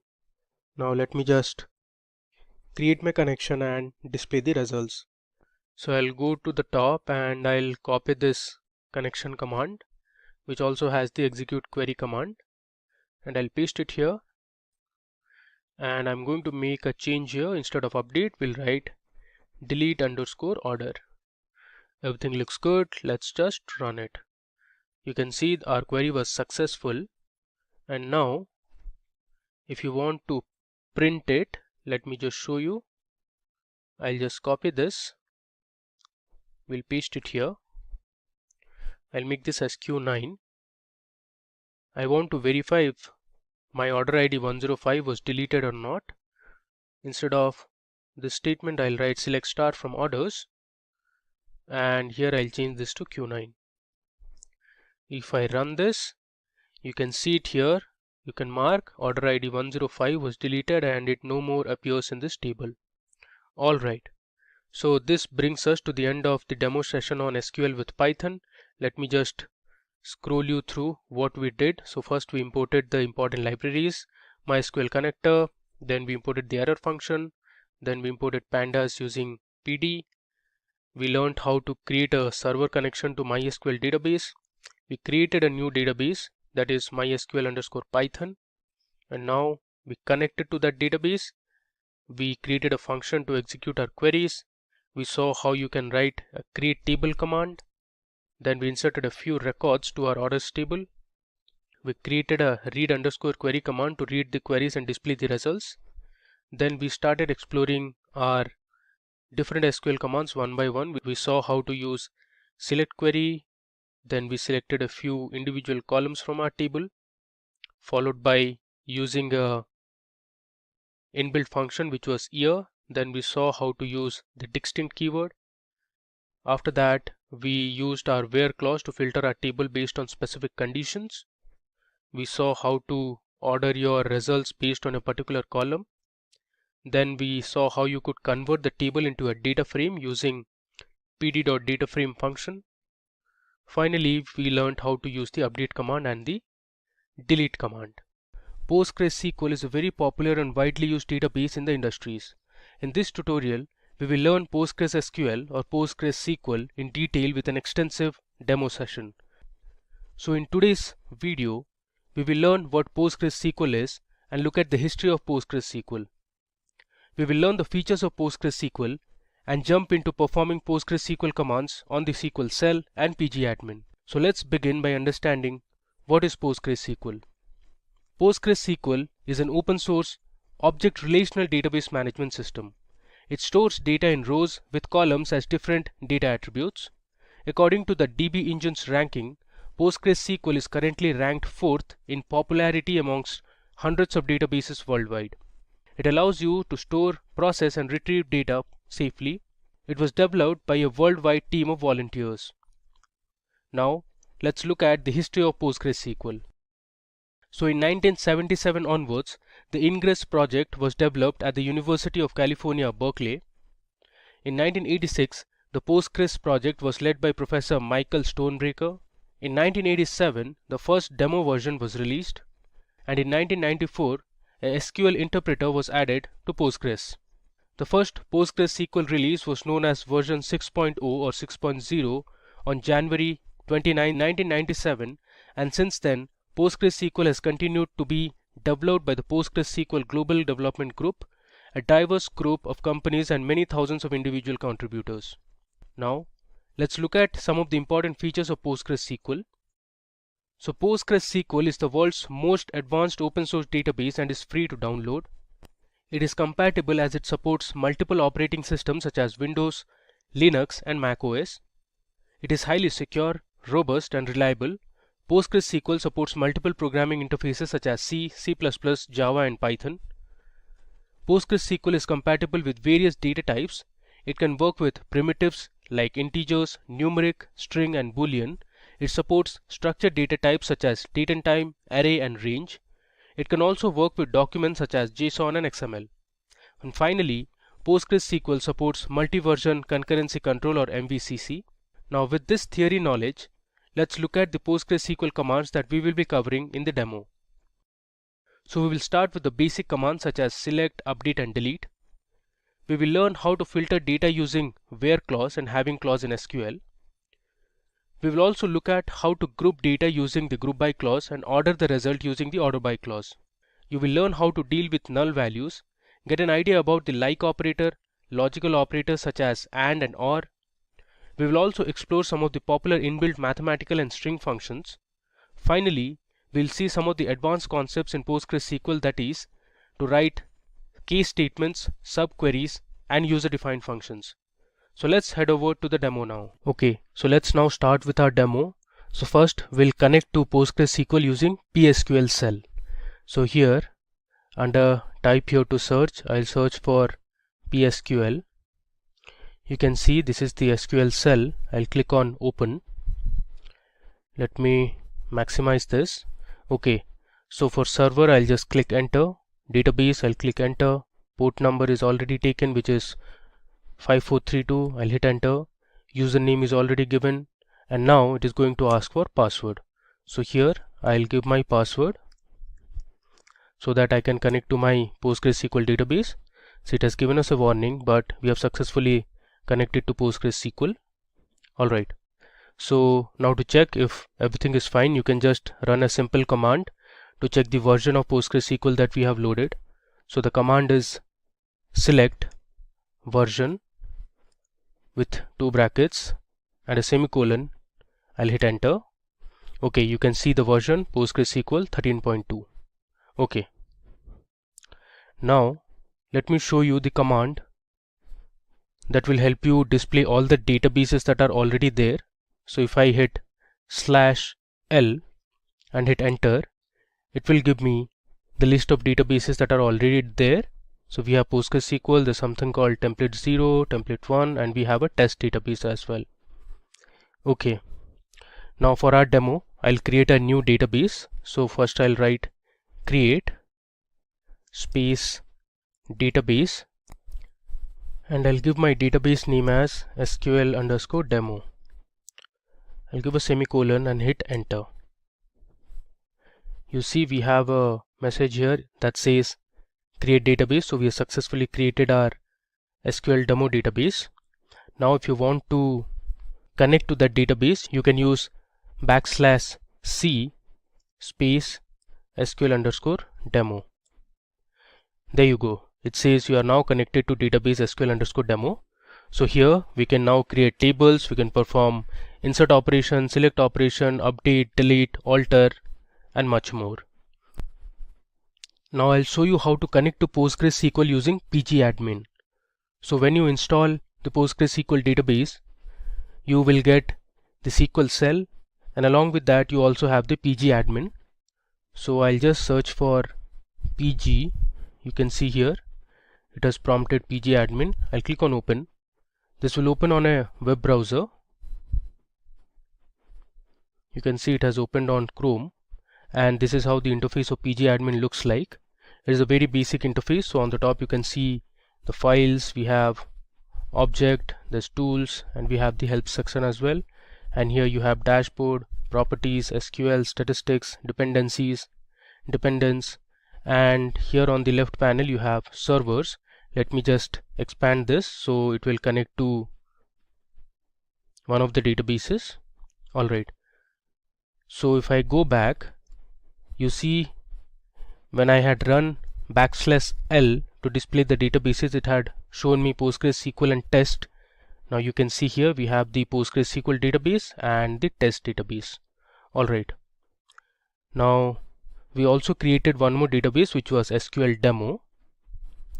So let me show you how to work on this pgadmin and the query tool. Alright, so I'll right click on SQL demo and I'll select query tool. I'll just show you how to run a few commands on the query tool.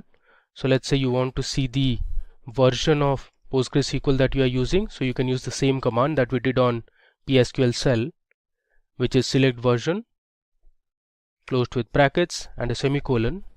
I'll select this, and here you can see we have the execute button. So if I hit execute or press F5, it will run that query. You can see we have the output at the bottom and it says PostgreSQL 13.2 compiled by Visual C++. It has the 64-bit system.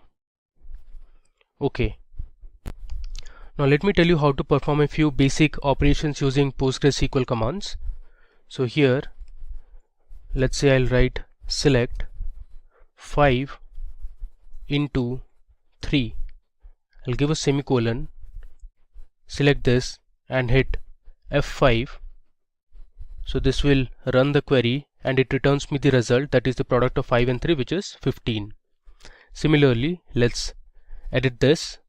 Let's say I'll write 5 plus 3 plus, let's say, 6. I'll select this and hit F5 to run it. It gives me the sum of 5 plus 3 plus 6, which is 14. Now the same task you can do it on this cell as well. Let me show you how to do it here. So let's say I'll write select. Let's say I want to multiply 7 into, let's say, 10. You know the result, it should be 70. If I hit enter, it gives me 70. Now this question mark column question wall, will deal with this later. Alright, let me go back to my pgadmin again.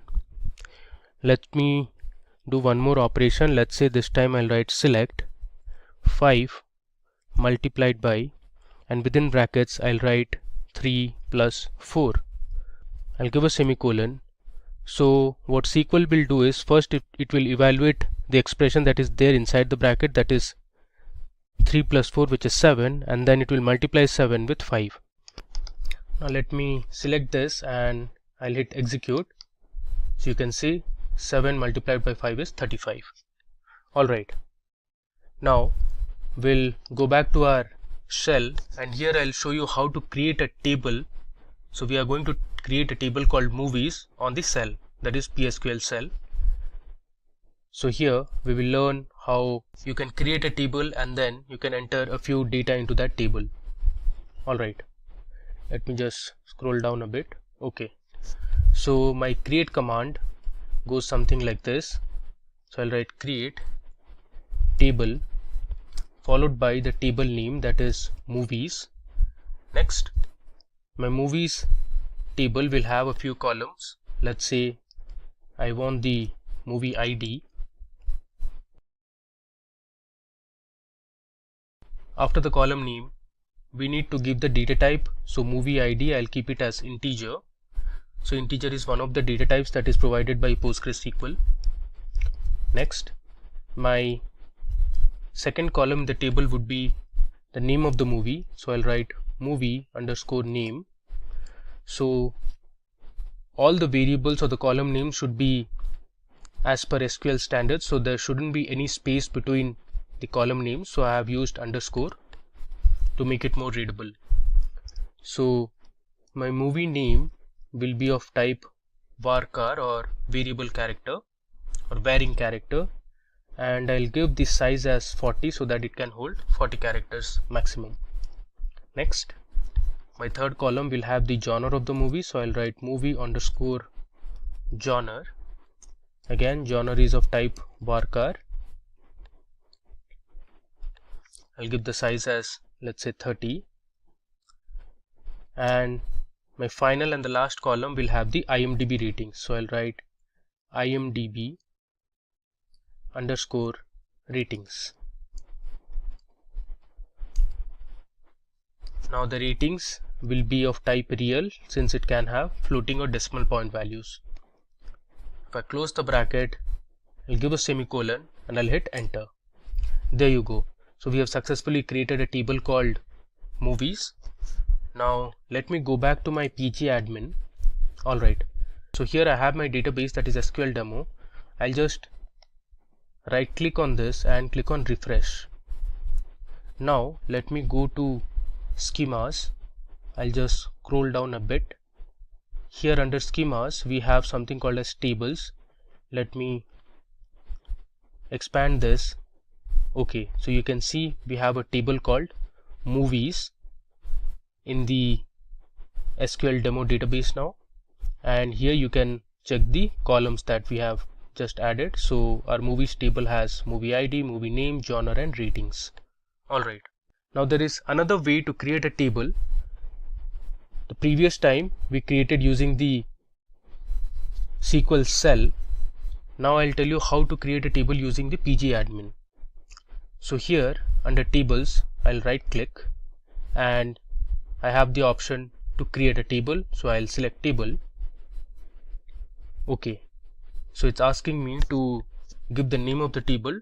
So this time we are going to create a table called students. So I'll write my table name as students. Alright, these will be default as it is. Now I'll go to the columns tab. So here you can create the number of columns that you want. So you can see on the right I have a plus sign. I'll just select this so that I can add a new row. So my first column would be, let's say, the student roll number.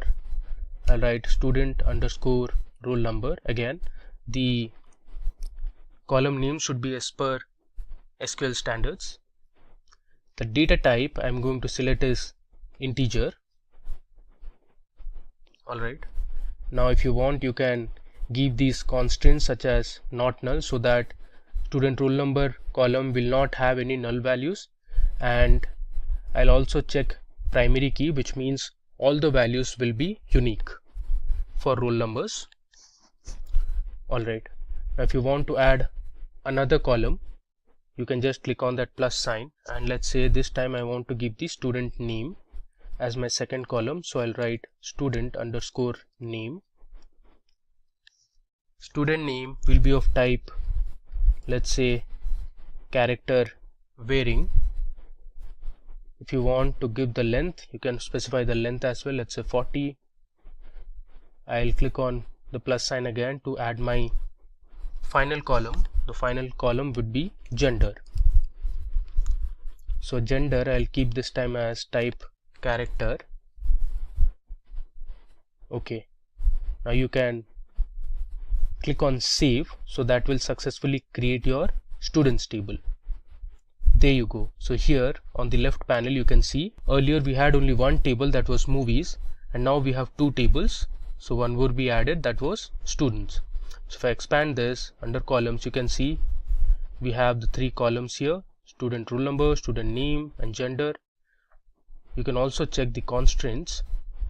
It will tell you if you have any constraints. So you can see it says students roll number, there's one primary key. Alright, now let me run a select statement to show the columns that we have in the movies table. So I'll write select star from movies, give a semicolon, and let me execute this. Okay, so here at the bottom you can see we have the movie ID, the movie name, movie genre and IMDb ratings. Now the next command we are going to learn is how to delete a table. So there is one way by using the SQL command, that is drop table followed by the table name. Let's say you want to delete students. You can write drop table students and that will delete the table from the database. This is one of the methods, so you just select and run it. Now the other way is to you just right click on the table name and here you have delete / drop. If I select this, you get a prompt, are you sure you want to drop table students? I'll select yes. So you can see we have successfully deleted our students table. Alright, now let's perform a few operations and learn a few more commands in PostgreSQL. So to do that, I'm going to insert a few records to my movies table. So for that, I'll use my insert command. So I have my insert query written on a notepad. I'll just copy this and I'll paste it on my query editor. Okay, so let me just scroll down. Alright, so here you can see I have used my insert command. So I have written insert into the name of the table, that is movies, and we have the movie ID, the movie name, movie genre and IMDb ratings, and these are the records or the rows. So we have the first record as movie ID 101. The name of the movie is a very popular movie which is Vertigo. Then we have the movie genre, that is mystery. It is also a romance movie. And then we have the IMDb ratings, the current IMDb rating, that is 8.3. Similarly, we have Shawshank Redemption, we have 12 Angry Men, there's The Matrix, 7, Interstellar and The Lion King. So there are total 8 records that we are going to insert into our movies table. So let me just select this and hit execute. Okay, you can see it has returned successfully 8 records. Now if I run select star from movies, you can see the records that are present in the table. So I'll write select star from movies, I'll select this and I'll execute it. There you go. At the bottom you can see 8 rows affected. If I scroll this down, you have the 8 records of information in the movies table. Alright, now if you want to describe the table, you can go to the SQL cell and here if you write \d and the name of the table, that is movies, this will describe the table. So here you have the column names, this has the data type, and here you can specify if there are any null values or any constraints like default constraint or primary key or foreign key and others. Let me go back to my PG admin. Okay, now first and foremost, let me tell you how to update records in a table. So suppose you have an existing table and by mistake you have entered some wrong values and you want to update those records later. You can use the update query for that. So I'm going to update my movies table and I'll set the genre of movie ID 103, which is 12 Angry Men, from drama to drama and crime. So in our current table we only have genre as drama for 12 Angry Men. I am going to update this column, which is the movie genre, to drama and crime. Okay, so let me show you how to do it. I'll write update followed by the name of the table, that is movies. I'll go to the next line.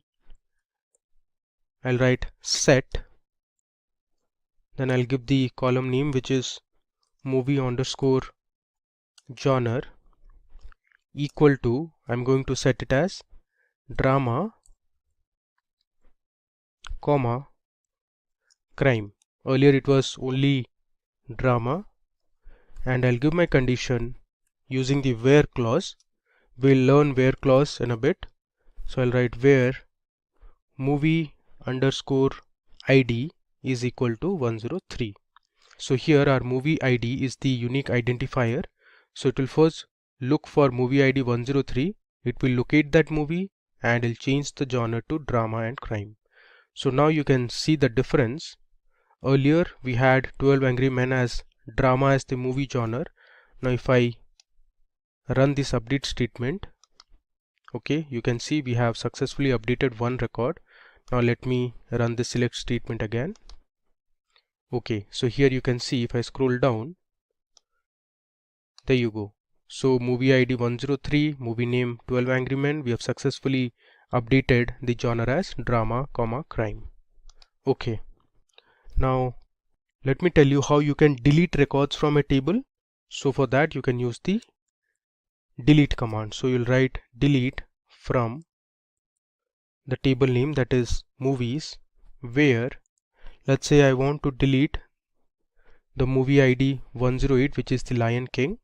So I'll write where movie underscore ID is equal to 108. This is one of the ways to delete this particular movie, or you can give, let's say, where movie name is equal to the Lion King. Let me select this and I'll hit execute.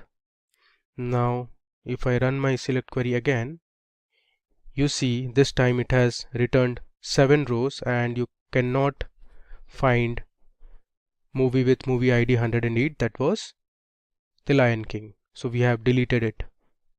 Alright, next we are going to learn about where clause in PostgreSQL. So to learn where clause, I'll be using the same movie table again. Let's say we want to filter only those records for which the IMDb ratings of the movies is greater than 8.7. So this is my updated table now. I want to display only those records or those movies whose IMDb ratings is greater than 8.7. So we'll display 12 Angry Men, which is 9. Then we are going to display The Dark Knight, which is again 9. And we are also going to display the Shawshank Redemption, which has 9.3.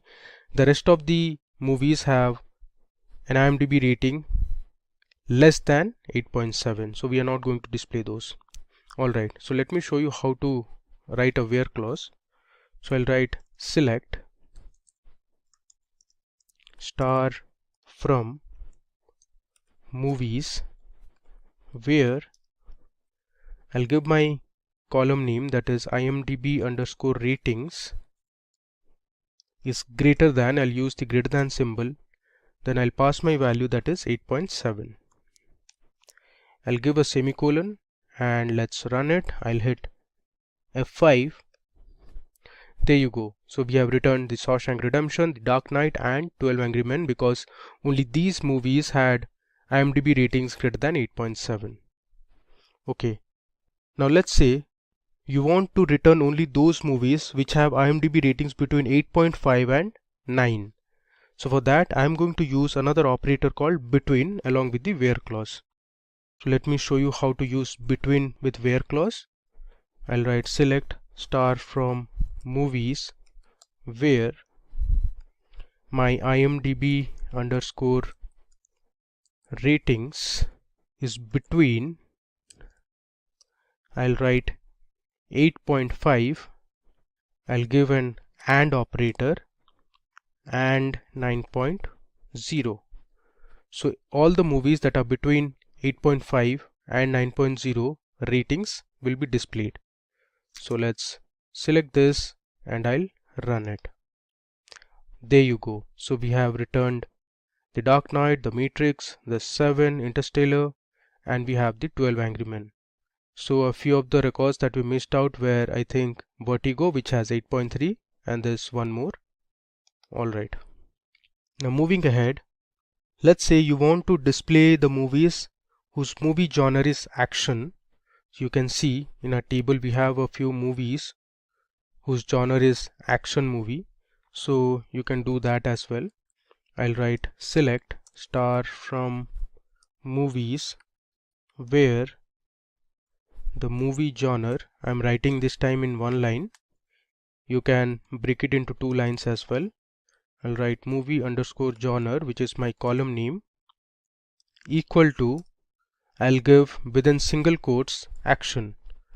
Now why single quote? Because action is a string, hence we need to put it in single quotes. If I run this, there you go. So we had one movie in our table whose movie genre was action, that is The Dark Knight. Okay. Now you can also select particular columns from the table by specifying the column names. Now here in all the examples that we saw just now, we are using star. Now star represents, it will select all the columns in the table. If you want to select specific columns in the table, you can use the column names. So you can specify the column names in the select statement. Let me show you. Let's say you want to display the movie name and the movie genre from the table. So you can write select movie underscore name, comma, I'll give the next column as movie underscore genre from my table name, that is movies, where let's say the IMDb underscore ratings is less than 9.0. So this time in our result it will only show two columns, that is movie name and movie genre. Let me run it. There you go. So these are the movie names and the movie genres you can see that have an IMDb ratings less than 9.0. Alright, like how you saw the between operator, there is one more operator that you can use with the where clause, that is the in operator.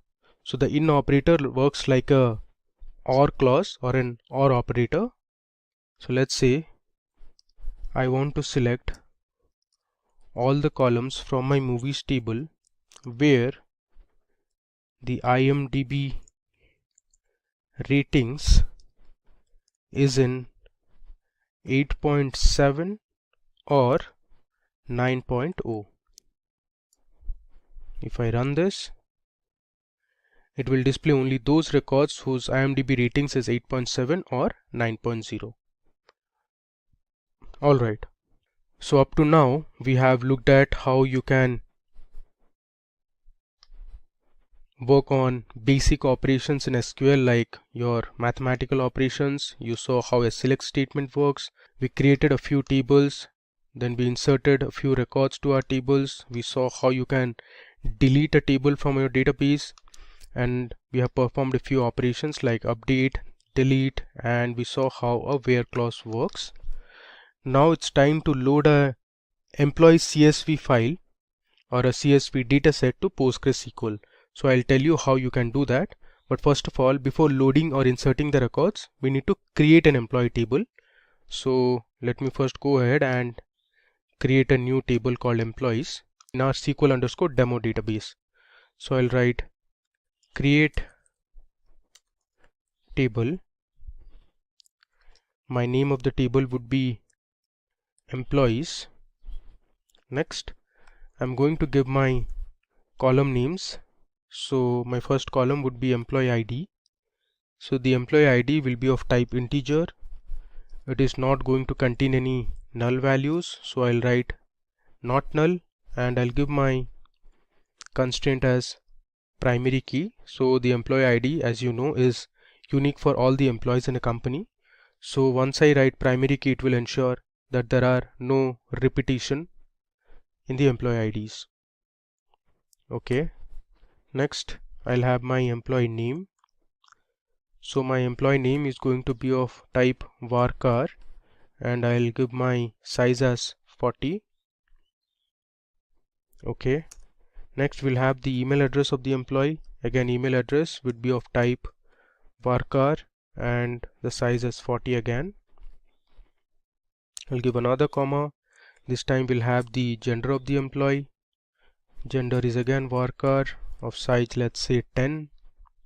Okay, now let's include a few more columns. We'll have the department column. So I'll write department varchar, let's say the size is 40. Then let's say we'll have another column that is called address. So the address column will have the country names of the employees. Address is also varchar.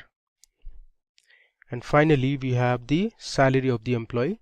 Salary, I'm going to keep it as type real. So real will ensure it will have decimal or floating point values. Okay, so now let me select this create table statement and execute it. Alright, so we have successfully created our table. If you want, you can check by using select star from employees. Let me select this and I'll hit execute. Alright, you can see we have our employee ID as primary key. There's employee name, email, gender, there's department, address and salary. But we don't have any records for each of these columns. Now it's time for us to insert a few records to our employees table. Now to do that, I'm going to use a CSV file. So let me show you how the CSV file looks like. Okay, so now I am on my Microsoft Excel sheet, and on the top you can see this is my employee data.csv file. Here we have the employee ID, the employee name, email, gender, there's department, address and salary. Now this data was generated using a simulator, so this is not validated, and you can see it has a few missing values. So under email column we have a few employees who don't have an email ID. Then you can see under department also there are some missing values here as well. Alright, so we'll be importing this table or the records present in this CSV file onto PostgreSQL. Alright, so here in the left panel under tables, let me right click and first refresh this. There you go. So initially we had only movies table, and now we also have the employees table. Now what we need to do is I'll right click again, and here you see we have the option to import or export. Let me click on this, and I don't want to export, I need to import, so I'll switch on import. Alright, now it is asking me to give the file location. So let me show you how to get the file location. So this is my file location actually. So my Excel file, which was this, is present in my E drive under the data analytics folder. I have another folder called PostgreSQL, and within the PostgreSQL folder I have my CSV file, that is employee data.csv. So I'll just select this. You can either do it like this or you can browse and do. Okay, now my format is CSV. Next, I'm going to select my headers as yes, and then let me go to columns and check if everything is fine. Alright, so I have all my columns here. Let's click on OK. You can see I have a message here which says import _ export. Alright, so here you can see successfully completed. We can verify this by using select star from employees again. If I run this, alright, let me close this. There you go, it says 150 rows affected, which means we have inserted 150 rows of information to our employees table. You can see we have the employee ID, these are all unique. We have the employee name, the email, we have the address and the salary. Let me scroll down so that, okay, you can see we have 150 rows of information. That means we have 150 employees in our table. Okay, now we are going to use this employees table and explore some advanced SQL commands. Now there is an operator called distinct. So say if I write select address from employees, this is going to give me 150 address of all the employees. There's some problem here, I did a spelling mistake. There should be another D. If I run this again, our query will return 150 rows. You can see we have the different country names under address, that is Russia, we have France, there's United States, we have Germany, okay, and I think we have Israel as well. Yeah. Now suppose you want to display only the unique address or the country names, you can use the distinct keyword. before the column name. So if I write select distinct address from employee, it will only display the unique country names present in the address column. If I run this, see, it has returned us 6 rows of information. So we have Israel, Russia, Australia, United States, France and Germany. Alright, now as I said, there are a few null values which don't have any information. So you can use the isNull operator in SQL to display all the null values that are there. Suppose I want to display all the employee names where the email ID has a null value. So I'll write select star from employees where email is null. So this is another way to use your where clause. If I select and run this, there you go.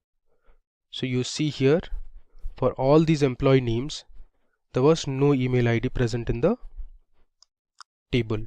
So it has returned us 16 rows of information. So around 10% of employees do not have an email ID, and if you see, a few of them do not have an email ID and also they don't have a department. So if you want to know for those employees which do not have a department, you can just replace where department is null instead of where email is null. Now if I select this, okay, it has returned us 9 rows of information, which means around 5% of employees do not have a department. Moving ahead, now let me show you how the order by clause works in SQL. Now the order by is used to order your result in a particular format, let's say in ascending or descending order. So the way to use is, let's say I want to select all the employees from my table, so I'll write select star from employees order by. I want to order the employees based on their salary, so I'll write order by salary. Let me select and run it. Okay, there is some problem. I made a spelling mistake. This should be employees. Let me run it again. Okay, now if you mark the output, our result has been ordered in ascending order. So all the employees which have salary greater than $45,000 appear at the top, and the employees with the highest salaries appear at the bottom. So this has been ordered in ascending order, which means your SQL or PostgreSQL orders it in ascending order by default. Now let's say you want to display the salaries in descending order so that all the top ranking employees in terms of salary appear at the top. So you can use the DESC keyword, which means descending. If I run this, you can see the difference now. So all the employees with the highest salary appear at the top, while those with the lowest salaries appear at the bottom. So this is how you can use an order by clause. Okay, so now I want to make a change in my existing table. So here if you see, under the address column we only have the country names, so it would be better if we change the name of the address column to country. So I want to rename a column. You can do this using the alter command in PostgreSQL. So let me show you how to rename this column, that is address. So I'll write alter table followed by the table name, which is employees. Then I'm going to use rename column address. I'll write to, I want to change it to country. If I give a semicolon and hit execute, it will change my column name to country. Now you can verify this. If I run the select statement again, there you go. Earlier it was address column and now we have successfully changed it to country column. Okay, let me come down. Now it's time for us to explore a few more commands. So this time I'm going to tell you how an AND and an OR operator works in SQL. So you can use the AND and OR operator along with the where clause. So let's say I want to select the employees who are from France and their salary is less than $80,000. So let me show you how to do it.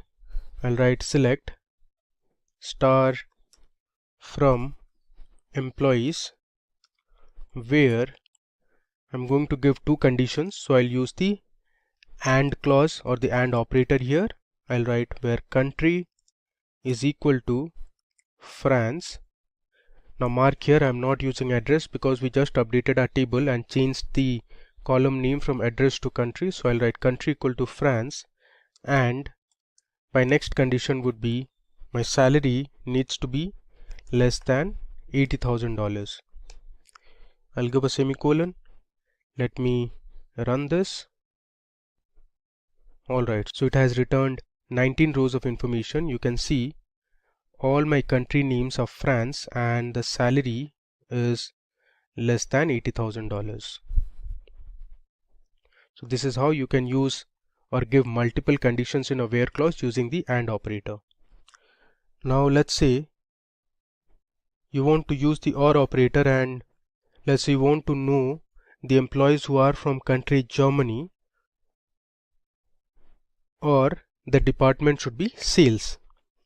So I'll write select star from employees where country is equal to Germany, and instead of AND I'm going to use OR.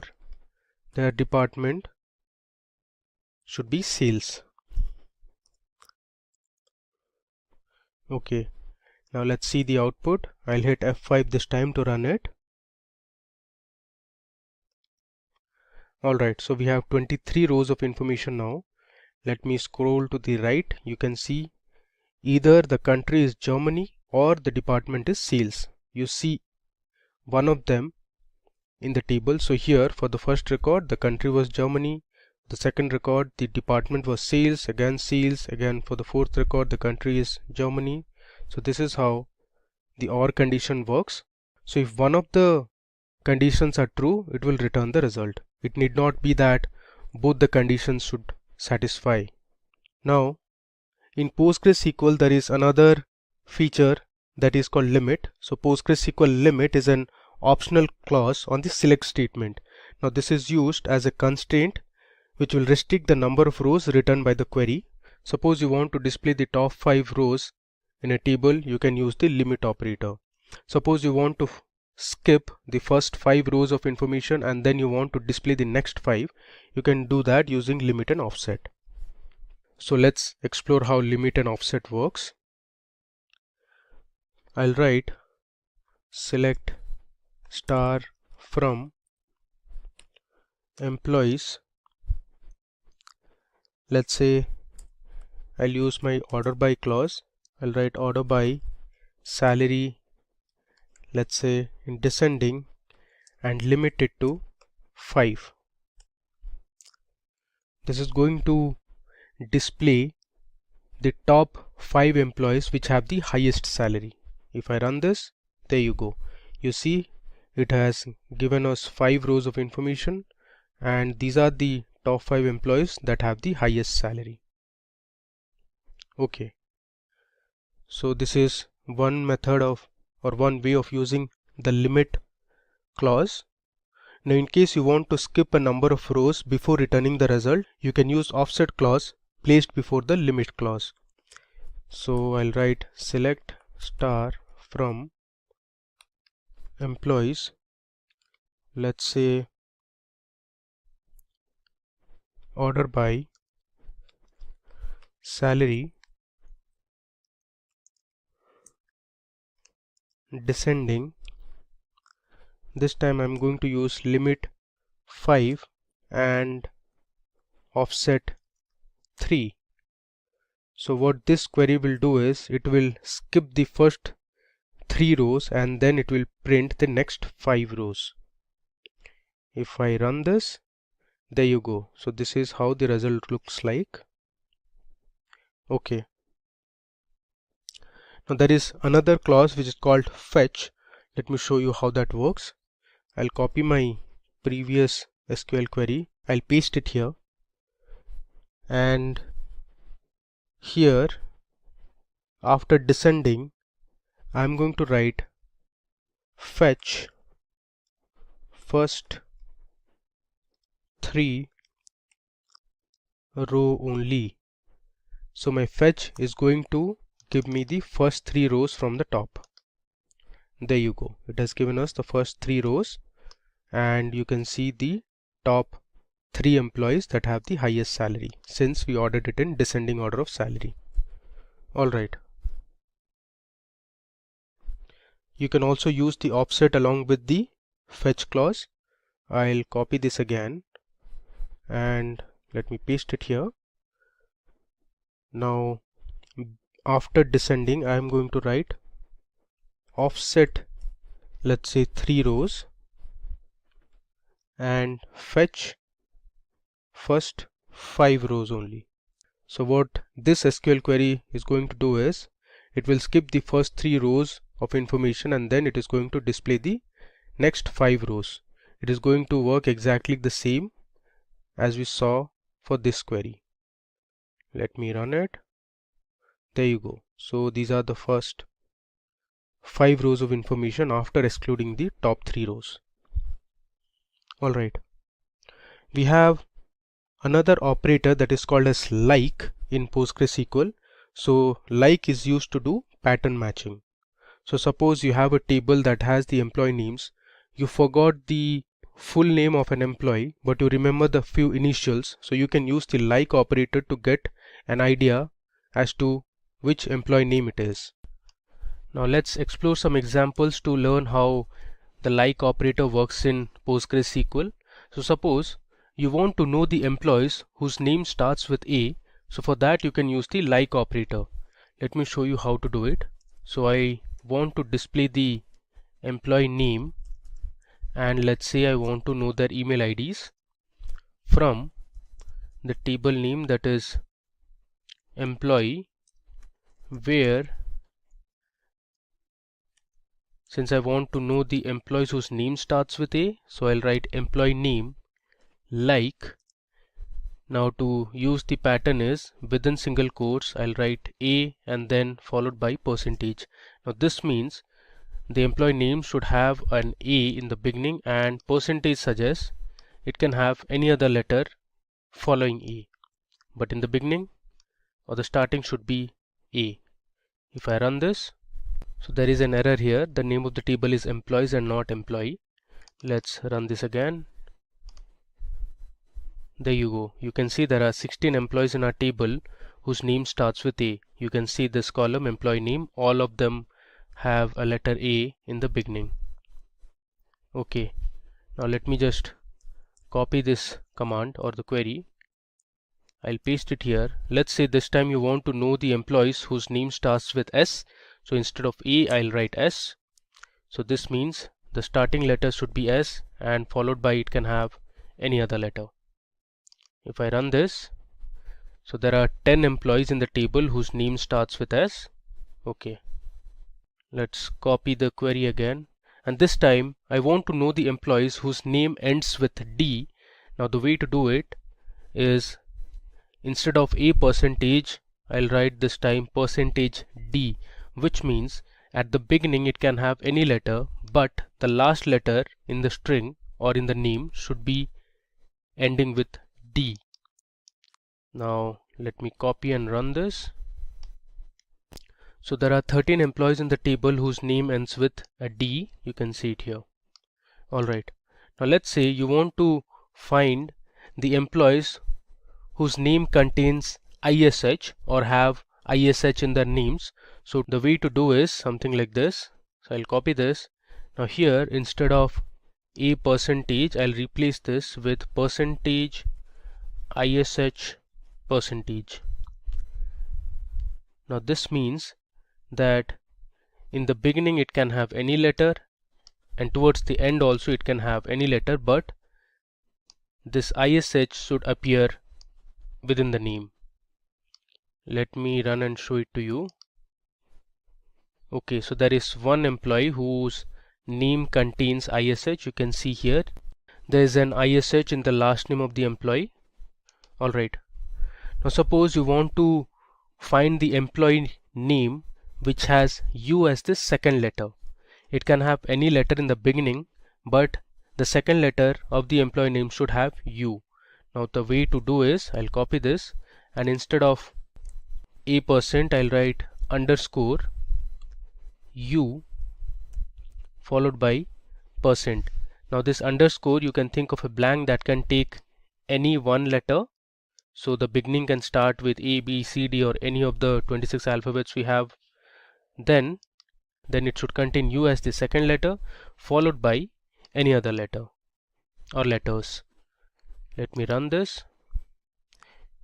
Okay, so there are 10 employees in the table whose name has a U as the second letter. You can see these. Okay, now moving ahead, let me show you how you can use basic SQL functions or inbuilt functions. So we'll explore a few mathematical functions now. So let's say you want to find the total sum of salary for all the employees. So for that you can use the sum function that is available in SQL. So I'll write sum, and inside the sum function I'll give my column name that is salary from my table name that is employees. Let's see the result. This will return one unique value. There you go. Now this is the total salary. Since the value is very large, it has given in terms of E. Now one thing to note here is, if you see the output, the column says sum real. So this output column is not really readable. So SQL has a method which can fix this, that is called an alias. So since we are doing an operation of summing the salary column, we can give an alias to this operation by using the as keyword. So if I write sum of salary as, let's say, total salary, then this becomes my output column. You can see the difference if I run this. Okay, you can see now in the output we have the total salary. Now this is much more readable than the previous one. So this is a feature in Excel where you can use or give alias names to your columns or your results. Now similarly, let's say you want to find the average of salary for all the employees. Now SQL has a function called AVG which calculates the mean or the average salary. If I write AVG, and I can edit my alias name as well. Let's see, I'll write mean salary. Let's run it. You can see the average salary for all the employees. It's around $81,000. Okay, now there are two more important functions that SQL provides us, which is max and minimum. So if I write select maximum or max, which is the function name of salary, as, let's say, instead of total I'll write maximum. So this will return me the maximum salary of the employee. Let's run it and see what is the maximum salary that is present in the salary column. Alright, so we have $1,19,616 as highest salary of one of the employees. Similarly, you can use the min function as well. I'll just write minimum, and this will return me the minimum salary of one of the employees in the table. I'll replace the alias name as minimum. Okay, now run it. This will give me the minimum salary that is present in our table. So it is $45,685. Okay, now let's say you want to find the count of department in the employees table. You can use the count function. So if I write select count, let's say I want to know the distinct department names, I can write inside the count function distinct department as total departments from employees. Let's run this. This will return me the total number of departments that are there. So it gives me there are 12 departments. Okay, now let me show you one more thing here. If I write select department from employees, let's run this. Okay, so it has returned me 150 rows of information, but what I'm going to do is I'll place my distinct keyword here just before the column name so that I can verify how many departments are there in total. There you go. So there are 13 departments and one of them is null. So moving ahead, we'll replace this null with a department name by updating our table. Okay. So now let's update our department column. So what we are going to do is wherever the department has a null value, we are going to assign a new department called analytics. So earlier we have also learned how to use the update command. So I'm going to show it again. So we'll write update followed by the table name, that is employees. I'm going to set my column, that is department, equal to, within single quotes, my name of the department would be analytics, where department is, I'll say null. So wherever the department has a null value, we'll replace those information with department, that is analytics. Let's run this. You can see query returned successfully. Now let's say I'll run this command again, and this time you can see the difference. There you go. So we have 13 rows of information and there is no null department now. We have added a new department, that is analytics. Okay, now we are going to explore two more crucial commands or clauses in SQL, that is group by and having. So let's learn how group by clause works in PostgreSQL. So the group by statement groups rows that have the same values into summary rows. For example, you can find the average salary of employees in each country or city or department. So the group by clause is used in collaboration with the select statement to arrange identical data into groups. So suppose you want to find the average salary of the employees based on countries, you can use the group by clause. So let me show you how to do it. I'll write select. I want the countries and the average salary for each country. So I'll use the average function, that is avg, and inside the function I'll pass my column, that is salary. I'll give an alias name as, let's say, average underscore salary from my table name, that is employees. Next I'm going to use my group by clause. So I'll write group by. Since I want to find the average salary for each country, so I'll write group by country name. Let's give a semicolon and let me run it. I'll use F5. There you go. So here on the left you can see the country names. We have Israel, Russia, Australia, United States, France and Germany, and on the right, the second column, you can see the average salary for each of these countries. Now you can also order the result in whichever way you want. Suppose you want to arrange the results based on the average salary, so you can use the order by clause after the group by clause. So I'll write order by. Here you can use the alias name, that is average salary. This is actually average underscore salary, and let's say I want to arrange it in descending order, so I'll write DESC. Now let's run this. you can mark the difference in the average salary column. There you go. So as per our result, in United States the average salary is the highest, and if I scroll down, the average salary is the lowest in Germany.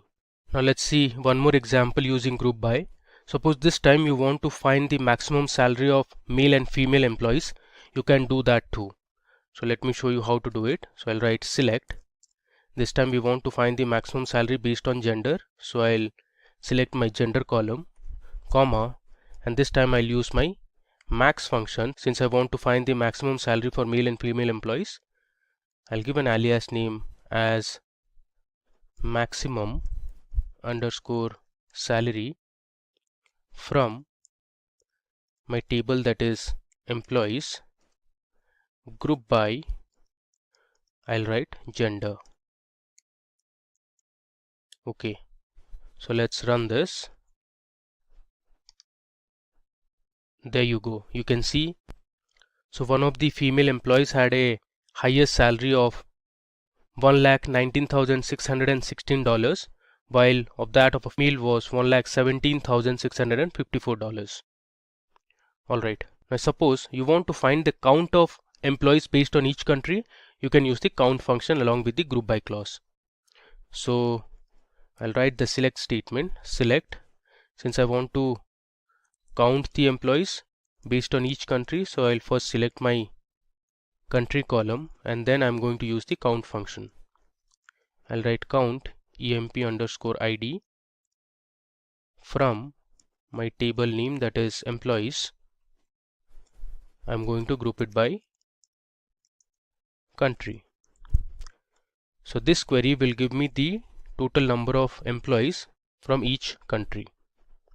You can see here Israel there are 4 employees, in Australia there are 4 employees, in Russia we have 80 employees, in France there were 31, in United States we have 27, so on and so forth. Now let me scroll down.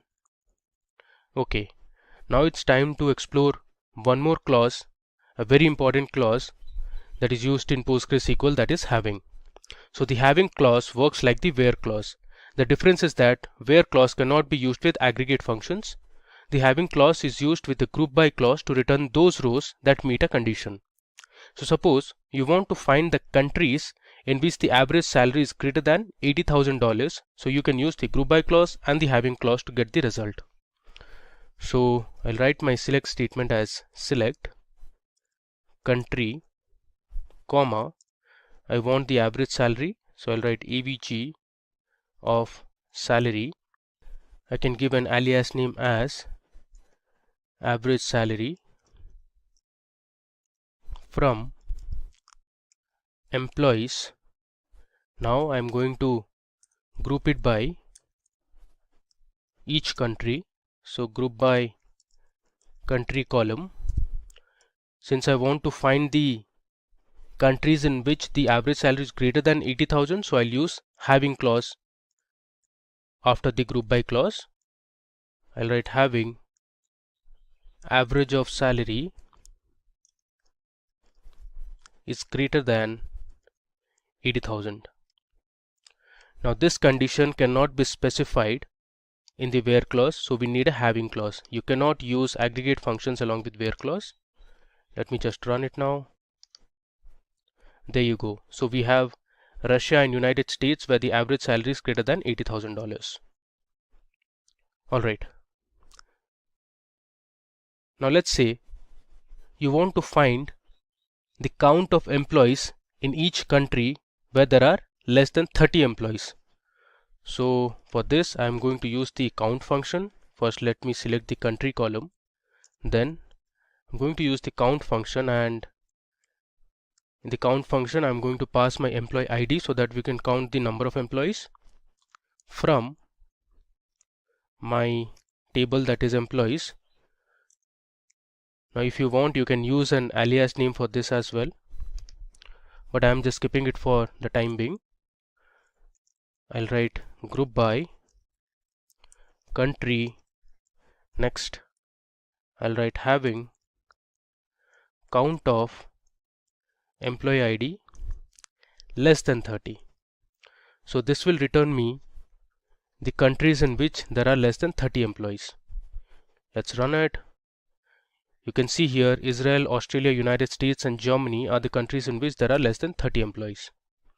Okay, now if you want you can use the order by clause as well. So suppose I'll write here order by count of employee ID. So what this will do is it will arrange my result in ascending order of employee ID count. There you can see we have successfully arranged our result in ascending order of employee IDs. Okay, next we are going to explore one more feature of PostgreSQL, that is of using a case statement. Now in PostgreSQL the case expression is same as if-else statement in any other programming language. It allows you to add if-else logic to the query to form a powerful query. Now let me just scroll down and I'll show you how to use a case statement. This is very similar to your if-else statement that you use on Excel, in C++, in Python or any other programming language. So what I'm going to do is I'm going to write a SQL query that will create a new column, and the name of the column would be, let's say, salary range. So I'm going to divide my salary. Suppose if the salary is greater than $45,000 and if it's less than $55,000, in the new column, that is salary range, we are going to assign a value low salary. Now if the salary is greater than $55,000 and if it is less than $80,000, we are going to assign a value that is medium salary. If the salary is greater than $80,000, we'll assign a value high salary. So all this we are going to do using our case expression in PostgreSQL. So I'll start with my select statement, but before that let me show you how to write a comment in PostgreSQL. So you can write a comment by giving a double dash. Comments are very helpful because they make your codes or the scripts readable. I'll write case expression in PostgreSQL. Similarly, if you want, you can go to the top and let's say here you can write with double dash having clause. Okay, let's come down. So I'll write my select statement as select. I want the department, the country and the salary column. I'll give a comma and I'll start with my case statement. I'll write case when my salary is greater than 45,000 and my salary is less than 55,000, then the result would be, within single quotes I'll write low salary. So this is exactly like an if-else condition. Next I'll write another case when salary is greater than 55,000 and salary is less than, let's say, 80,000, then the result would be medium salary. And finally I'll give my last condition, that is when salary is greater than 80,000, then the result will be high salary. Let me write this in a single line, then high salary. Now one thing to remember, in PostgreSQL the quotes are insensitive, so you can write your select statement in capital, in lowercase or in sentence case. Similarly, I can write case as small c or you can write as capital C. Alright, now moving ahead, after this I am going to write end. I'll give an alias name as salary range. Now this is going to be my new column in the output. Let me just come down. After this, we need to give our table name from employees. I'll order it by salary descending. Okay, so what I'm going to do here is I'll first select department, country and salary column from my employees table, and then I'm creating a new column that is salary range, and I'm specifying the range. So I have three conditions here: for low salary, for medium salary and high salary. So let's run this and see the output. There you go. Here you can see we have added a new column known as salary range, and we have ordered our salary in descending order, so all the highest salaries appear at the top. If I just scroll down, you can see we have medium salaries here, and if I scroll down further, you can see these low salaries.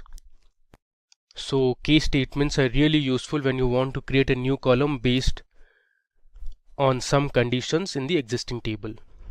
Alright, now moving ahead, we are now going to see how to write subqueries in PostgreSQL. So subqueries, we write a query inside another query, which is also known as nested query. So suppose we want to find the employee name, department, country and salary of those employees whose salary is greater than the average salary. So in such cases you can use subqueries. Now let me show you how to write a query inside another query. First I'll write the select statement. I am going to select the employee name, comma, I want the department, comma, I also want to display the country name and the salary from the employees table, where my salary should be greater than the average salary. So after this where salary greater than, I am going to use brackets and write my subquery, that is select average salary from employees. Now let me break it down for you. So first we are going to select the average salary from the employees. So this particular SQL statement will find the average salary from the table. We'll compare this average salary with salaries of all the employees. So whichever employee has the salary greater than the average salary will display their names, the department, country and their original salary. So if you want, you can run this statement as well. Let me select this statement and run it for you. You can see we have written the average salary of all the employees, which is nearly $81,466. So we want the salaries of the employees to be greater than this average value. So let me run this and see how many employees have a salary greater than the average salary. There you go. So we have around 75 employees whose average salary or whose salary is greater than the average salary. Alright, now moving ahead, this time I'm going to tell you how to use some inbuilt functions. We'll learn some inbuilt mathematical functions and string functions that are available in PostgreSQL. So I'll just give a comment. There's another way to write a comment. Instead of a double dash, you can use the / an asterisk, and inside the asterisk you can write, let's say, SQL Functions, and you need to close this. So I'll give another asterisk and a /. So this is also a comment in PostgreSQL. Alright, so first of all we'll explore a few math functions. So there is a function called ABS which is used to find the absolute of a value. So if I write select ABS of, let's say, -100, it is going to return me +100 or just 100, because as you know, the absolute of any value will remove the negative sign involved in that value. There you go. So our original input was -100, the absolute of -100 is +100. Next, let's see another function that is called greatest. So the greatest function in PostgreSQL will return the greatest number in a range of numbers. So suppose I write select greatest. Inside the greatest function, I'll pass in a few numbers, let's say 2. I'm just randomly passing a few numbers, let's say 4, 90, let's say 56.5, and let's say 70. I'll give a semicolon. Let me run this. You will see the greatest function will return the greatest integer value or greatest number that is present in the range of numbers that we have provided. So in this case, 90 was the largest number or the greatest number, so we got the result as 90. Again, you can use an alias for each of these statements. Now, like greatest, we also have a function called least, which is going to return the least number present in a range of numbers. If I run this, so the result is 2 because 2 is the least number that is present in this selection. Alright, now there's a function called mod which is going to return the remainder of a division. So suppose I write select mod, and this takes two parameters, let's say 54 divided by 10. As you can guess, the remainder is 4, and so is our result. You can see it has returned the remainder 54 divided by 10, the remainder is 4. Alright, if I scroll down, now let's see how to use the power function. So I'll write select power. Let's say I want to know power 2, 3, which is 2 cube, that is 8. Let me just run this. There you go. So the result is 8. You can also check, let's say power of 5, 3, it should be 125. Alright. Next, you can use the sqrt function that is available in PostgreSQL to find the square root of a number. I'll write sqrt, and let's say I want to find the square root of 100. You can guess the result. The output should be 10.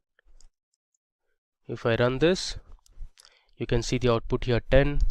Let's say I want to find the square root of, let's say 144. You can again guess the result. It should be 12. Let's verify it. Okay, there is some error. Let me verify it again. There you go. It is 12. Now, there are a few trigonometric functions as well. You can use the sine function, the cos function, and the tan function. Let's say I want to know the sine of 0. If you have studied high school mathematics, you would know the sine of 0 is 0. You can see the result, it is 0. Let's say you want to know sine 90. If I run it, you can see the output here 0.89. Alright. Now there are other functions like ceiling and floor that you can use. So let me show you what the ceiling and floor function does. I'll write ceiling. Let's say I'll pass my floating value as 6.45, and let me run it. You can see the ceiling function returns the next highest integer, that is 7 in this case, since the next highest integer after 6.45 is 7. Let's see what the floor function does, and let me run it. As you can see, the floor function returns the next lowest integer, that is 6 in this case, or the nearest lowest integer to any provided decimal value. Okay. Now that we saw how to use mathematical functions, there are a few string functions available in PostgreSQL. So let's explore them as well. I'll write string functions. Okay. We'll scroll down. Cool. There's a function called character length that gives you the length of a text string. Suppose I write select, give the function as character length, and inside this function I am going to pass in a text. Let's say India is a democracy. This is my text. Let me run this. Okay, you can see the result here, which is 20, since there are 20 characters in my string that I have provided. Alright, now there's another function called concat in PostgreSQL. So concat is basically used to merge or combine multiple strings. So I'll write select concat, within brackets I'll give the text string. Now let's say I want to combine PostgreSQL I'll give a space, comma, I want to merge PostgreSQL is, I'll give another comma and write my final word, that is interesting. Now what we have done is, inside the concat function we have passed in separate strings, and now using the concat function we want to merge the three strings. Let's see what the result is. I'll run it. Alright, let me just expand this. You can see here we have concatenated the three strings successfully, so the output is PostgreSQL is interesting. Okay, now there are functions like left, right and mid in PostgreSQL. So what the left function does is, it will extract the number of characters that you specify from the left of a string. Let's say I'll write select left and I'll pass in my text string as India is a democracy. I'll copy this and I'll paste it here. Let's say I want to extract the first 5 characters from my string, so I'll give 5. So what it will do is, it will count 5 characters from left, so 1, 2, 3, 4 and 5. If I run this, it should ideally print India for me. There you go, it has printed India for us.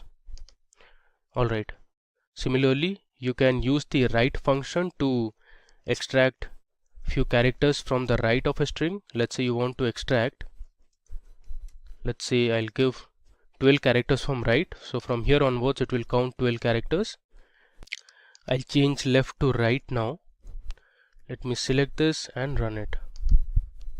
So you can see here, this is the output. From the right it has counted 12 characters and returned a democracy. Okay, now there is a function called repeat. So the repeat function is going to repeat a particular string the number of times you specify. Let's say I want to select and use my repeat function, and inside the repeat function I'm going to pass in, let's say India, and I want India to be displayed 5 times. I'll give a semicolon and run it. In the output you can see India has been printed 5 times. Okay, let's scroll down. There is another function, a string function in PostgreSQL called as reverse. So what reverse function is going to do is, it is going to print any string passed as an input in reverse order. So if I write select reverse, and inside the reverse function I'll pass in my string, that is India is a democracy. I'm going to use the same string. I'll copy this and I'll paste it here. I'll close the quotes and the brackets. Let's print this. You can see it here, India is a democracy has been printed in reverse order. There you go. Alright, now this time we explored a few inbuilt functions that are already present in PostgreSQL. Now PostgreSQL also has the feature where you can write your own user-defined functions. So now we will learn how to write a function of our own in PostgreSQL. So let's create a function to count the total number of email IDs that are present in our employees table. So for this we'll write a function, a user-defined function. So let me give my comment as user-defined function. Okay, so let me start by first writing create. So this is the syntax to write a function in PostgreSQL. So I'll write create or replace function. Then I'll give my function name as count emails,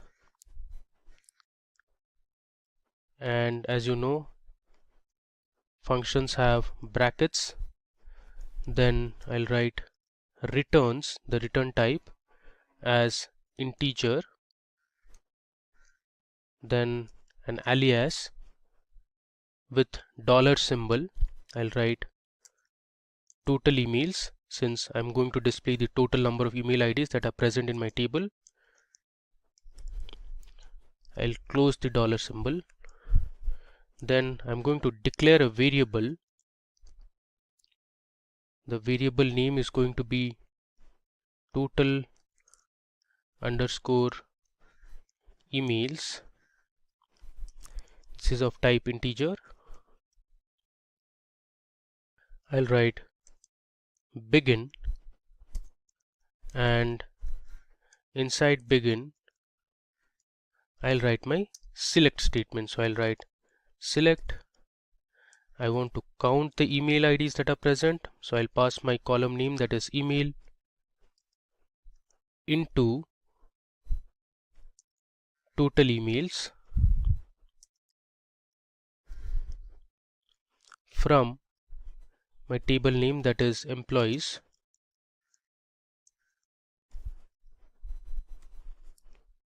I'll give a semicolon, and then we'll write return total emails.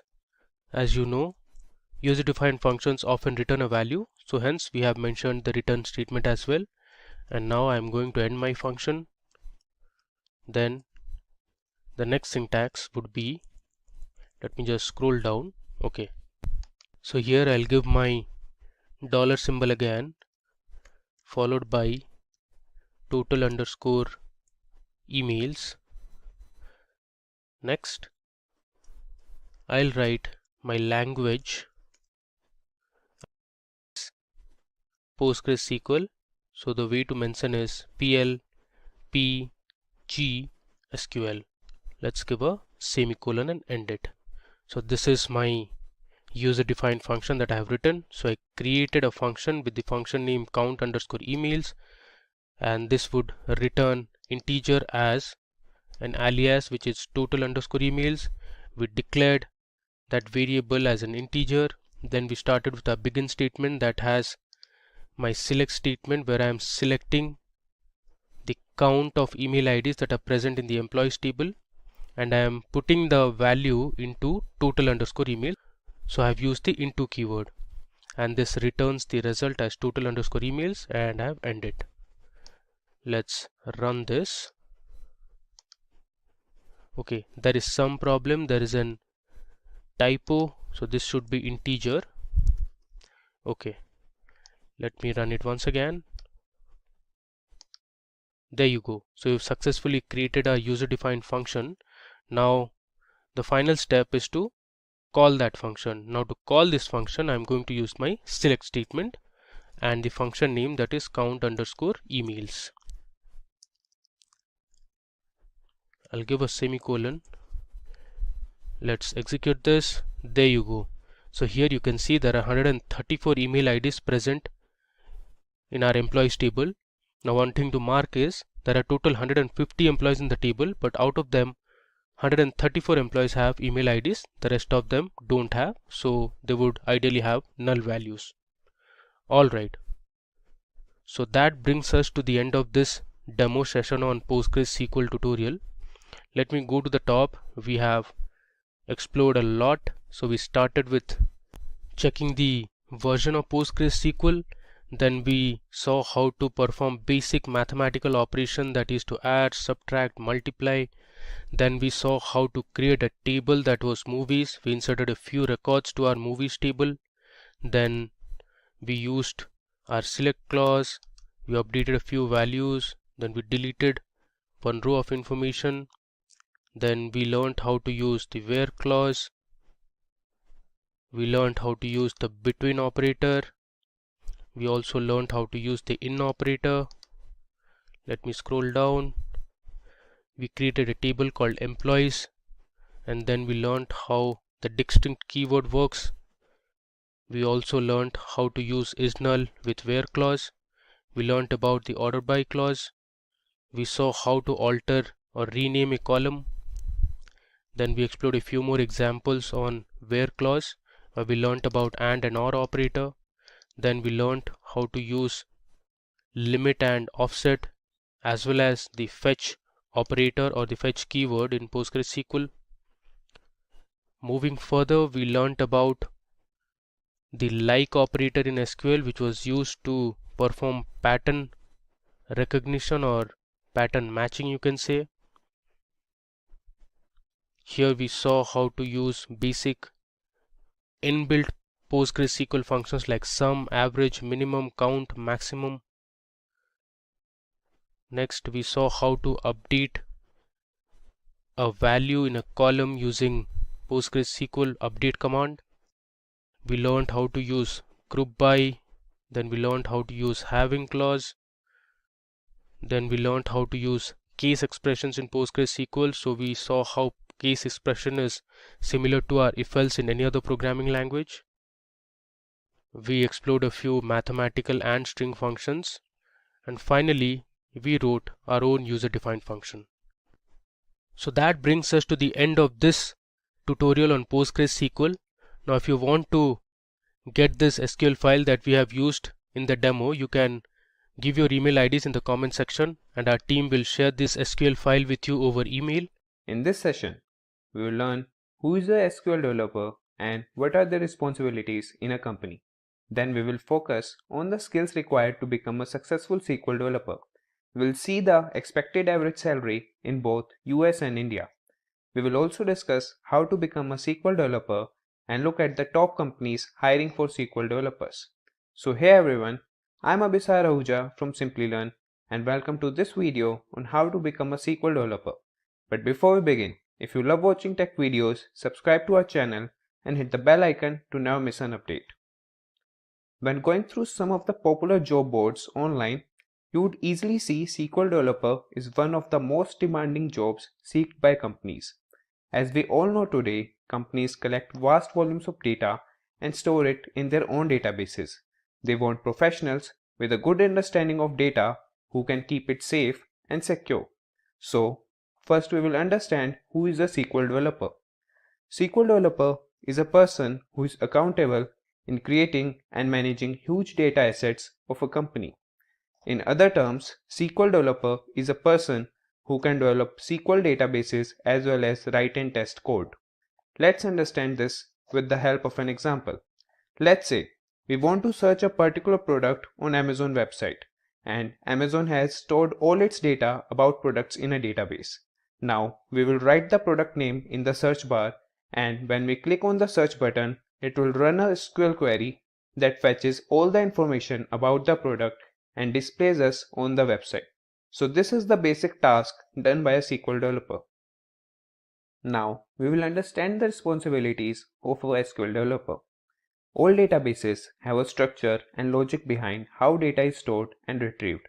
A SQL developer designs the database accordingly for businesses, that is called database modeling. After the database is created and deployed, it's the SQL developer who is responsible for fixing the general issues of the database. SQL developer should be well versed with structured query language to create optimized SQL queries and refines the existing ones to extract information from the database. SQL developers run several diagnostic tests to keep a check on the server and the database. In order to understand how to organize companies' data, SQL developers must communicate with technical and non-technical persons from the business, and SQL developer also gathers client requirements and identifies the features that the database owners want. As data is an asset to a company, SQL developers backup and restore data for their clients. They also perform tasks like data management and data migration.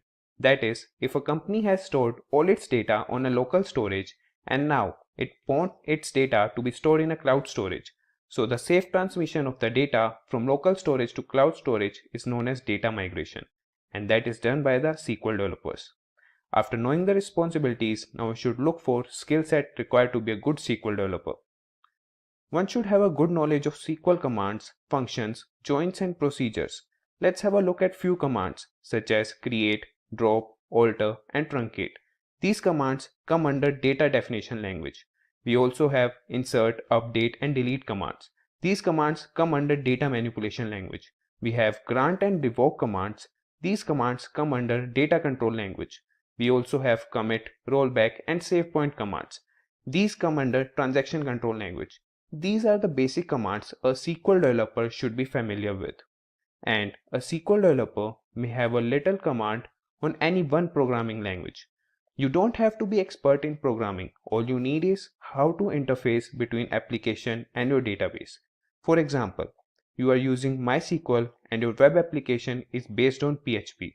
Then you should know how to connect your application to the database and how to issue queries, how to fetch results and then how to display it to the users.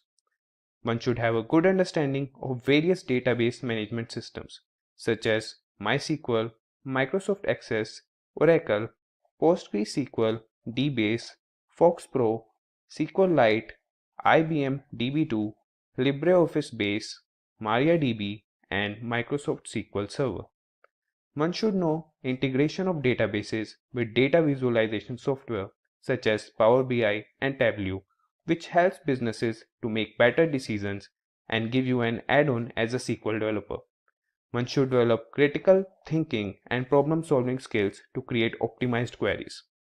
Now we'll see how a SQL developer is compensated in both United States and India.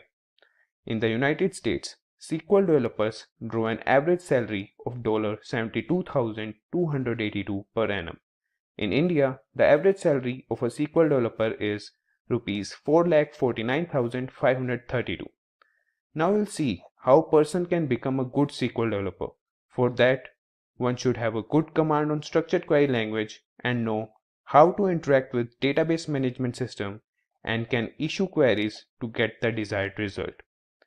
Earning industry-recognized SQL developer certifications such as Microsoft Certified Professional Developer (MCPD) or Oracle PL SQL Developer Certified Associate, which usually require a passing score on an exam.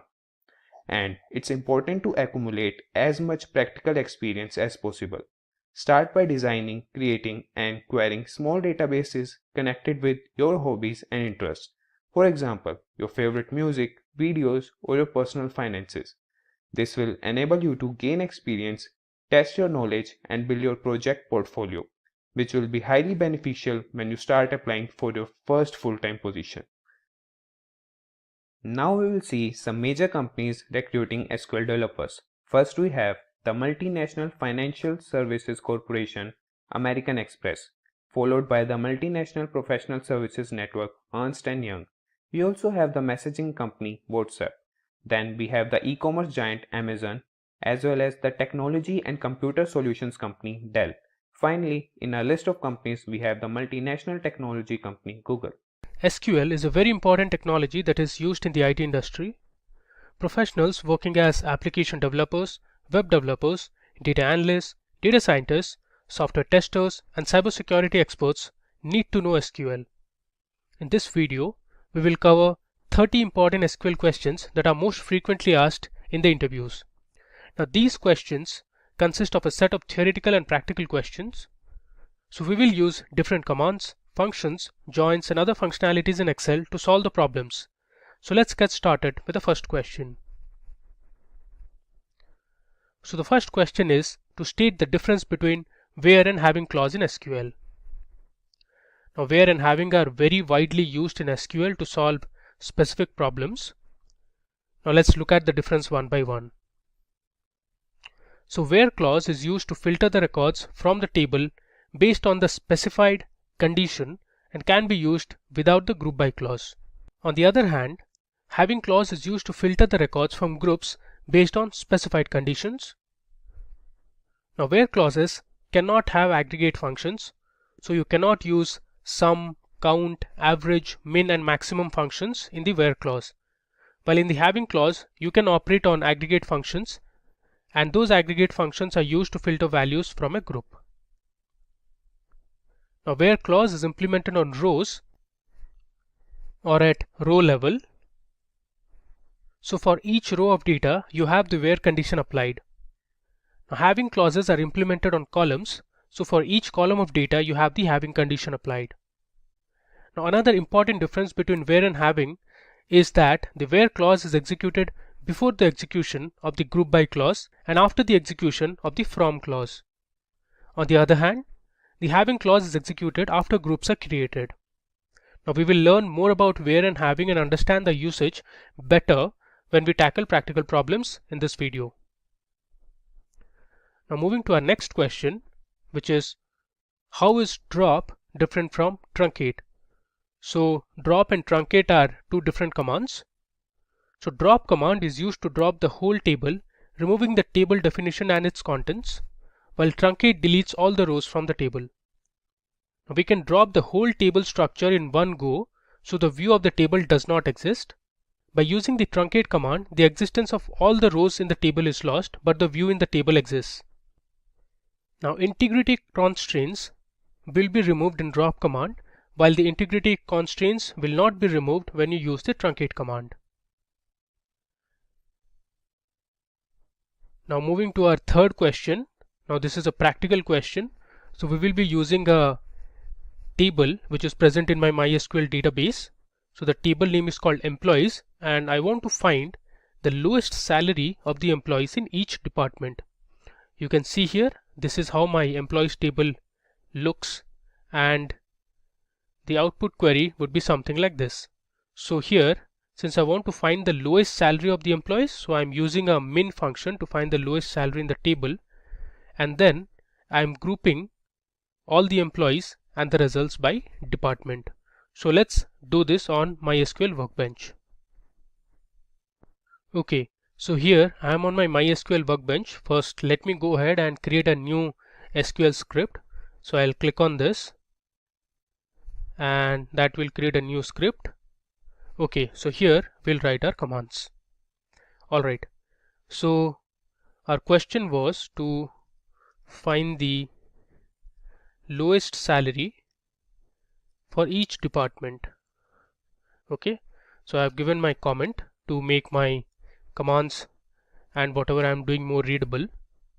So first, before I proceed, I need to select my database. So I'm going to use my SQL_intro database. So I'll write use SQL_intro. Now this database has a lot of tables that we'll be using in this interview questions video. I'll run it. Okay, we are in our SQL intro database. Now there is a table called employees. Let me show you the table first. If I write select star from employees, okay, so here you can see this is the table I'm talking about. Now these are the rows that are present in the table. We have 20 rows, and here you can see the different columns. We have the employee ID, employee name, age, gender. We have the department, city and salary. Now this is the same table that we have also used in our other videos that are already live on YouTube. Okay, so let's solve our question to find the lowest salary for each department. Now for that, I'll write select. I'll select my department column, which is DEPT, comma, and then to calculate the lowest salary or to find the lowest salary, I'm going to use the min function. So that will return the minimum salary present in the salary column. So I'll write min salary as I'm giving an alias name as, let's say, lowest underscore salary from my table name, that is employees. Then I'll write group by department. Now I'm grouping it by department because we want to find the lowest salary of the employees in each department. Now let's run and see the result. There you go. I'll just move it to the top so that you can see the results clearly. Okay, so here we have total 7 departments, you can see at the bottom, and in these 7 departments you can see in sales 70,000, let's say, dollars was the lowest salary. In marketing we had $55,000 as the lowest salary. Similarly, if I scroll down, we have other departments like tech, IT, finance and HR.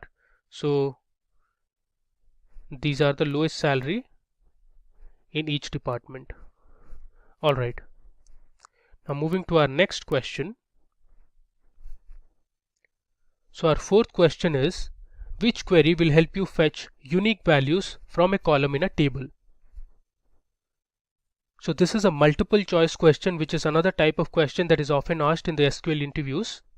Now we have multiple queries here and you need to choose the right query that will solve our problem.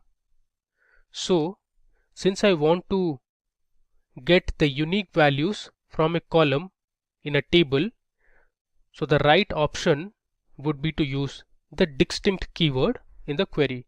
So if I write select distinct followed by the column name, let's say you want to find the distinct cities or the distinct departments in the employees table, so the query would be select distinct city or let's say department from the table name, that is employees. Hence this is the right option if you want to find any unique values from a column. Now moving to the fifth question. Now the fifth question says, it is actually a similar question here. We want to write the SQL query to fetch unique departments from the employees table. So as we saw, this is our employees table, and if you want to find the unique departments from the employees table, you can just write select distinct then followed by the column name, which is departments here, so DEPT from employees. Let's do this on our MySQL workbench. Okay, so let me just scroll down and I'll give a comment here, that is we want to find the unique departments. So the query would be select, then I'll use the distinct keyword. If I hit tab, it will autocomplete. Then I have my column, that is department, from my table name, that is employees. If I run this, the query will give us the unique departments that are present in the table. So here we have total 7 unique departments in the table. You can see here we have sales, marketing, product, tech, IT, finance and HR.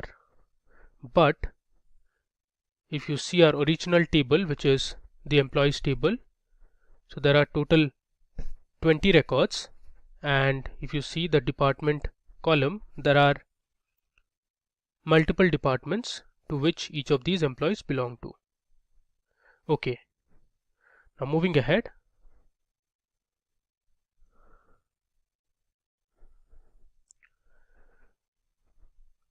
Now the sixth question is to write an SQL query to fetch the unique values of departments and print their length. Now this question consists of two parts. First, we need to fetch the unique values of departments that we saw in our fifth question, and then we want to print the length of each of the departments. So for that, I'm using the distinct keyword to find the unique departments, and then I'm using the inbuilt length function that is present in MySQL to find the length of the department, and then I'm using an alias, that is length underscore department from employees. So let's say this on our workbench. Okay, so let me give a comment. I'll say unique departments and length. Okay, so the query would be, I'll write select distinct department, and then let me just scroll down. I'll give a comma and use my inbuilt length function. See, I'm hitting tab to autocomplete, and inside the length function I'll give my column name, that is department. I'll give an alias as department underscore length from my table, that is employees. This is pretty simple. So first I am finding the unique departments, and then using the length function I am finding the length of each department. Let's run and see. Okay, you can see the result here. So sales, the length is 5. Marketing, the length of marketing is 9. So basically you're counting the number of characters that are present in each of the departments. So in sales there are total 5 characters, in marketing there are total 9 characters, in product there are total 7 characters, in IT we have just 2 letters I and T, so hence the length is 2. Similarly finance is 7 and HR is 2 because we have just 2 letters H and R. Okay, so this is another variation of using distinct along with any inbuilt function. Alright. Now moving to the 7th question. The question is, what is the use of dateDiff function in SQL?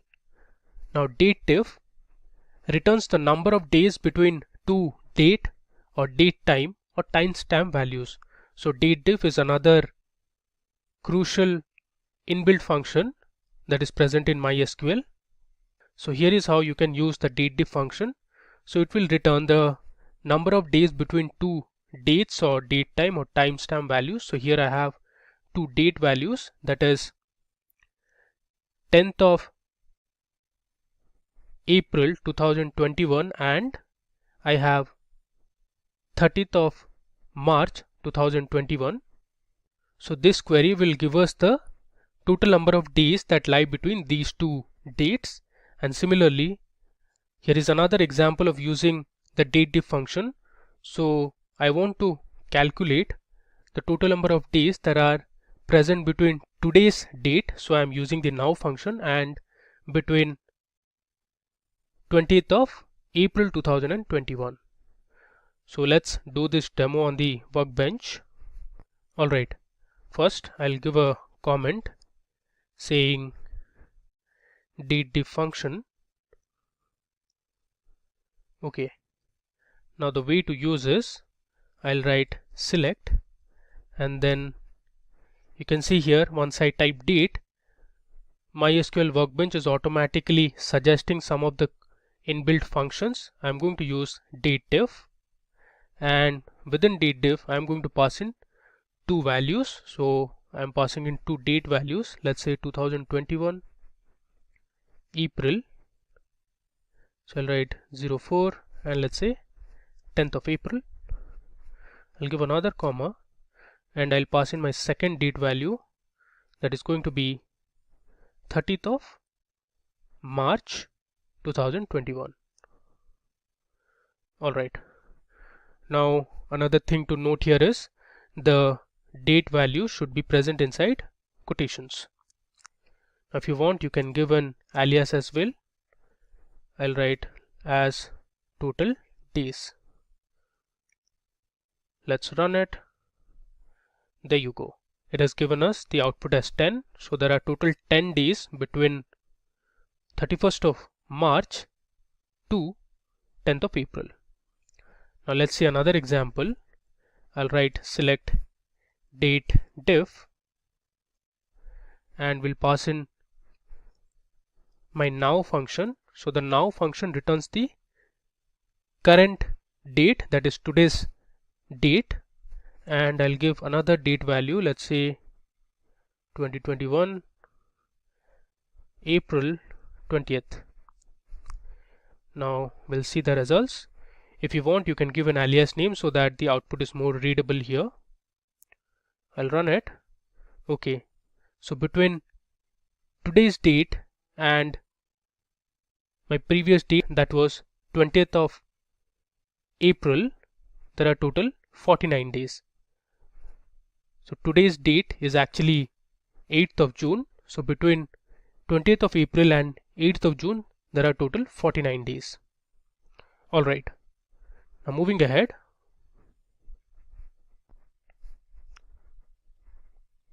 Now in the 8th question, we want to write an SQL query to display the departments that have more than 2 employees.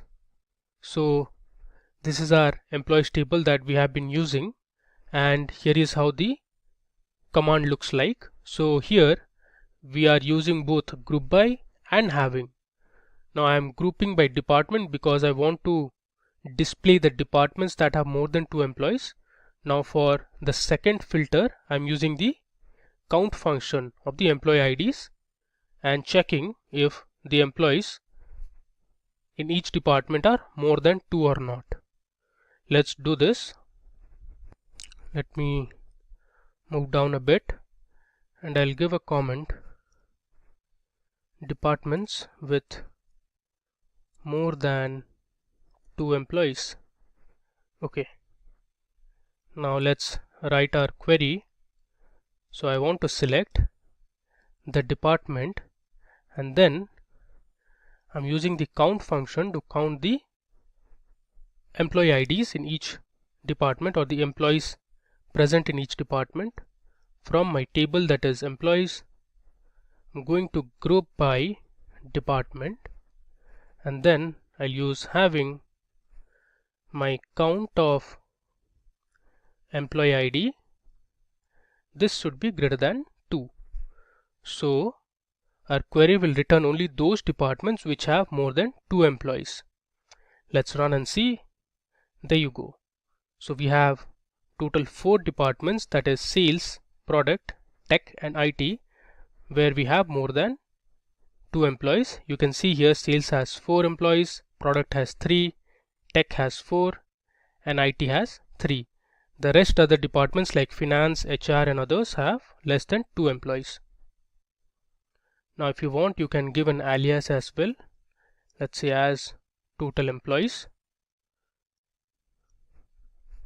Okay, let me run it again and here you can see I have the column name as total employees. Okay, so moving ahead, the 9th question, we want to display the details of the employees for all the departments except marketing. Now here I have my employees table. Now if I were to display all the details of the employees apart from marketing department, I can give a condition like where department not equal to marketing. So this is the way how you write not equal to. So you use the less than and greater than symbol. Another way to do is use the exclamation mark and give equal to. So this means select all the employees where department is not equal to marketing. Now let's do this. I'll move down a bit and will give a comment as details of employees apart from marketing. So the query would be select star from employees. I'm using star because I want to display all the details. That means I want to display all the columns. Then I'm going to use my where condition where department not equal to marketing. I'll put marketing under quotes. Let's run it and see the results. There you go. So we have total 18 rows of information, and if you see the department column, we have all the departments apart from marketing. Now if you remember, our employees table had total 20 rows of information, out of which 2 are missing, which means there were 2 employees who were from marketing department and those departments were not displaying. Now another way to do is to use exclamation mark and equal to. So this also means select all the employees where department is not equal to marketing. Let's run this. You see here it gives us the same result and has returned us 18 rows of information, leaving apart the employees from the marketing department. Alright, now moving ahead. So our 10th question is to write an SQL query to print the details of the employees who have joined before April 2010 and after May 2005. So here is my employees table and this is my SQL query.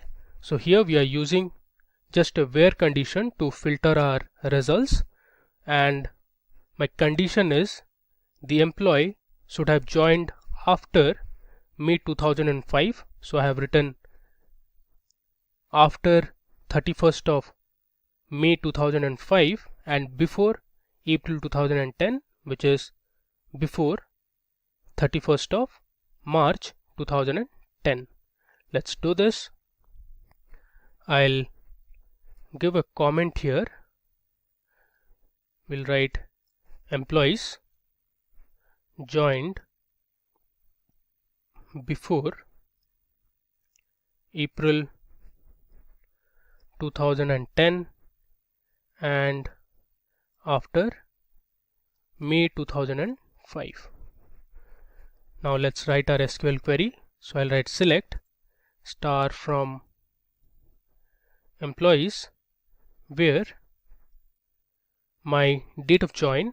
If you see here, I have a column called date of join, which has the details about the day on which the employee had joined the company. So I'm going to write where date of join is greater than 31st of May 2005. So I'll write 2005. This is one of the formats to use date values. So this is the year value, this is the month value, and this is the day value. And my date of join should be less than 31st of March 2010. So I'll write 2010 March 31st. I hope you were able to understand this. Date of join greater than 31st of May 2005 means after May 2005, and date of join less than 31st of March 2010, this means employees joined before 2010 April. Let's run it. Okay, so we have total 3 employees in our table. You can see the date of join, and all of them have joined after May 2005 and before April 2010. Okay. Now moving ahead to the 11th question. So here we want to find the employee with the third highest salary from the table. So I have my employees table here, and my command would look something like this. So here we are going to explore how to write subqueries in SQL. So I'm using a subquery here where I'm trying to find the employees who have the top 3 salaries, or the top 3 employees who have the highest salaries, and from that I'm going to filter out my third highest salary employee. So let's do it on our workbench. Okay, so I'll come down and let me give a comment as third highest salary. Okay, so let me first write down my SQL query and then I'll explain. So I'll write select star from. After that I'll start a bracket and write my inner query.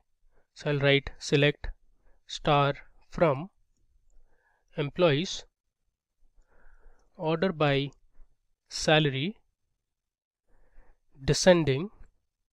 Then I'll use my limit keyword and I'll write limit 3 as I'll give an alias name, let's say T, and then I'm again going to use my order by salary limit 1. Okay, now let me explain you the flow. So first let me run the inner query. I'll select my inner query and I'll run it. So the inner query returns my top 3 employees who have the highest salary and this is ordered in descending order since I used salary descending. Now let me just use this. Okay, now you can see it clearly. So these are my top 3 employees who have the highest salary. So Joseph has the maximum salary, followed by Angela, and then we have Jack. Now from this I want to return only the record for Jack, because Jack is the employee who earns the third highest salary. So for that I am going to use the result returned by my subquery or the inner query, and on top of this I'm going to order the salary and say limit equal to 1. So I'm again ordering this salary in ascending order. So what will happen? Jack will appear at the top, Angela will be at the second place, and Joseph will come to the third place. And from there I'm using limit 1 so that I can only get the record for Jack. Now if I run the entire query, you see the result. I have my employee name as Jack, who earns the third highest salary. Okay. Now moving ahead to the 12th question. The question is to print all the alternate records in a table. So here is my employees table, and from this table I am going to print all the alternate records. For example, I am going to print my employee ID 101, then I am going to skip 102 and print 103, followed by 105, 107, 109. So all the employee IDs that have an odd value. And you can look at this example in another way of displaying the employees which have an employee ID of even numbers. So 102, 104, 106 and so on. Now the way to do is, either you can use a simple select clause and say employee ID percentage or modulus 2 equal to 0, which means I want to filter only those employees which have an even employee ID. Else what you can do is you can use a CTE, as you can see here. So CTE, or the common table expression, is a temporary named result set that you can reference within a select, insert, update or delete statement. Now it is used to simplify complex joins and subqueries and to provide a means to query hierarchical data. Now let's write this query on our workbench and see how it works. But before that, let me explain you. I am using a few new functions such as row number. This will create a row number for each of the rows or the records present in my table. And then from this CTE I am going to use my filter clause or the where clause, where rn, which is row number, percentage 2 equal to 1. So this will return only the odd records from the table. Let's see how to do it.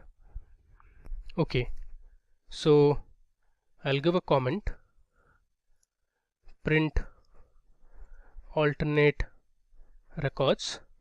Okay, now I'll start with my simple query, which is select star from employees, where let's say I want to find only the even employee IDs or the employees who have an even employee ID. So I can use employee ID percentage 2 equal to 0.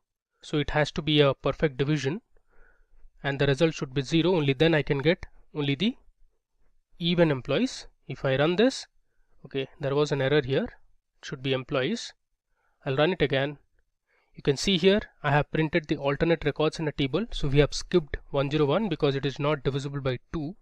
I've started with 102, followed by 104, 106, 108, and then finally we have 120 or 120. Now if you want to print only the odd records in the table, you can use employee ID percentage 2 equal to 1. So you can see here I have 101, 103, 105, 107 up to 119. Now the best way to do this is to use a common table expression or CTE. So I'll start with my command, that is with CTE, as I'll start with my bracket. I'll write select star comma, then I'm going to use my row number function. So I'll write row number, then I'll write over, then I'll use order by employee ID. So this row number for each of the rows is going to be created over my employee ID column, and that is sorted in ascending order. I'll give an alias as RN, which stands for row number, from my table, that is employees. I'll scroll down, and then I'm going to close my bracket. I'll write select. Let me remove the space here. Okay, I'll write select star from CTE, where my row number %2 equal to 1. Now let's see this from the top. So I have my common table expression where I am going to create a row number column named as RN, and this row number column is based on my employee ID column, which is sorted in ascending order, and from that I'm going to filter only those row number values that are not divisible by 2, or I'm going to print only the odd records from the table. So let's run it and see the results. There you go. So here if you mark, I have my row number column created, and I am filtering only the odd records in the table. So it starts with 1, 3, 5, 7 and goes up to 19. And similarly here you can see the employee IDs, the name, the age, gender and other information. Now if you were to print the even records in the table, the alternate even records, you can use RN %2 equal to 0. Let's see the difference. I'll run this. There you go. So I have my even row number starting from 2, which goes up to 20. Okay, so this is how you can print alternate records in a table. Now moving to the next question. Now in the 13th question, we want to write an SQL query to fetch all the duplicate rows in a table. Now this is another crucial interview question that is often asked in most of the interviews. Now I have a table which is named as duplicate table, and here you can see I have some employee ID, name and age, and a few records are duplicated. For example, 101 Sam 40, the first record is duplicated, and you can see here it has the same values.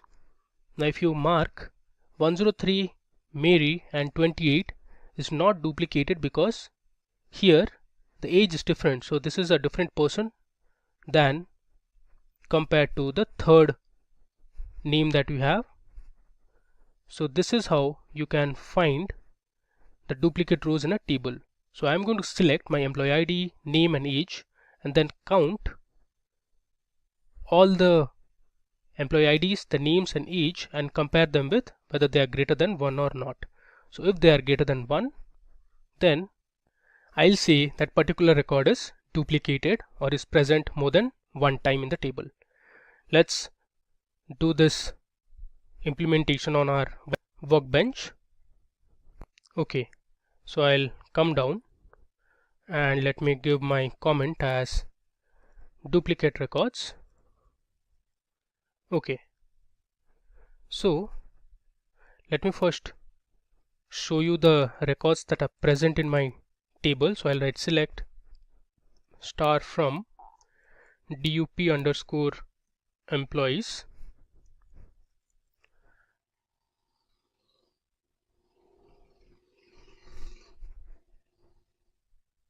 I'll run it. Okay, you can see here I have my table that we saw in the slides. So employee ID 101 with name Sam and age 40 is duplicated. So we want to find this duplicate record. The way to do is I'll write select e underscore id, which is employee ID, comma name, comma age, comma I'm going to count all of them. So I'll write count star as duplicate count, this is my alias name, from my table, that is dup underscore employees. I'll say group by employee ID, name and age, and then I'm going to use my having clause saying having count of employee ID is greater than 1 and count of name should also be greater than 1 and my count of age should also be greater than 1. Let's run it and see the results. Okay, there is some error here. The name of the table should be employees. Okay, let's run again. We have our correct result, that is employee ID 101 with name Sam and age 40 is duplicated, so the value is 2. Great. Now moving ahead. Now the 14th question is a bit tricky, wherein we want to display the employees with exactly 2 A's in their name. So you see here I have my employee names and there are certain employees who have just 2 A's in their names. So I want to find those employees only. Now the way to do is, it is a bit tricky to understand. I'm going to break it down and make you understand on my MySQL workbench. So here you can just have a glance. I write select star from employees where I am finding the length of my employee name and then subtracting my length wherein I have replaced my employee name that has A with a blank, and if this subtraction is equal to 2, then that particular employee has 2 A's in their names. So let me show this first. Let me first give my comment as employees with 2 A's. Okay. So first I'm going to write a select statement. Okay, before that I'll show you the records present in my table. Okay, if you see here, Shane is one of the employees that has just 1 A in its name. Then we have Mary 1 A, Dwayne has 1 A, but if you see Sarah has 2 A in the name, so we want to extract Sarah. Then Jack has 1 A. Again, if you see Angela has 2 A. It doesn't matter if it is uppercase A or lowercase a, we just need to find if the employees have 2 A's in their name. And similarly, if I scroll down, let me check if we have any other employee with 2 A's in their name. Marcus has 1, David has 1, Sophia has 1. We also have Amelia that has 2 A's in its name or in her name. And we also have Maya. Okay, now let me go ahead and write a SQL query and then I'll explain you what I'm trying to do. I'll write select.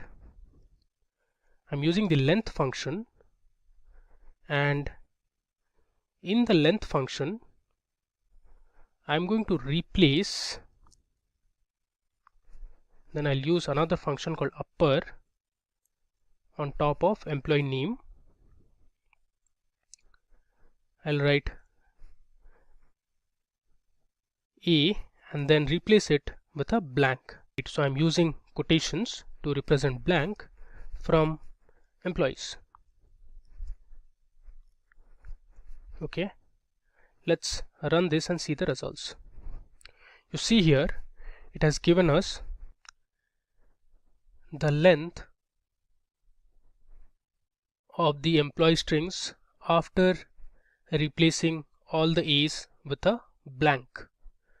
So here I'm essentially converting my employee names to uppercase and I'm changing wherever there is an A, I'm replacing that A with a blank, and then I'm finding the length.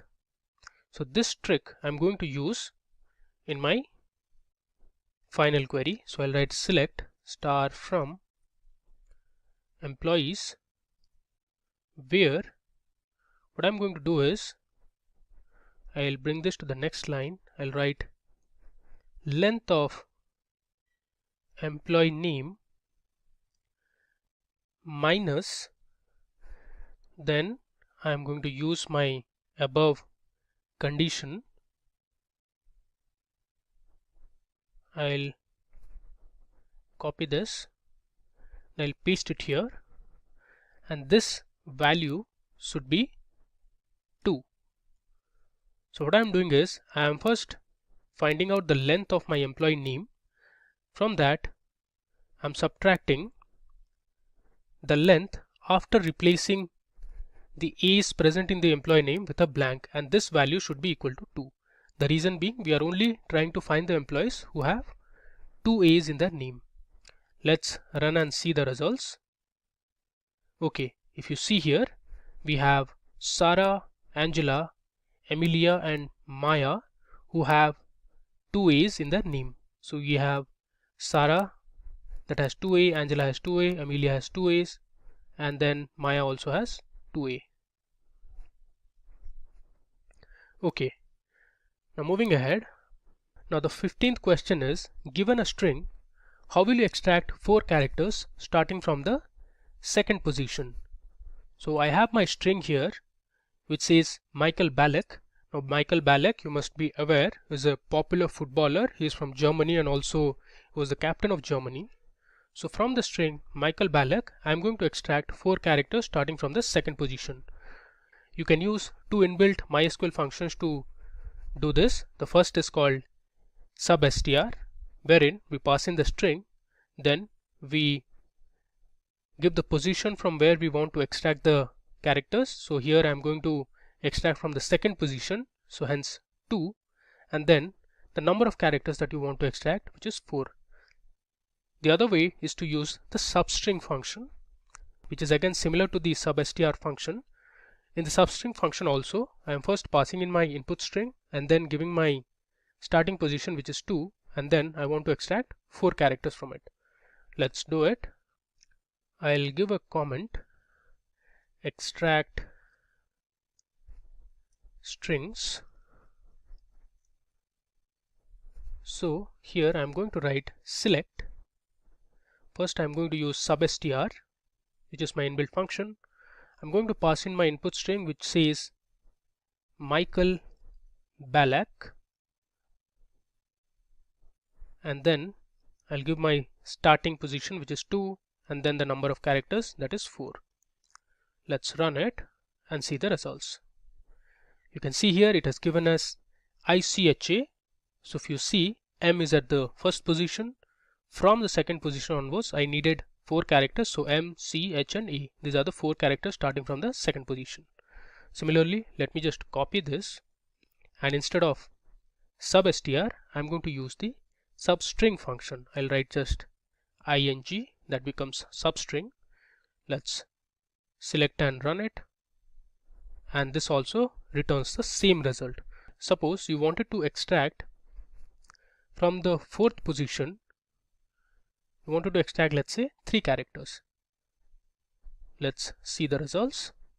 It gives us H, A and E. If you see here, M is the first position, I is at the second position, C is at the third position, H starts from the 4th position.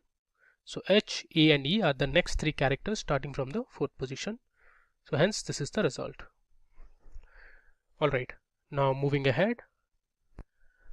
Now my 16th question is on how does self-join work.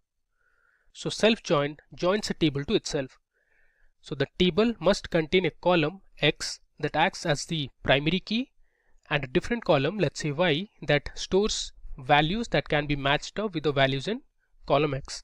Now this might not be really easy to understand. You'll get to know once we do this demo. So I have a table which is called employee manager. So this is my table. Now let me tell you how to interpret this table. we have 5 different employees starting from employee ID 1 to employee ID 5. Gary, Gibbs, Smith, Latham and Jimmy are the different employees we have. You have their salaries, and now you have the employees reporting to which manager. Now if you see here, Gary's manager ID is 3. So if you see our table, at 3 we have Smith. So Gary is reporting to 3, or in other words, Smith has a employee under him who is Gary. Similarly, Gibbs is reporting to manager ID 1 or employee ID 1, which is Gary. So Gibbs manager is Gary. Similarly, if you see for Smith, Smith is reporting to the person with manager ID 4 or employee ID 4. We have Latham. So Latham has one employee under him who is Smith. Now Latham in our table has no managers.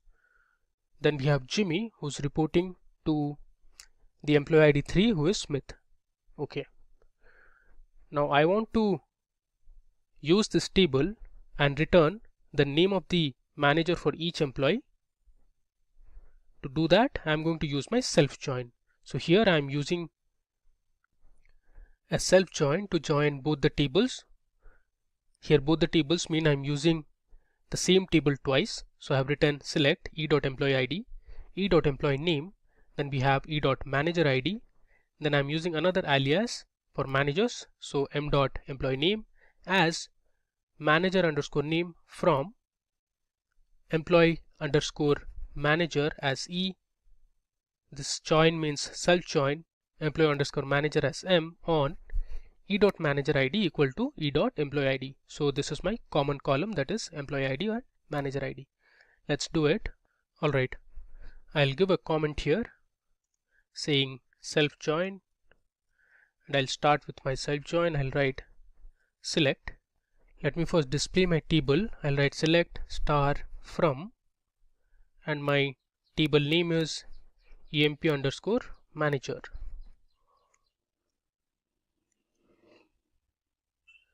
I'll run it. You can see the table here. This is the same table that we saw in the slides.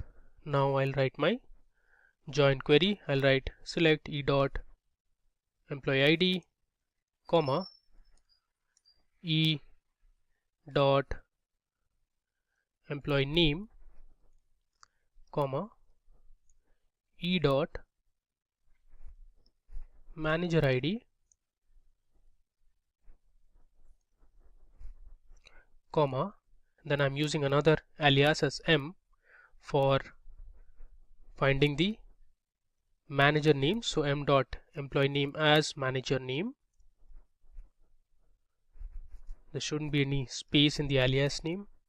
Then I'll write from emp underscore manager as e, join emp underscore manager as m on e dot manager underscore ID equal to m dot emp underscore ID. Let me run this and we'll see the results. There you go. So Gary reports to the manager ID 3. So from the table 3 is for Smith. So Gary's manager is Smith, Gibbs manager is Gary, Smith's manager is Latham, and Jimmy's manager is Smith. Okay, so this is how you can use self join. Now moving ahead with our next question. So the 17th question is on which of the following is called a virtual table in SQL. So again we have a multiple choice question. So the answer is view. You can see here. So view is a virtual table that has rows and columns as they are in a real table in the database. Now we can create a view by selecting fields from one or more tables present in the database. Next, moving to the 18th question. So here we want to write an SQL query to fetch the list of employees with the same salary. Again, I am going to use a self join here, wherein I'll join the same employees table, and this is how my query would look like. So I am selecting distinct employee ID, so e.employee ID, e.employee name, e.salary from employees. Then I'm joining employees as E on employees E1, where e.salary equal to e1.salary, because I want to fetch the list of employees with the same salary, and I'm ensuring that the employee IDs from both the tables are different. Let's do it. I'll give a comment here and write employees with same salary, and I'll start with my query. I'll write select distinct e.employee ID, comma, I'll write e.employee name, comma, e.salary from employees as E, then employees as E1, where e.salary equal to e1.salary and e.employee ID is not equal to e1.employee ID. I'll give a semicolon and let's print the results. You see here we have Amelia, Bela, Shane and Sarah who have the same salary. So Amelia and Shane have the same salary of $55,000. Bela and Sarah have the same salary of $72,000. Okay. Now moving to the 19th question. So the question is to write an SQL query to print one row twice in results from a table. So I have a table here called employees and I want to print one row twice in the results. So to solve such kind of problems, you need to use the union all operator in SQL. So union all combines the result sets of two or more select statements. It does not remove duplicate rows. Between the various select statements, all the rows are returned. So let's say I want to print the employee name and department for those employees who are from the HR department. Now to do this, all operator. Then I'm again selecting my employee name, department from employees with another alias as E1, where E1.department equal to HR. So let's do this. Okay, so I'll give my comment as print row twice. Okay, now I'll start with my query. I'll write select my employee name, comma, the department from my table that is employees as E. Then I'll use where e.department equal to HR. Then I'm going to use the union all operator. So the union all will combine the result set of two or more select statements. Then I'm going to write select emp underscore name, comma, my department from employees as E1, where E1.department equal to HR. I'll give a semicolon. Now let's run it. There you go. You can see here Marcus and Sophia are from the HR department and we have printed them twice in our results. Coming to the next question. The question is, using the num table, write a query to add 10 when number is 0, 20 when number is 1, else print the number itself. So you can see here I have my table called num and it has just one column which is num ID or number ID. We have some numbers here and From these numbers I want to add 10 if the number is 0, 20 if the number is 1, else I would print the number itself. So to answer this question, we'll use the case statement in SQL. So the case statement is SQL's way of handling if-then logic. The case statement is followed by at least one pair of when and then statements. So here you can see I have my case statement. I'm writing when case, my column name n_id equal to 0, then add plus 10. If it is 1, then add plus 20, else we'll just return the number ID. Now let's do this. Okay, I'll give a comment saying using case statements. Okay, first of all, let me display the values present in my NUM table. You can see here this is my table and there are total 12 rows of numbers. Now let's start with our query. I'll write select n_id, comma, then I'm going to write my case statement. So I'll use the keyword as case when n_id equal to 0. I'll use then n_id plus 10. I'll write when n_id equal to 1, then n_id plus 20, else I'll just print NID. Now I'll end my case statement. I'll write end as an alias name, let's say num_add, from my table, that is num. Let's run and see the results.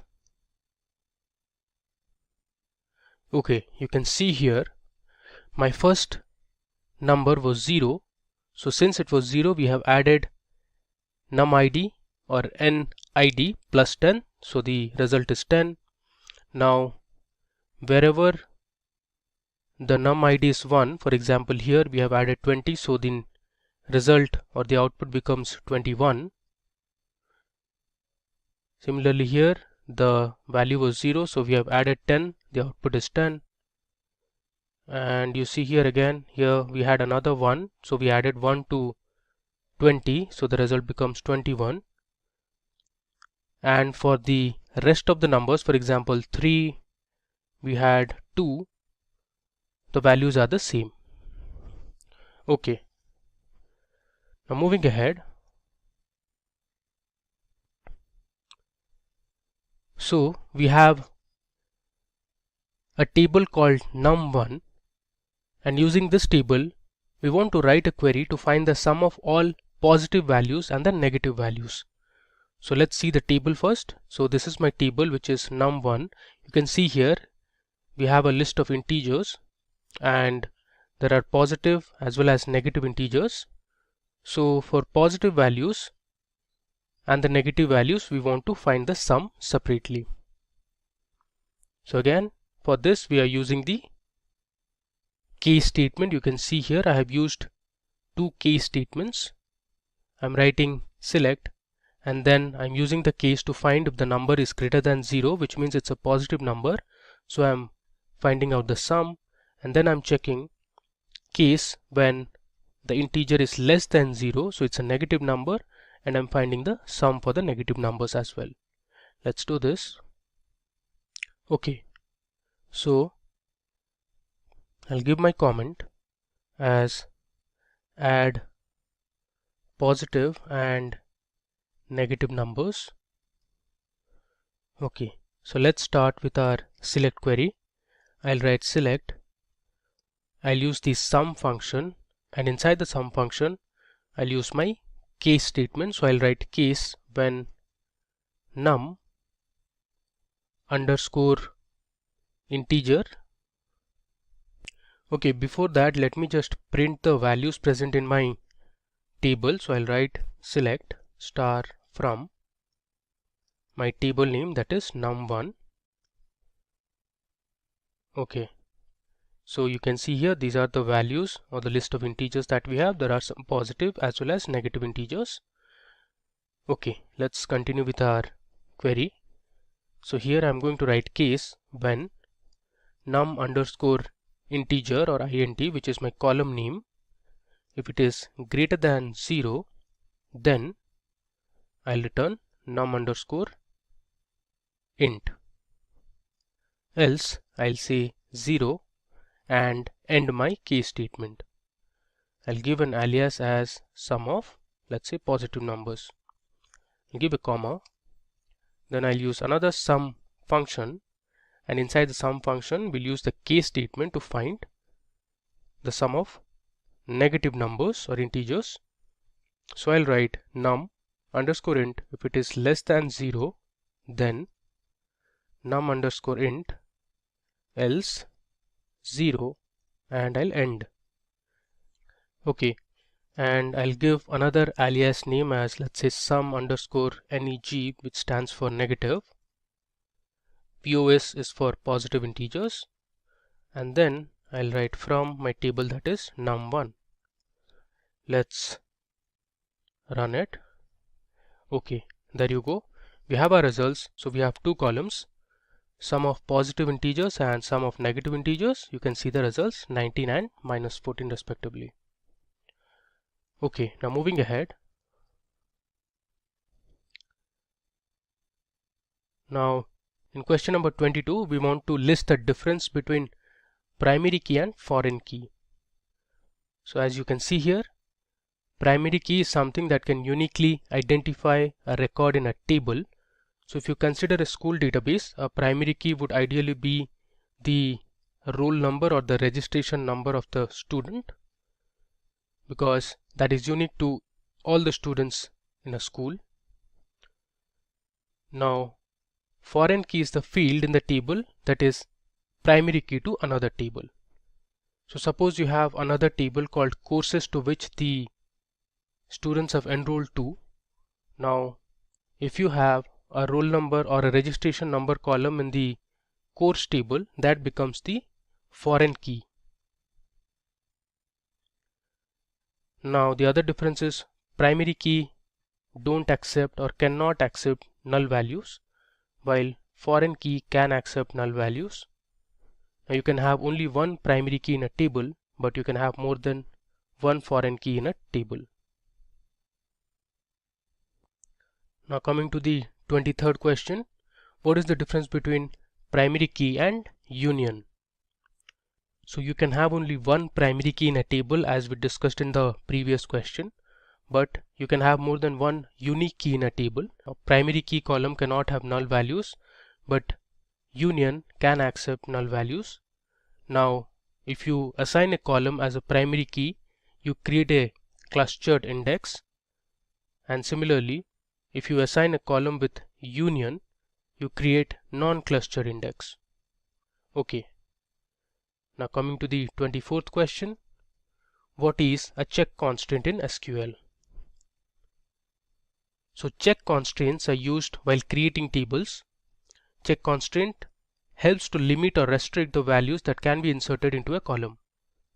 For example, we have a table here, let's say dummy1, and you want to ensure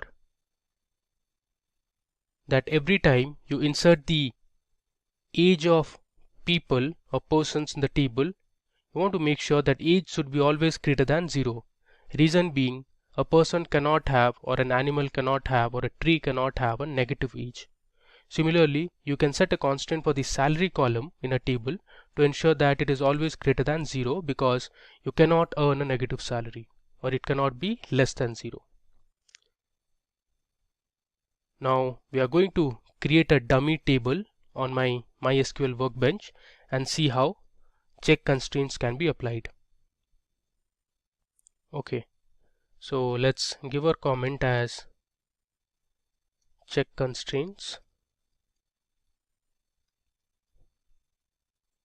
Alright, so I'm going to create a table called dummy let's say underscore SQL.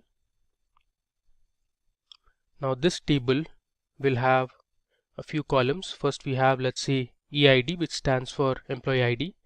The data type is integer, and I'm going to assign employee ID as my primary key. So I'll write primary key here. Okay, I'll give a comma. Next we'll have a city column. City column is of type var char or varying character. I'll give the size as 30, and here I'm going to apply my check constraint to this city column. I'm going to check the city should take only values as Mumbai. Let's say I'll have my final column, that is age. Age is of type integer, and here I'm going to check my age should always be greater than 0. So I'll write check age greater than 0. Okay, so our dummy SQL table has one primary key constraint, and we have applied two check constraints on city and age column. Let's run this. Okay, so we have created our table successfully. You can see it here. Now let's insert a few records and we can see the difference. I'll write insert into dummy underscore SQL. I'll write values. I'll have my employee ID as 101. I'm giving my city as Mumbai, which is what we want. And let's say I'll give my age as 10. Now this should perfectly work because my city is Mumbai and my age is greater than 0.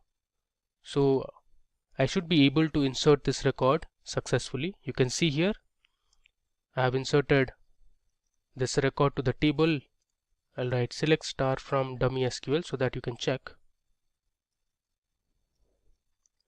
Let's run it. There is some mistake. I should write from. Okay, let's run it. You can see it here. We have one record or one row returned. Now let's say we'll insert another record, and this time I'm going to give my employee ID as 102 because it has to be unique. And this time instead of Mumbai, I'm going to give my city as, let's say, Delhi. So I'm not following my check constraint where I am supposed to give only Mumbai.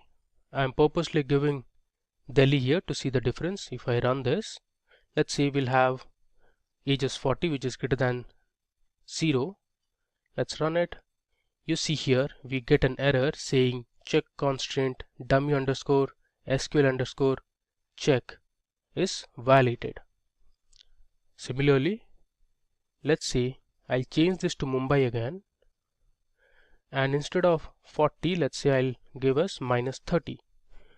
So your age can never be in negative numbers. If I run this, I get the same error. My check constraint has been violated because age should be greater than 0. Okay, so this is how you can use check constraints in SQL. Now coming to the 25th question. So given two tables A and B, you want to write a query to fetch values in table B that are not present in table A. Now to answer this question, you can use the left join. So what left join does is it returns all the rows from the left table and only matching rows from the right table. And I've used my condition as a.id, which is in the right table, should be null. Let's write this query on the workbench. Okay, so I'll give my comment using left join. First of all, let me display my tables. I'll write select star from A, where on this I have the IDs. There are total 5 IDs in table A. Similarly, I'll copy this and we'll see the values that are present in table B. So again, I have 5 values. There are a few non-matching values as well. So I want to return those non-matching values that are not present in table A. So for that, I'll write select ID from table B. I'll use left join A using my ID column. This is another way to give the condition, or you can use the on operator. Then I'll give where A dot ID is null. Let's run and see the results. There you go. So 150, 200 and 75 are not present in table A but are present in table B. Okay. Now moving ahead. So now we'll look at the last set of 5 questions. So these questions are based on the popular Northwind sample database provided by Microsoft. Now there are several tables in this database. So we have an order table, customers, employee, products, a region table and others. We'll use our Microsoft SQL Server to solve the 5 questions. So my next question, which is based on Microsoft SQL Server, the question is, using the Northwind database, find the customers who don't have any orders. Okay, so I am on my Microsoft SQL Server Management Studio. So this is how the interface looks like, and here you can see I have a list of databases. Now to solve the last 5 questions, I'm going to use the Northwind database. If I expand this, I'll click on the plus sign. You can see there are a lot of tables that are already present in the database. You can see here we have customers, employees, employee territories, order details, orders, products, region, shippers, suppliers, territories and more. Okay, let me just collapse this. Alright, so to write my queries, I'm going to create a new query file, and here you see I am currently on my master database. I'm going to change this to Northwind database so that we can utilize all the tables that are present. So my 26th question was to find the customers who don't have any orders. So for that, I'm going to use 2 tables, customers and orders. So let me first give a comment saying customers with no orders, and now let's go ahead and display the columns that we have and see the records present in the tables customers and orders. So first I'm checking all the columns and the rows present in the customers table. I'll execute using this button, or you can hit F5 as well. Okay, you can see here there are total 91 customers. These are all unique customers. You have total 91 unique customer IDs. You see here the company name of the customer. You have the contact name, the contact title, address, city to which the customers belong to, then the region, postal code, country, phone, fax number. Okay, now let me just copy this query, and now we'll check for the orders table. I'll write select star from orders, and let's execute it or run it. Okay, so there are total 830 rows of information. So there were total 830 orders or order IDs. We have the customer ID. Now this customer ID is actually the foreign key for the orders table, but for the customers table, customer ID is the primary key, and in the orders table, order ID is the primary key. We also have the employee ID. Again, this employee ID is the foreign key for this orders table. We have the order date, we have the required date, ship date, ship via, which means by which medium the order was shipped. We have the freight charges, ship name and ship address as well. Then you have the city from which the item was shipped, the region, postal code and the country. Okay, now let me use the distinct keyword. I'll write select distinct. I want to find the distinct customer IDs from my customers table. Let's run and see how many unique customer IDs we have. So there are total 91 customer IDs or customers. Now let's check for the orders table. Let's run it and see the difference now. If you see here, there are total 89 customer IDs in the orders table, which means there are 2 customers missing from the orders table, and that implies those 2 customers don't have any orders. So to get the result, I will use 2 different queries to derive at the same output. So I'm going to select my customer ID from my table, that is customers. I'm going to use where my customer ID, and then I'm going to use the not in operator.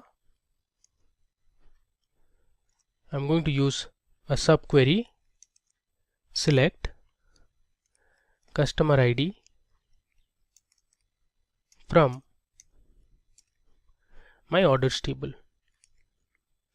Close the bracket and I'll give a semicolon. Now what this query essentially does is, it is first going to find all the customer IDs that are present in my orders table, and in the outer query we are only going to return the customers that are present in both the tables, and we are going to exclude those customers which are not present in the orders table. So let's run and see the results. We should get 2 customer IDs. There you go. So these are the 2 customer IDs which are present in the customers table and are not present in the orders table, meaning that they don't have any orders in their name. Now there is another way to do it, that is to use the not exists operator, wherein you can write another subquery to get the same result. We'll leave that to you. You can try this out using the not exists operator as well. Coming to the 27th question. Using the orders table in the Northwind database, we want to find all the month-end orders. So such problems you will face while dealing with sales data. So very often sales executives would try hard to meet their month-end targets. We want to display all the orders made on the last day of the month. So let's solve this question on our Microsoft SQL server. Okay, so let me first give my comment for the 27th question. So the question is to find all the month-end orders. So I'll just write month-end orders. Okay, now to get the month-end orders, we are going to use a built-in EO month function which stands for end of month. So let's start with the query. I'll write select. We are going to select the employee ID, comma. I also want the order ID and we want the order date from my table, that is orders. I'll then give my where clause. I'll write where my order date equal to, and I'll use my inbuilt function, that is end of month. I have hit tab to autocomplete, and inside this function I'll pass in my order date column. Then I'm going to use the order by clause. I'm going to order it by employee ID and the order ID. I'll just move down and hit tab. Okay, let's run the query. There you go. We have got 26 rows of information. You see on the left side we have the employee IDs, the order IDs, and then we have the order date column. Now if you mark the values present in the order date column, these are all the end of month date values. You see this is 28th of Feb, then we have 31st of July, we have 30th of June, so on and so forth. So these are the list of all the orders that were placed on the last day of the month. Now coming to the 28th question, we want to find the top 5 countries with the highest freight charges in the year 1997. So freight charge is the amount paid to a carrier company for the transportation of goods from origin to another location. The freight charge is calculated based on the mode of transportation and the distance between the pickup place or the pickup location and the destination. So let's try this out on the Microsoft Server Management Studio. Okay, so let me go ahead and give my comment. So since we want to find the top 5 countries with the highest freight charges, I'll just give my comment as highest freight charges. Okay, now to solve this question, I'll just change this to GHT. Okay, we are going to use our orders table. So the way to do is I'll write select. I'm going to use the top 5. So top is another keyword or an operator. So I'm going to find out the ship country and then I'll calculate the average freight prices. So I'm going to use the average inbuilt function on top of my column, that is freight.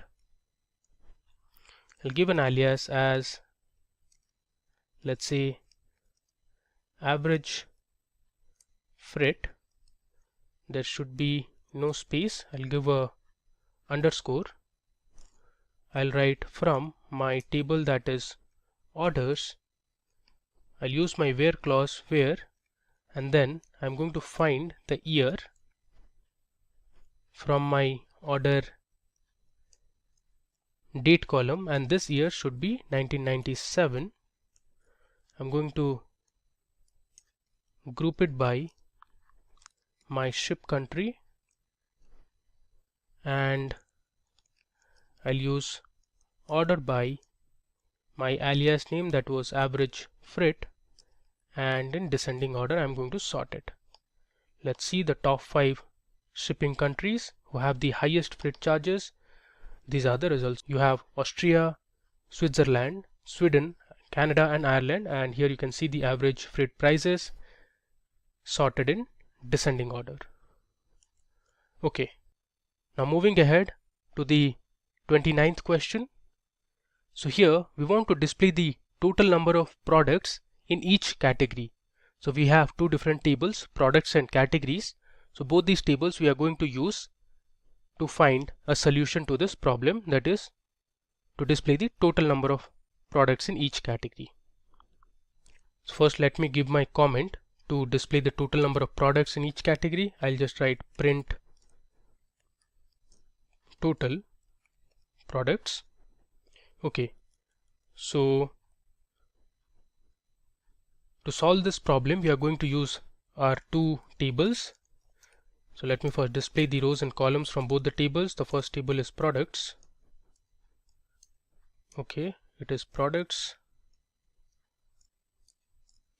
Let's run this and see the columns that we have in this table. Okay, so you have the product ID, which is the primary key. You have the product name. So there are total 77 different products. Okay, and then you have the supplier ID, you have the category ID. So these two columns are the foreign key columns, You have the quantity per unit, unit price, units in stock, units in order, and if you want to reorder some product to fill in the stocks, so you have information for that as well, and if the product has been discontinued or not. I'll copy this and let's see what rows and columns we have in my categories table. Okay, let me execute this. Okay, so we have total 8 categories of products. You can see beverages, we have dairy products, meat or poultry, you have produce, seafood. These are the description. Okay, now to find the total number of products in each category, I'll write my query as select. I'll write category name, comma, count star. I'll give this an alias name as total products, give an underscore and write products from my first table, that is products, give an alias as P. I'm going to use an inner join with my categories table, and I'll give my alias as C on my common key column, that is P dot category ID is equal to C dot category ID. Then I'm going to group my results based on the category names. So I'll write category name and we'll use the order by clause. I'll write order by count star as descending. So let's see the total number of products that we have in each category. So this shouldn't be as descending, should be just count star descending. Okay, I'll select and run it. There you go. So here on the left hand side you have the different category names, and on the right you have the total number of products that belong to each of the categories. Alright, now moving on to the final question. So the last question is to use the Northwind database, and using this database we want to find the list of late orders for all the employees. So this is a real world problem that often occurs. So the shipment of your orders might get delayed due to logistic issues, or if the products are not available on time. There can be various other reasons as well. So here we want to find those orders for the employees where the required date is less than the shipment date. So we are going to use two different tables, that is orders and employees. Okay, now let me give my comment for the final query that we are going to write in this interview questions tutorial. So using the orders table, I want to find the list of orders for all the employees. So I'll just give list of late orders, not just orders, for employees.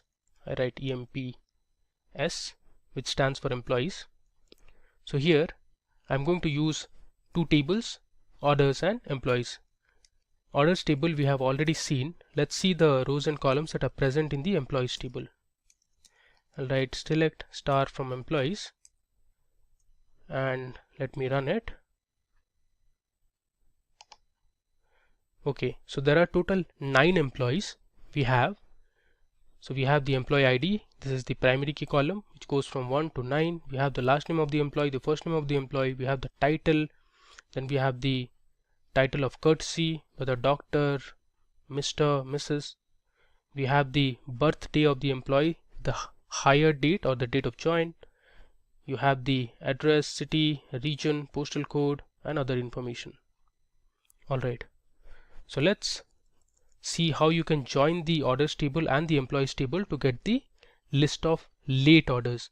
And we must remember that late orders are those where the required date is less than equal to the shipped date. So I'll start with select E dot, I'll write employee ID, comma, I want the first name, comma, I'm going to count star as late orders from my table orders as O. Then I'll use my inner join. I'll write employees as E. It doesn't matter actually if you use small e or capital E.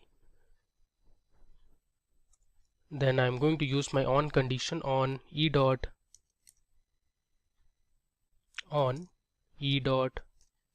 employee ID equal to O dot employee ID.